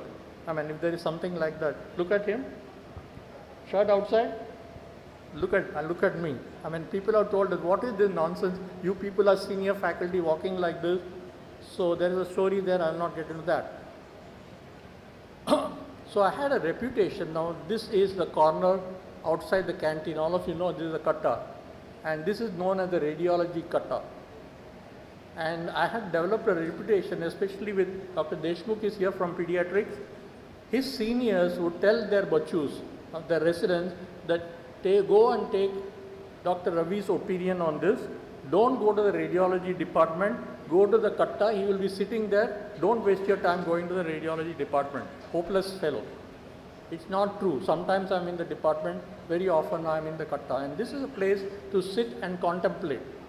What to tell the dean, how to muscofy the dean, how to patav the dean, to make sure that you get 3 more lecturers, 4 more residents, and 1 more CT scanner. Quiet place to sing and sit and talk. Truly this is radiology katta, so close to the department. So this is standard in Shetty's language. And after I retired, months later I came to Shetty and said, Shetty, mere ko ek coffee do, mera coffee. And I said, how much does it cost? And that fellow tells me, Ravi saab, aapse kya paisa lega? So it went on for some time, and then he got tired. Saab, abhi to 12 rupiya ho gaya, ab jara paisa de do. So that also happens in life. And this is the last part of it, and this is very, very moving for me, but if you are sleeping, please wake up. This is Dr. S.D. Bhandarkar. He passed away a couple of years back, an endocrinologist who led the endocrine department in our hospital, led the endocrine movement throughout the country. A big man with phenomenal amount of dedication to what he does and phenomenal capacity to hard work. He was an honorary, if you know what that means, and he would be in the hospital from 9 o'clock in the morning till 4 o'clock in the evening, longer than full-timers. Over years, he and I moved from, he's 20 years older than me, from a teacher-student relationship to a friend relationship, because he would take my opinion on a whole lot of skeletal radiology, endocrine radiology. On this day, 10 days before I retired from KEM, he called me up on the phone. Usually it happens like that. He would say, Ravi, coffee. And Ravi is always jobless. Yes, sir, I'll come. So we go and meet in the canteen, maybe once a week, once in a fortnight. And this day, on this day, he said, Ravi, this is the last day. He had long past retired. He was coming to the hospital after retirement. Ravi, this is my last day. I'm coming to the hospital. Let's go and spend some time in the canteen. So we go to the canteen, and he said something. Ravi, I want to tell you something which I have not told you so far. I said, yes, sir. He said, Ravi, I consider you to be the most competent endocrine radiologist in the city of Bombay. I said, very good. Seva. Where do I get such compliments from? There is no one else. All that he went on and on and on and on. And I said, chance mila to chodne ka nahi. And I told him, sir, do you know that I failed in 3rd MBBS? I mean, that is the reason I didn't get into orthopedics. I lost all that is a Ramayana. Do you know that I failed in 3rd MBBS? He sat there in front of me and just did like this. Sir, do you know that I failed in medicine in 3rd MBBS? He did this again. I didn't know what that meant.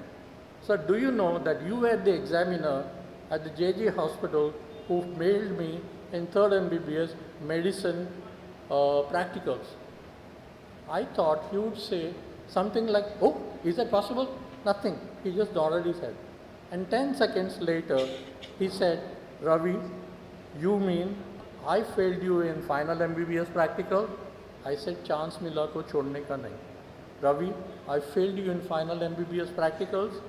Ravi, if I failed you, you must have deserved to fail. In KM language, what is it called? Popper. Supe here, you would call it green popper. This sort of tells you about the character of this man.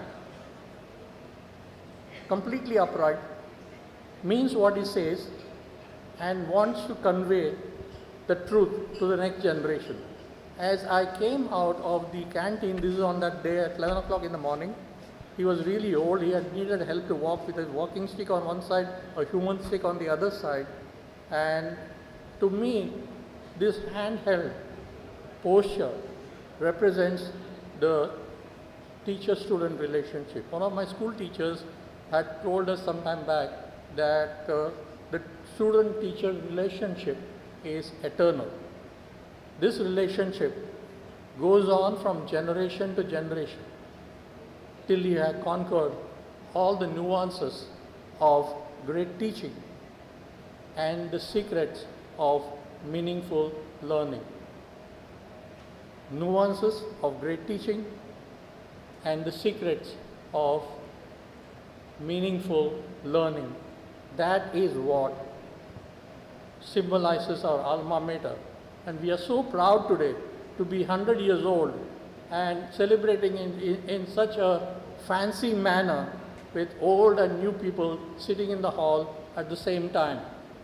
And because all that I have said so far is about student-teacher relationship, I would like to leave you all with these 4 favorite lines of mine.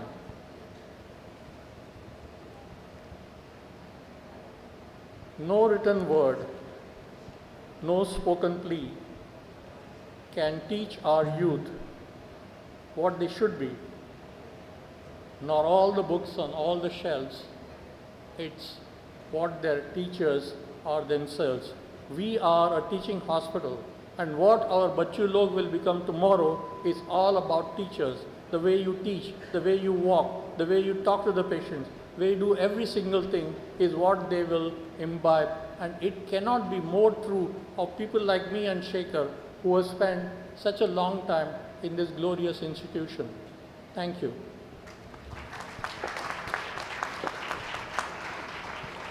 Excellent, but that was expected from you.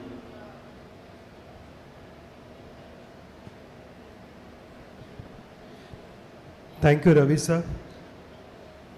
It's my proud privilege now to invite Dr. S.C. Munshi sir.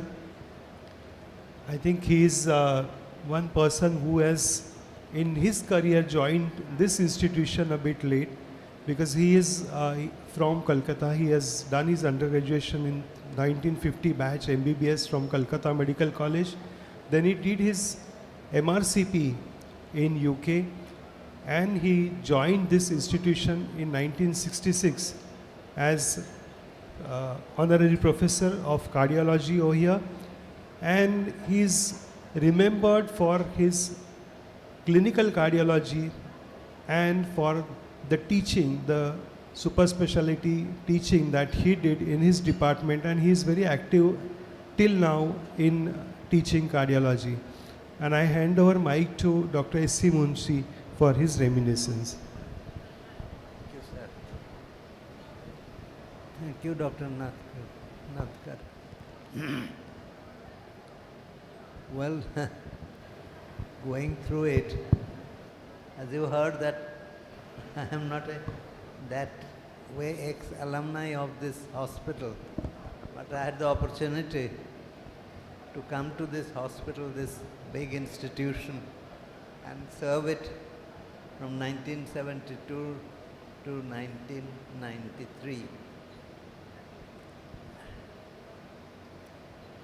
On my return to India, I was working as Christian Medical College Vellore, and interesting happened because the first institution which gave DM cardiology was All India Institute, and it was started by Dr. Sujay V. Roy, and he started this DM cardiology. The next institution which did DM cardiology was Christian Medical College, Vellore. And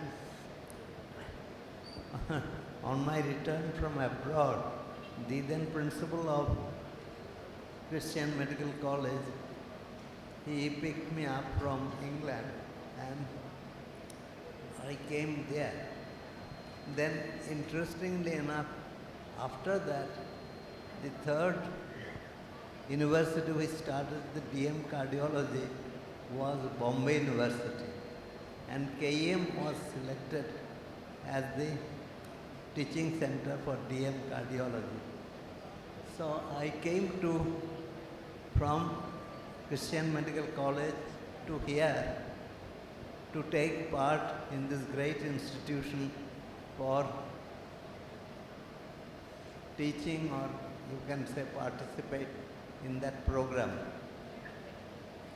It was a really great experience because when you work abroad, the system is entirely different. And when you come from a college or medical institution like Christian Medical College, Vellore, there the system was entirely different. And to give a short, interesting example, I could walk in Christian Medical College to the director and say, "Sir, I have this program I want to carry on. Will you please give me some interest, will you give me some opportunity to do it?" And this was one-to-one talk, and you can do that. But when I came to KEM hospital, I realized that Dean I cannot approach like that. But in any case, it was a great experience because as I told you that I was not a Bombay boy, to come to a Bombay, the megapolis number one, number two, to come to an institution which was supposed to be one of the best medical colleges in the country. So initially you have some trepidation, but as you go through it, you realize, or at least I realized, that teaching is just the same even if you go to the greatest places.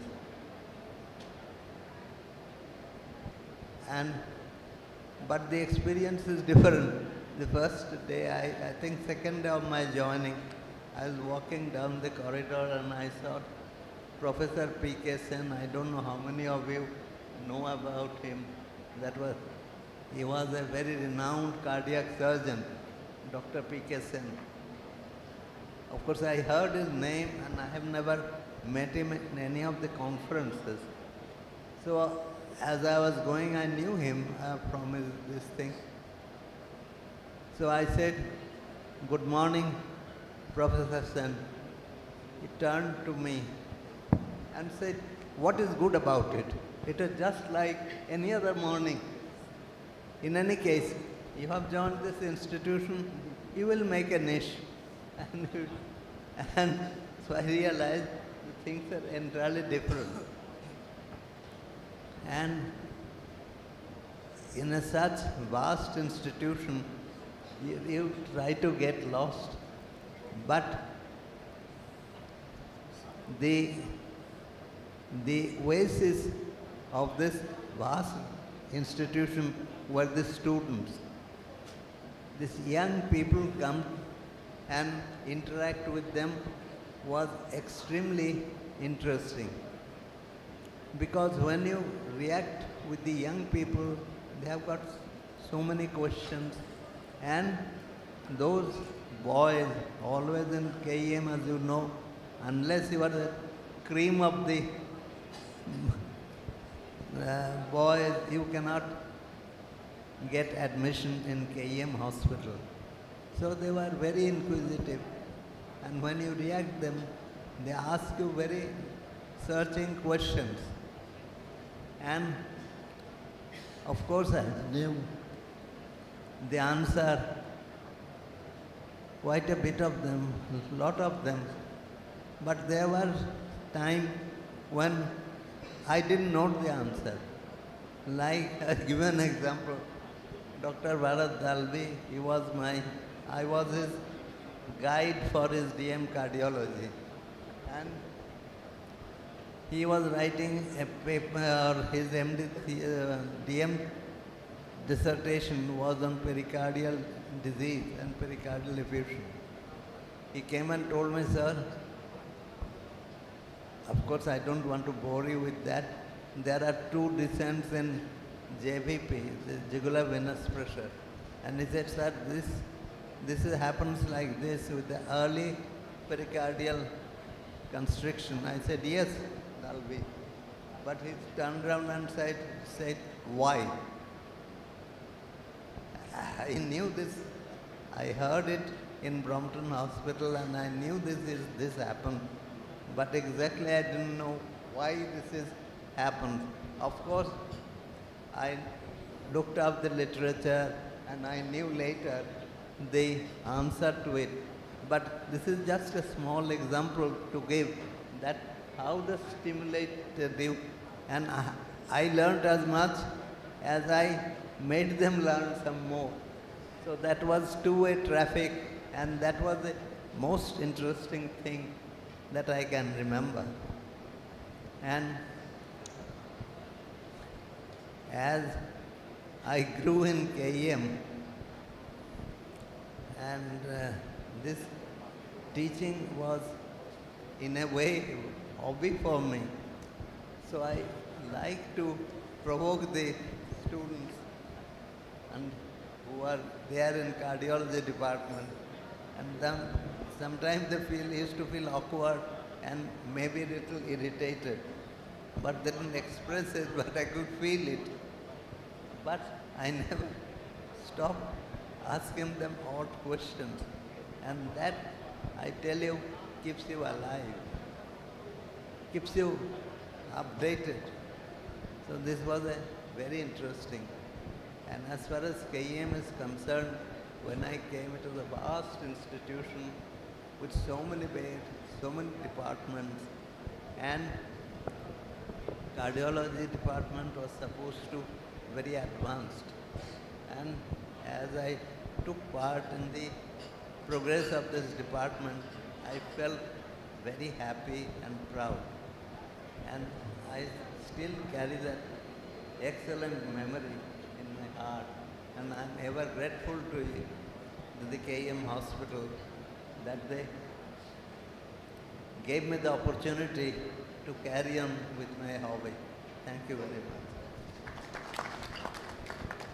Thank you, sir. I think it's teachers like you which have really helped KEM in reaching what status we have today in the country.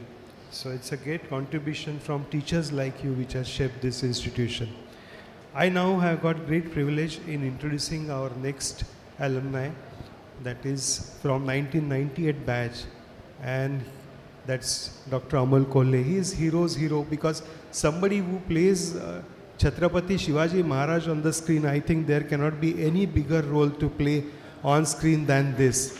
I think it's tremendous thing. It's what we have learnt right from history, like it's Shivaji Maharaj that runs in our blood, and I'm really so feeling grateful as if I'm sitting next to Chhatrapati Shivaji Maharaj. I hand over to Amol for his...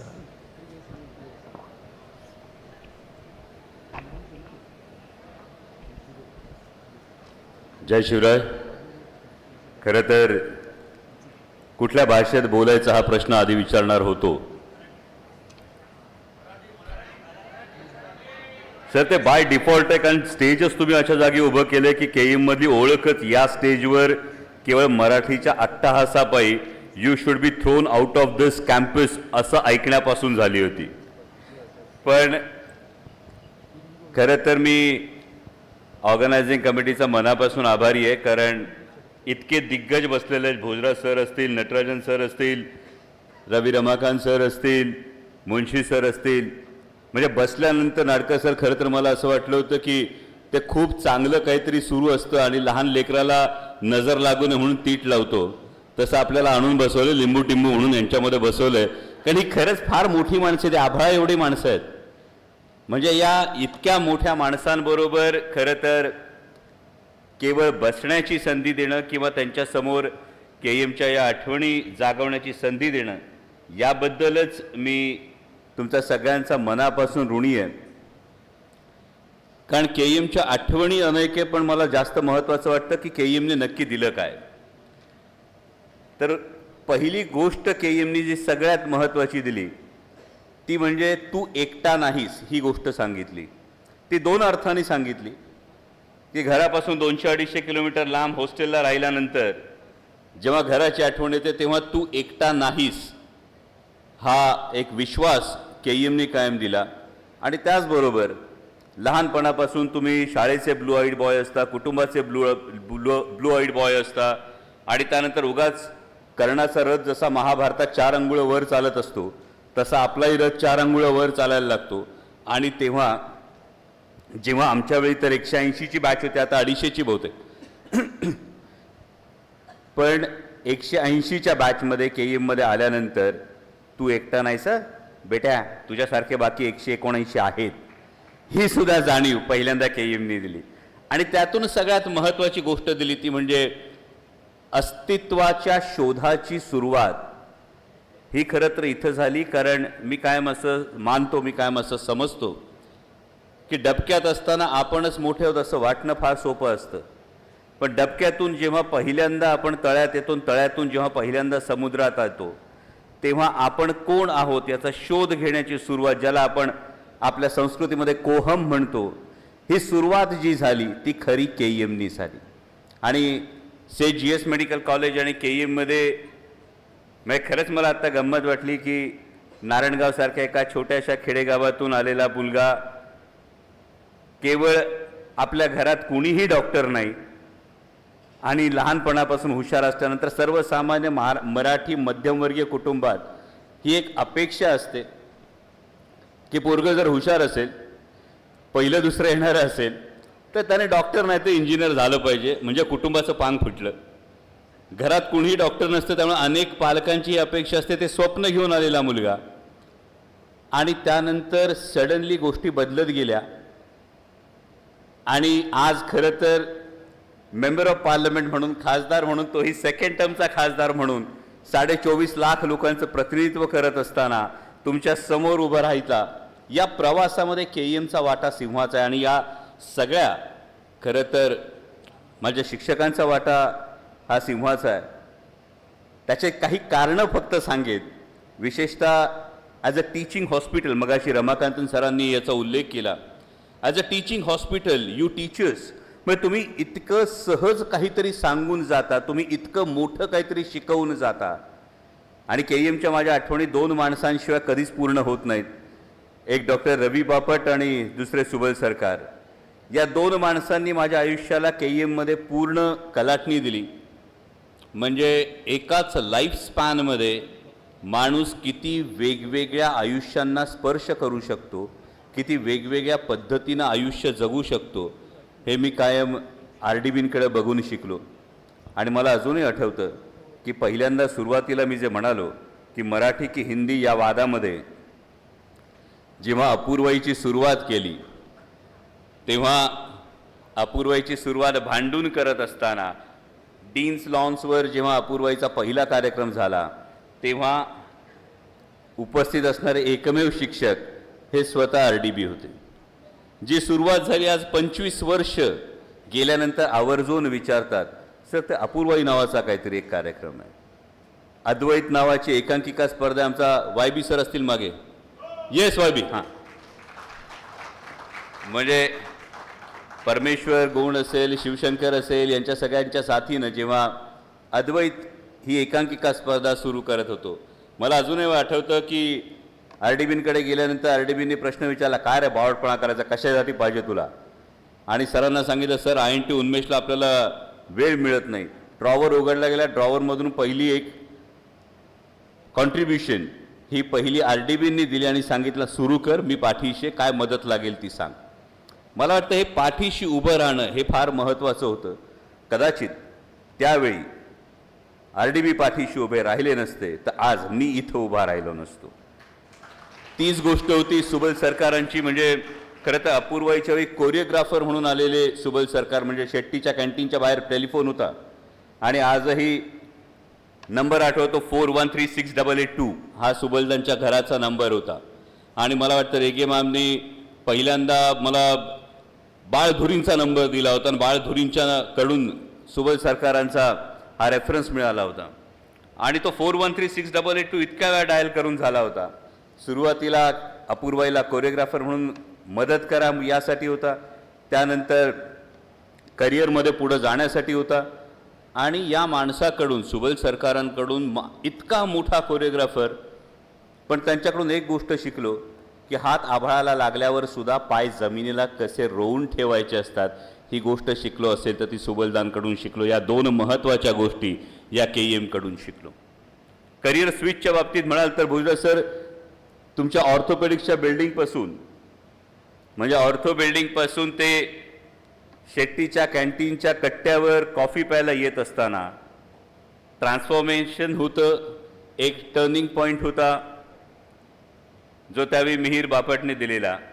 म्हणजे मिहीर आणि मी वॉर्डची exam असते ना आपली, वॉर्डची exam संपल्यानंतर मिहीर म्हणाला coffee पिऊ आपण. आणि येता येता दोघे गप्पा मारत असताना मिहीरने शांतपणे सांगितलं की मला बॅडमिंटनमध्ये खूप इंटरेस्ट होता, मला वाटायचं मी नॅशनलला खेळेन, पण नंतर तो फेड आउट होत गेला. पण बेटा तुझं तसं होत नाही आहे, काहीतरी गडबड आहे. सो तू तुझं एकदा जे पॅशन आहे ते फॉलो करून बघ. आणि तिथून सुरुवात झाली खरं तर खूप सिरियसली कलाक्षेत्रात पदार्पण करण्याची. आणि कलाक्षेत्रात पदार्पण करत असताना पुन्हा तुम्ही सगळ्यांनी, म्हणजे सुपे सर असतील, रेगे मॅम असतील, तुम्ही सगळ्यांनी जो एक कायम विश्वास दिला, खुशाले सर असतील, म्हणजे त्यांचं कायम वेगळं प्रांत मांडलेला असायचा. म्हणजे त्यांच्याबरोबर काम करत असताना एक वेगळा अनुभव हा कायम मिळायचा. आणि त्यातला एक फार मोठा अनुभव कदाचित सुपे सरांना आठवत असेल. 3rd इयरची एक्झाम होती आणि 3rd फायनलच्या एक्झाममध्ये पेडियाट्रिक्सचा पेपर बाकी होता. 2-3 दिवसांची गॅप होती आणि बाहेर, अजून मला माहीत नाही बाहेर फुटपाथवर कॉफीवाला रात्री कॉफी मांडतो की नाही मला माहीत नाही, आता मांडतो अजूनही. ती कॉफी प्यायला गेलो आणि माझा बॅचमेट होता एक, आता मोठं नाव आहे, म्हणजे टीचिंगमध्ये एक मोठं नाव आहे ते. कॉफी प्यायला गेलो आणि कॉफी पिता पिता गप्पांमध्ये फक्त असं झालं, म्हणजे एक मुलगी त्याला आवडत होती, त्याला तीच मुलगी माझ्या मित्राला आवडत होती, आपल्याकडे कायम असतं. आणि तितक्या शांतपणे सांगितलं हे तेरे से नाही बनने वाला रे, इतकं शांतपणे सांगितलं. येऊन फक्त बसलो चरण सर. आणि मला आठवतं मग इथे इकडच्या बाजूची टॉवर रूम माझी होती आणि तिकडे मला घाईघाईने एक जण सांगायला आला की राडा आलाय, तू काहीतरी राडा करून आलायस. आणि गेल्यानंतर मला असं कळलं, मी जेव्हा गेलो दार उघडलं तेव्हा आता तो खरं तर बिहारमध्ये परबत्ताचा खरं तर आता आमदार आहे, जो माझा बॅचमेट होता संजीव कुमार, डॉक्टर संजीव कुमार, तो आता परबत्ताचा आमदार आहे. त्याच्या रूममध्ये तो दुसरा स्टुडंट बसला होता आणि त्याने असं सांगितलं होतं की मला इन्फिरिटी कॉम्प्लेक्स येतो. आणि त्यांनी त्याची सुसायडल नोट लिहिली होती. पेडियाट्रिक्सच्या पेपरला 3 दिवस राहिले होते. आय स्टील रिमेंबर, मला शेट्टीच्या कॅन्टीनमधली तेव्हा पनीर टिक्का बिर्याणी खायचो आपण. ती पनीर टिक्का बिर्याणी जाम आवडायची आणि त्यामुळे त्या प्रेशरमधून बाहेर काढण्यासाठी मला अश्विनी पनीर टिक्का बिर्याणी ऑर्डर केली होती. आणि ती पनीर टिक्का बिर्याणी समोर ठेवून मी ढसढसा रडत होतं की अरे कोणीतरी आपल्यामुळे सुसाईड नोट लिहिली बरं, ज्याच्यामध्ये आपला काहीही संबंध नाही आहे.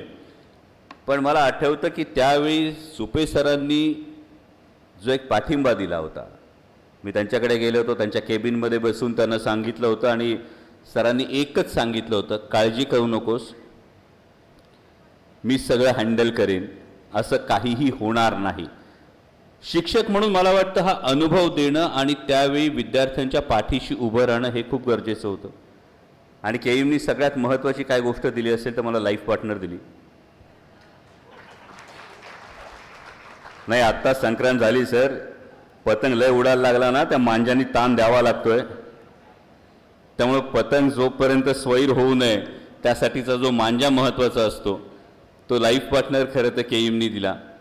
आणि आणखी महत्त्वाची गोष्ट दिली त्या सगळ्या शिक्षकांनी, या मातृसंस्थेने मला हे शिकवलं, ते म्हणजे मोठं होणं म्हणजे पैशाने मोठं होणं नसतं. मोठं होणं म्हणजे केवळ संपत्तीनं मोठं होणं नसतं.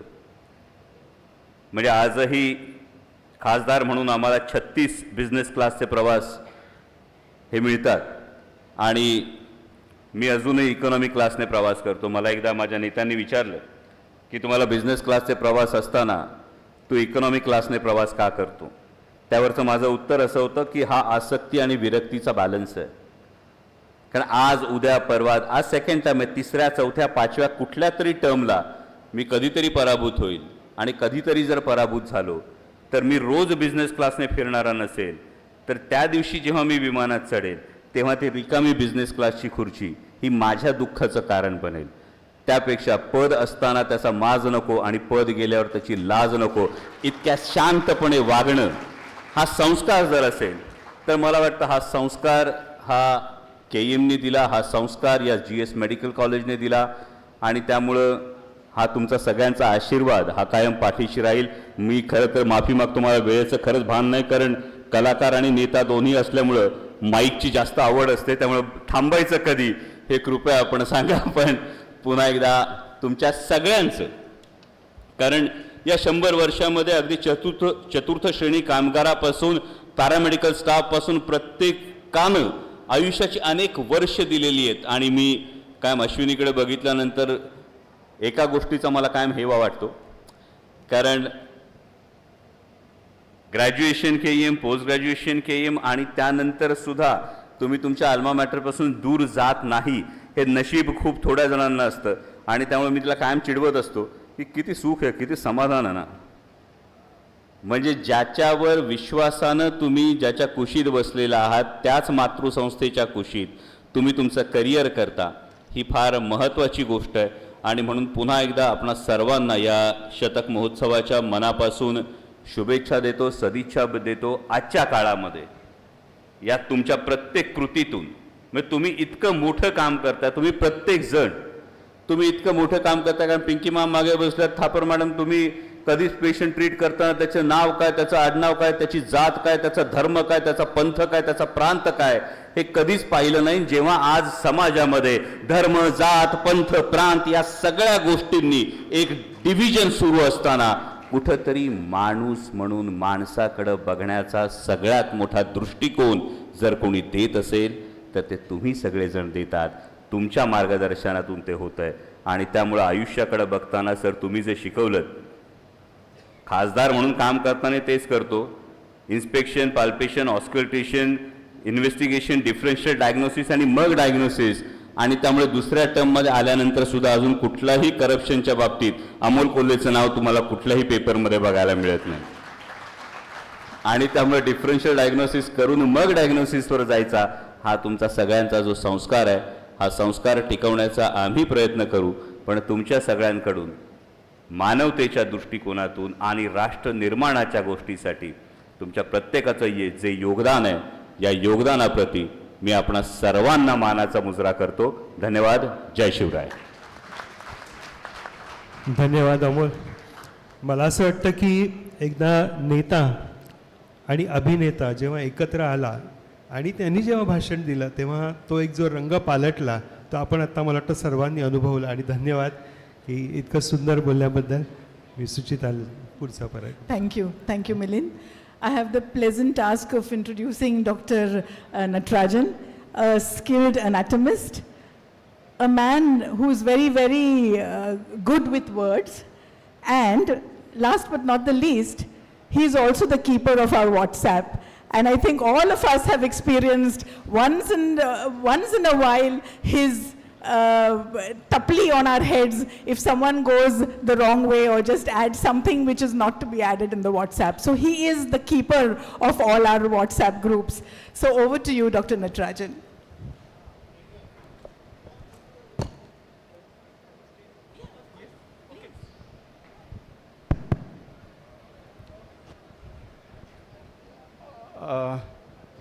all respected Gausiumex, irrespective of age. And all those who have contributed even few minutes to our institution. No question of whether you joined for UG or you joined for PG or you joined for super specialty, you joined for any aspect, all categories of stuff, all included. Okay. My communication after an actor and politician from our same institute has spoken, okay, is a difficult task. But nevertheless, and again, time factor, it's only 7 minutes and a speaker from US who has to come online and speak also. So please keep a tab and let me know when to stop. Okay. And I am from surgeon turned anatomist, retired as a professor head of anatomy from Sion, but at KEM for 41 years, from 76 when I joined as a student till 2017, and n number of batches across. Okay. And with the blessings of everyone, in particular Dr. Supe, who asked me to start a community on WhatsApp, because all other institutions are having a very good alumni association, whereas ours, we have one, but then it's not that active. So that's what stimulated me to start a WhatsApp group. Dr. Supe had just come from Sion at that time. And then we started with the group initially, just one group in 2015, 14, 15 somewhere. Then all good mornings, everything used to come there. So then we had to go on classifying. And WhatsApp started a community where you could have multiple groups. So we created multiple groups so that people post in the respective groups. Anyways, I'm not going to talk about all that, that's all there. Okay. Now, my focus in whatever little time I have is trying to, as a timekeeper from the 100 years of our institution.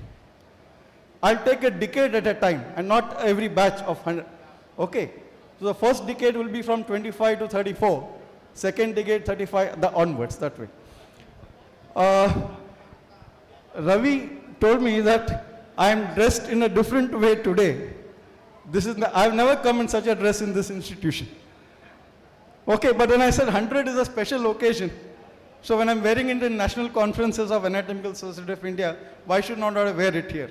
And that's the reason. So please excuse me for not being able to identify me in this attire. Okay, yeah. Now, Seth GS Medical College, Seth GORDHANDAS Medical College is a brand. We don't require advertisements. The proof that it's a brand is based on the fact that an institution 50 kilometers from Delhi airport at Hapur is called GS Medical College. And they don't have a full form from GS.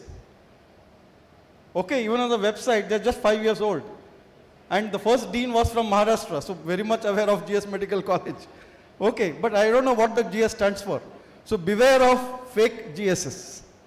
Now, I'm not calling that as a fake institution, but it's also will grow up in a good.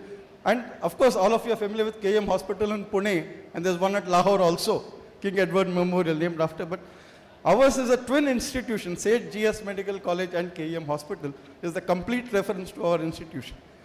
And now, Seth GORDHANDAS SUNDERDAS is an eponymous term based on the person who donated.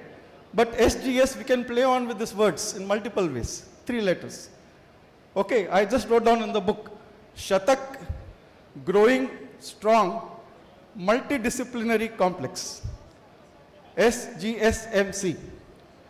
And across the road there is Hafkin, which just celebrated its foundation day. Hafkin also in English can be read as half keen, not that keen. Okay, now you might say, what's so great about going into the half keen? We are King Edward Memorial.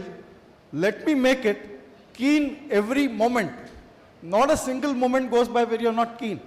Each one of us have been, all those who have been associated with the institution have contributed from, you call it heart, mind, brain, soul, whatever it is, spirit.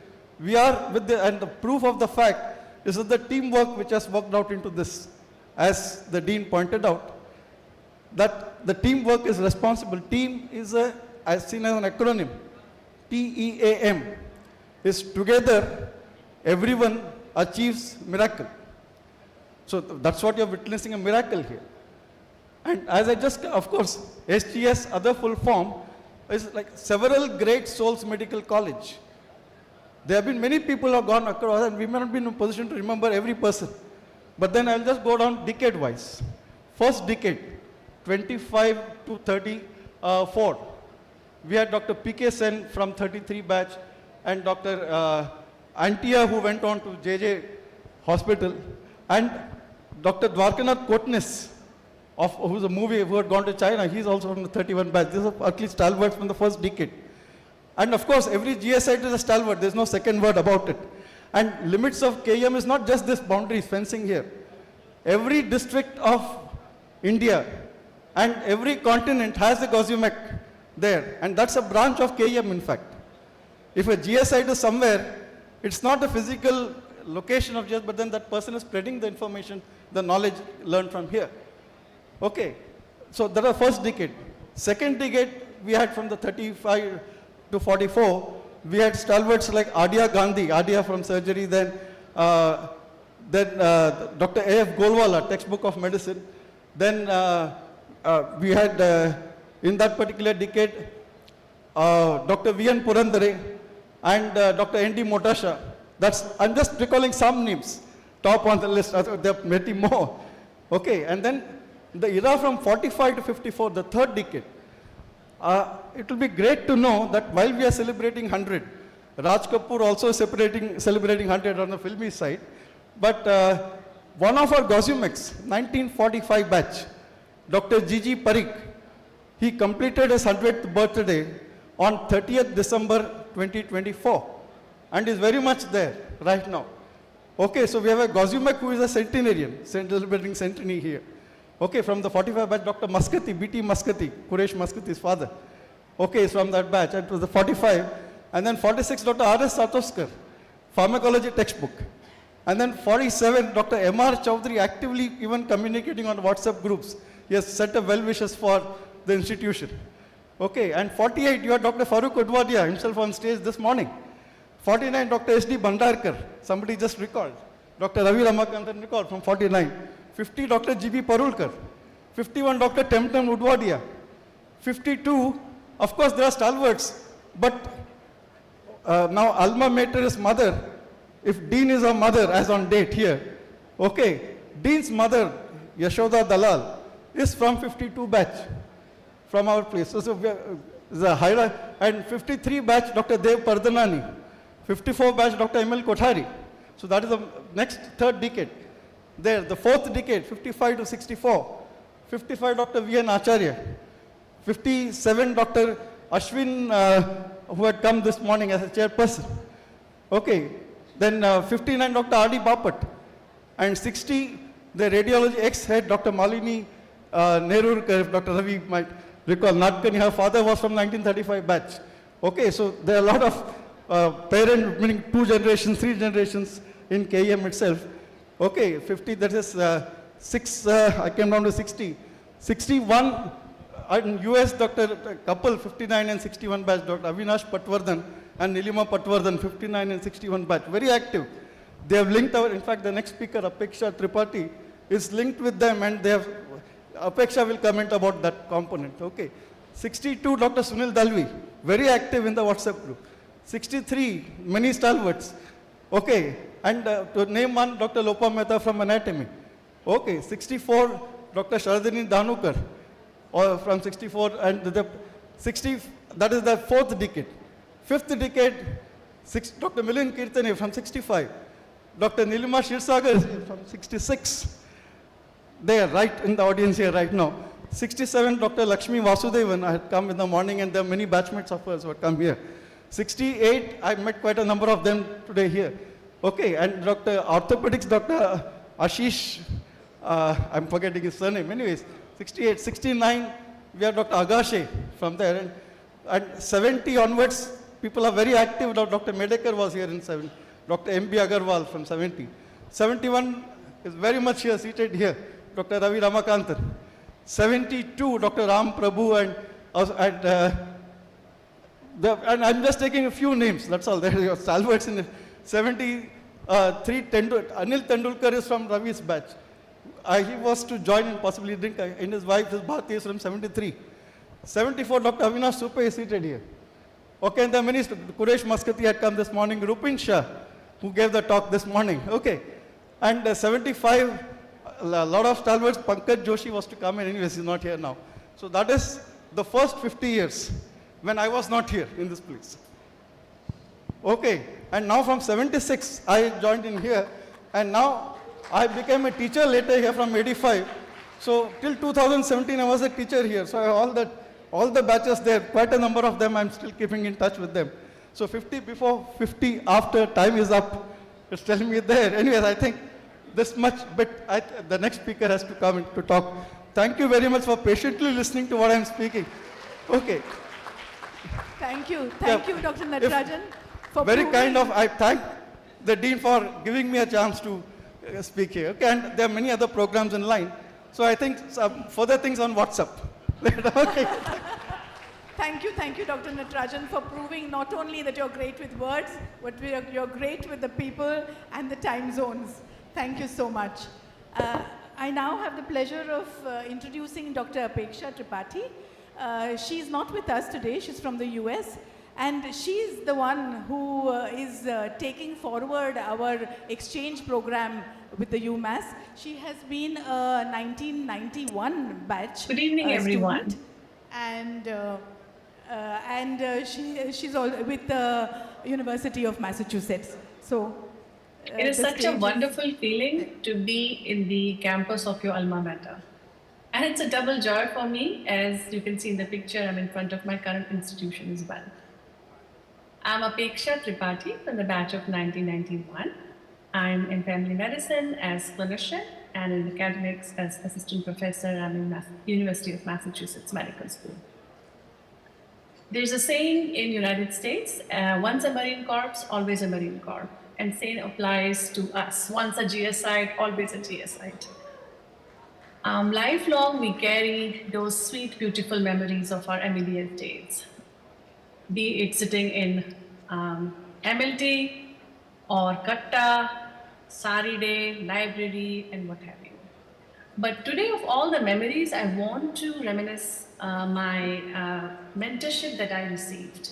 It laid such a strong foundation for all of us that we thrive and excel no matter where we are in the world or what specialty or profession we choose. And many thanks to this foundation. And there's a saying, what the teacher is more important than what he teaches. So in first MBBS, my vivid memories are of Dr. Natarajan sir. I can still picture his brisk, purposeful walk from the anatomy lab to his office. Body almost 70-degree angle with fast-paced because he had so much to do, so much to teach. He's radiating focus and energy. And then we have Dr. Shyam Kishore sir. He was always surrounded by a student. You can find him in front of canteen. I have a memory that it was very late, around 7:30, 8 p.m. We were all tired and exhausted, and he was surrounded. The students gathered around him, asking him why we yawn when we are sleepy, and he's explaining very passionately all these circulation around jaw and everything. Their willingness to go beyond the formal teaching hours was so invaluable. And then there was this secret clinics, be it by registrar or junior faculty. More than any secret, it was more outside of their regular teaching hours, unaccounted for, unpaid, and totally driven by the passion to teach when they just found a new case or something. This does not happen in many parts of the world. And then during the internship in Mangaon, rural Maharashtra, I have a picture here. We were sitting with faculty in OPD, perhaps treating a scorpion bite. But then in the evening, we're all dining together with the family, just like we are family. Learning was truly enriching. In the interest of time, I'm only using few examples, but in reality, all the faculties were truly inspiring figures. These experiences inspired me to want to expand the range of learning platform available to GSI. I remember writing to a few universities abroad in my later years of MBBS, but it didn't work out. So I thought to create a platform to allow more generation of these opportunities. Over the past 3 years, I've been working on a project to establish an academic affiliation of GS Medical with University of Massachusetts. This program allows the GS students to come for a 4-week of rotation in the UMass, as well as the University of Massachusetts students will go to KEM. It is my way to ensure that the mentorship I experience continue to inspire and benefit students on both sides of the world. I will very quickly go towards the pictorial summary of the 20 years of this academic affiliation. It first started in 2004. The steel backbone behind were Doctors Avinash and Nilima Patwardhan. This is again a wonderful memory picture. This is Dean's office in UMass with Dr. Shirsagar, Dr. Patwardhan and faculty at UMass when the MOU is being signed. Many students from UMass traveled to KEM and so many students from KEM, GS, KEM came to UMass. So many faculties from UMass were involved in teaching and giving them the experience. Faculty at KEM, Drs. Orulkar, Dr. Lopa Mehta, Dr. Kothari, Dr. Shirsagar, they all played such pivotal role in our early years back in GSA. The affiliation grew new faces, and we had clinical trials with the principal PI, Dr. Nitya Gupte, who's now we know as head of Department of Pharmacology. Some wonderful memory pictures of affiliation at that time. This is in Ganpati Shrine in the ER. This slide I thought to include because it's a centenary celebration, and this is the first dean in 1925 and so forth. The affiliation had paused in 2010. Many faculties have retired, relocated, and then came the pandemic. So like I said, in the last 3 years, I've been working to reinstate and start the affiliation again. Under the leadership guidance of Dr. Rawat, Dr. Larkin, who's our Senior Associate Dean and Vice Provost. I also have a fellow GSite and a colleague, Dr. Rupawala. We both are working towards streamlining the rotations and how the experience would be. We hope that the future direction would be involvement of residents and fellows, faculty exchange, teleconferences, telehealth, and research collaborations. I want to take a moment to thank all of you who have spent their time listening to me and meeting me virtually. And this is such a wonderful opportunity that I will always be grateful. Thank you. Thank you so much. We can see how people are contributing and taking the legacy forward. And with this, I think I have the pleasant task of ending this session. Thank you everyone for taking us down memory lane. And the lessons learned, the laughter, the collaborations, the relationships that we have grown up with will always stand with us in good stead. And with that, over to Nitya. Thank you so much. I would like Dr. Natkar, Dr. Dandekar, Dr. Gokte to please hand over Telgul to our esteemed speakers here. Thank you so much. This is a small token of appreciation and our gratitude for being here today. Can we have a round of applause, please?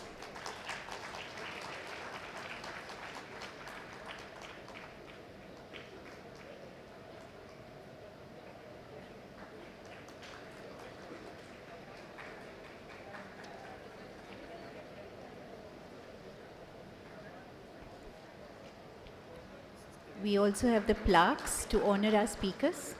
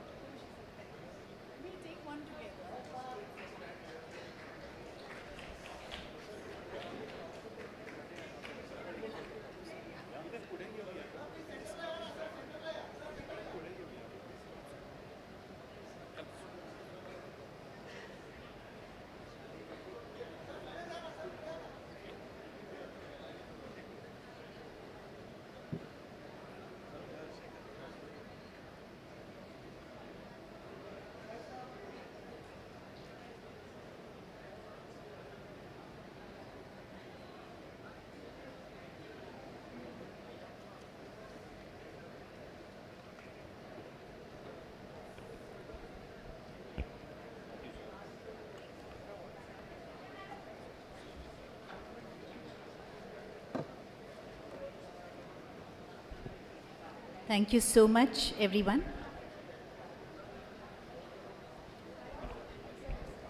We have an audio-visual clip now. I request you to please stay back. It's 5 minutes and 22 seconds.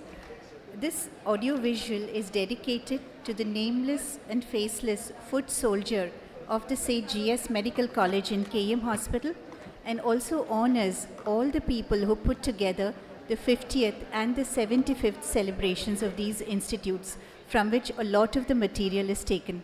May we have the audio-visual, please? Farther back you can look, the farther forward you can see. Come with me, come, let us enter Janus, our archives.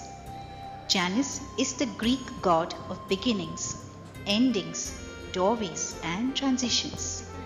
Let Janus take us back in time and help us see how the glorious twin institutes of the St. GORDHANDAS SUNDERDAS Medical College and the King Edward Memorial Hospital were established, and help us take a look at the present and what lies ahead. This is the Grant Medical College, established in 1845, where excellent Indian doctors were denied positions they deserved. When Dr. K.N. Bahadurji was denied the position of Professor of Medicine at the Grant Medical College in favor of a lesser qualified British officer, he approached Sir Firozshah Mehta and other members of the then Bombay Municipal Corporation and advocated the establishment of a new medical college entirely manned by Indians. St. GS Medical College and KM Hospital were born out of a country's need to assert pride in itself. This is the time of India's struggle for independence. This is the story of a nation's pride.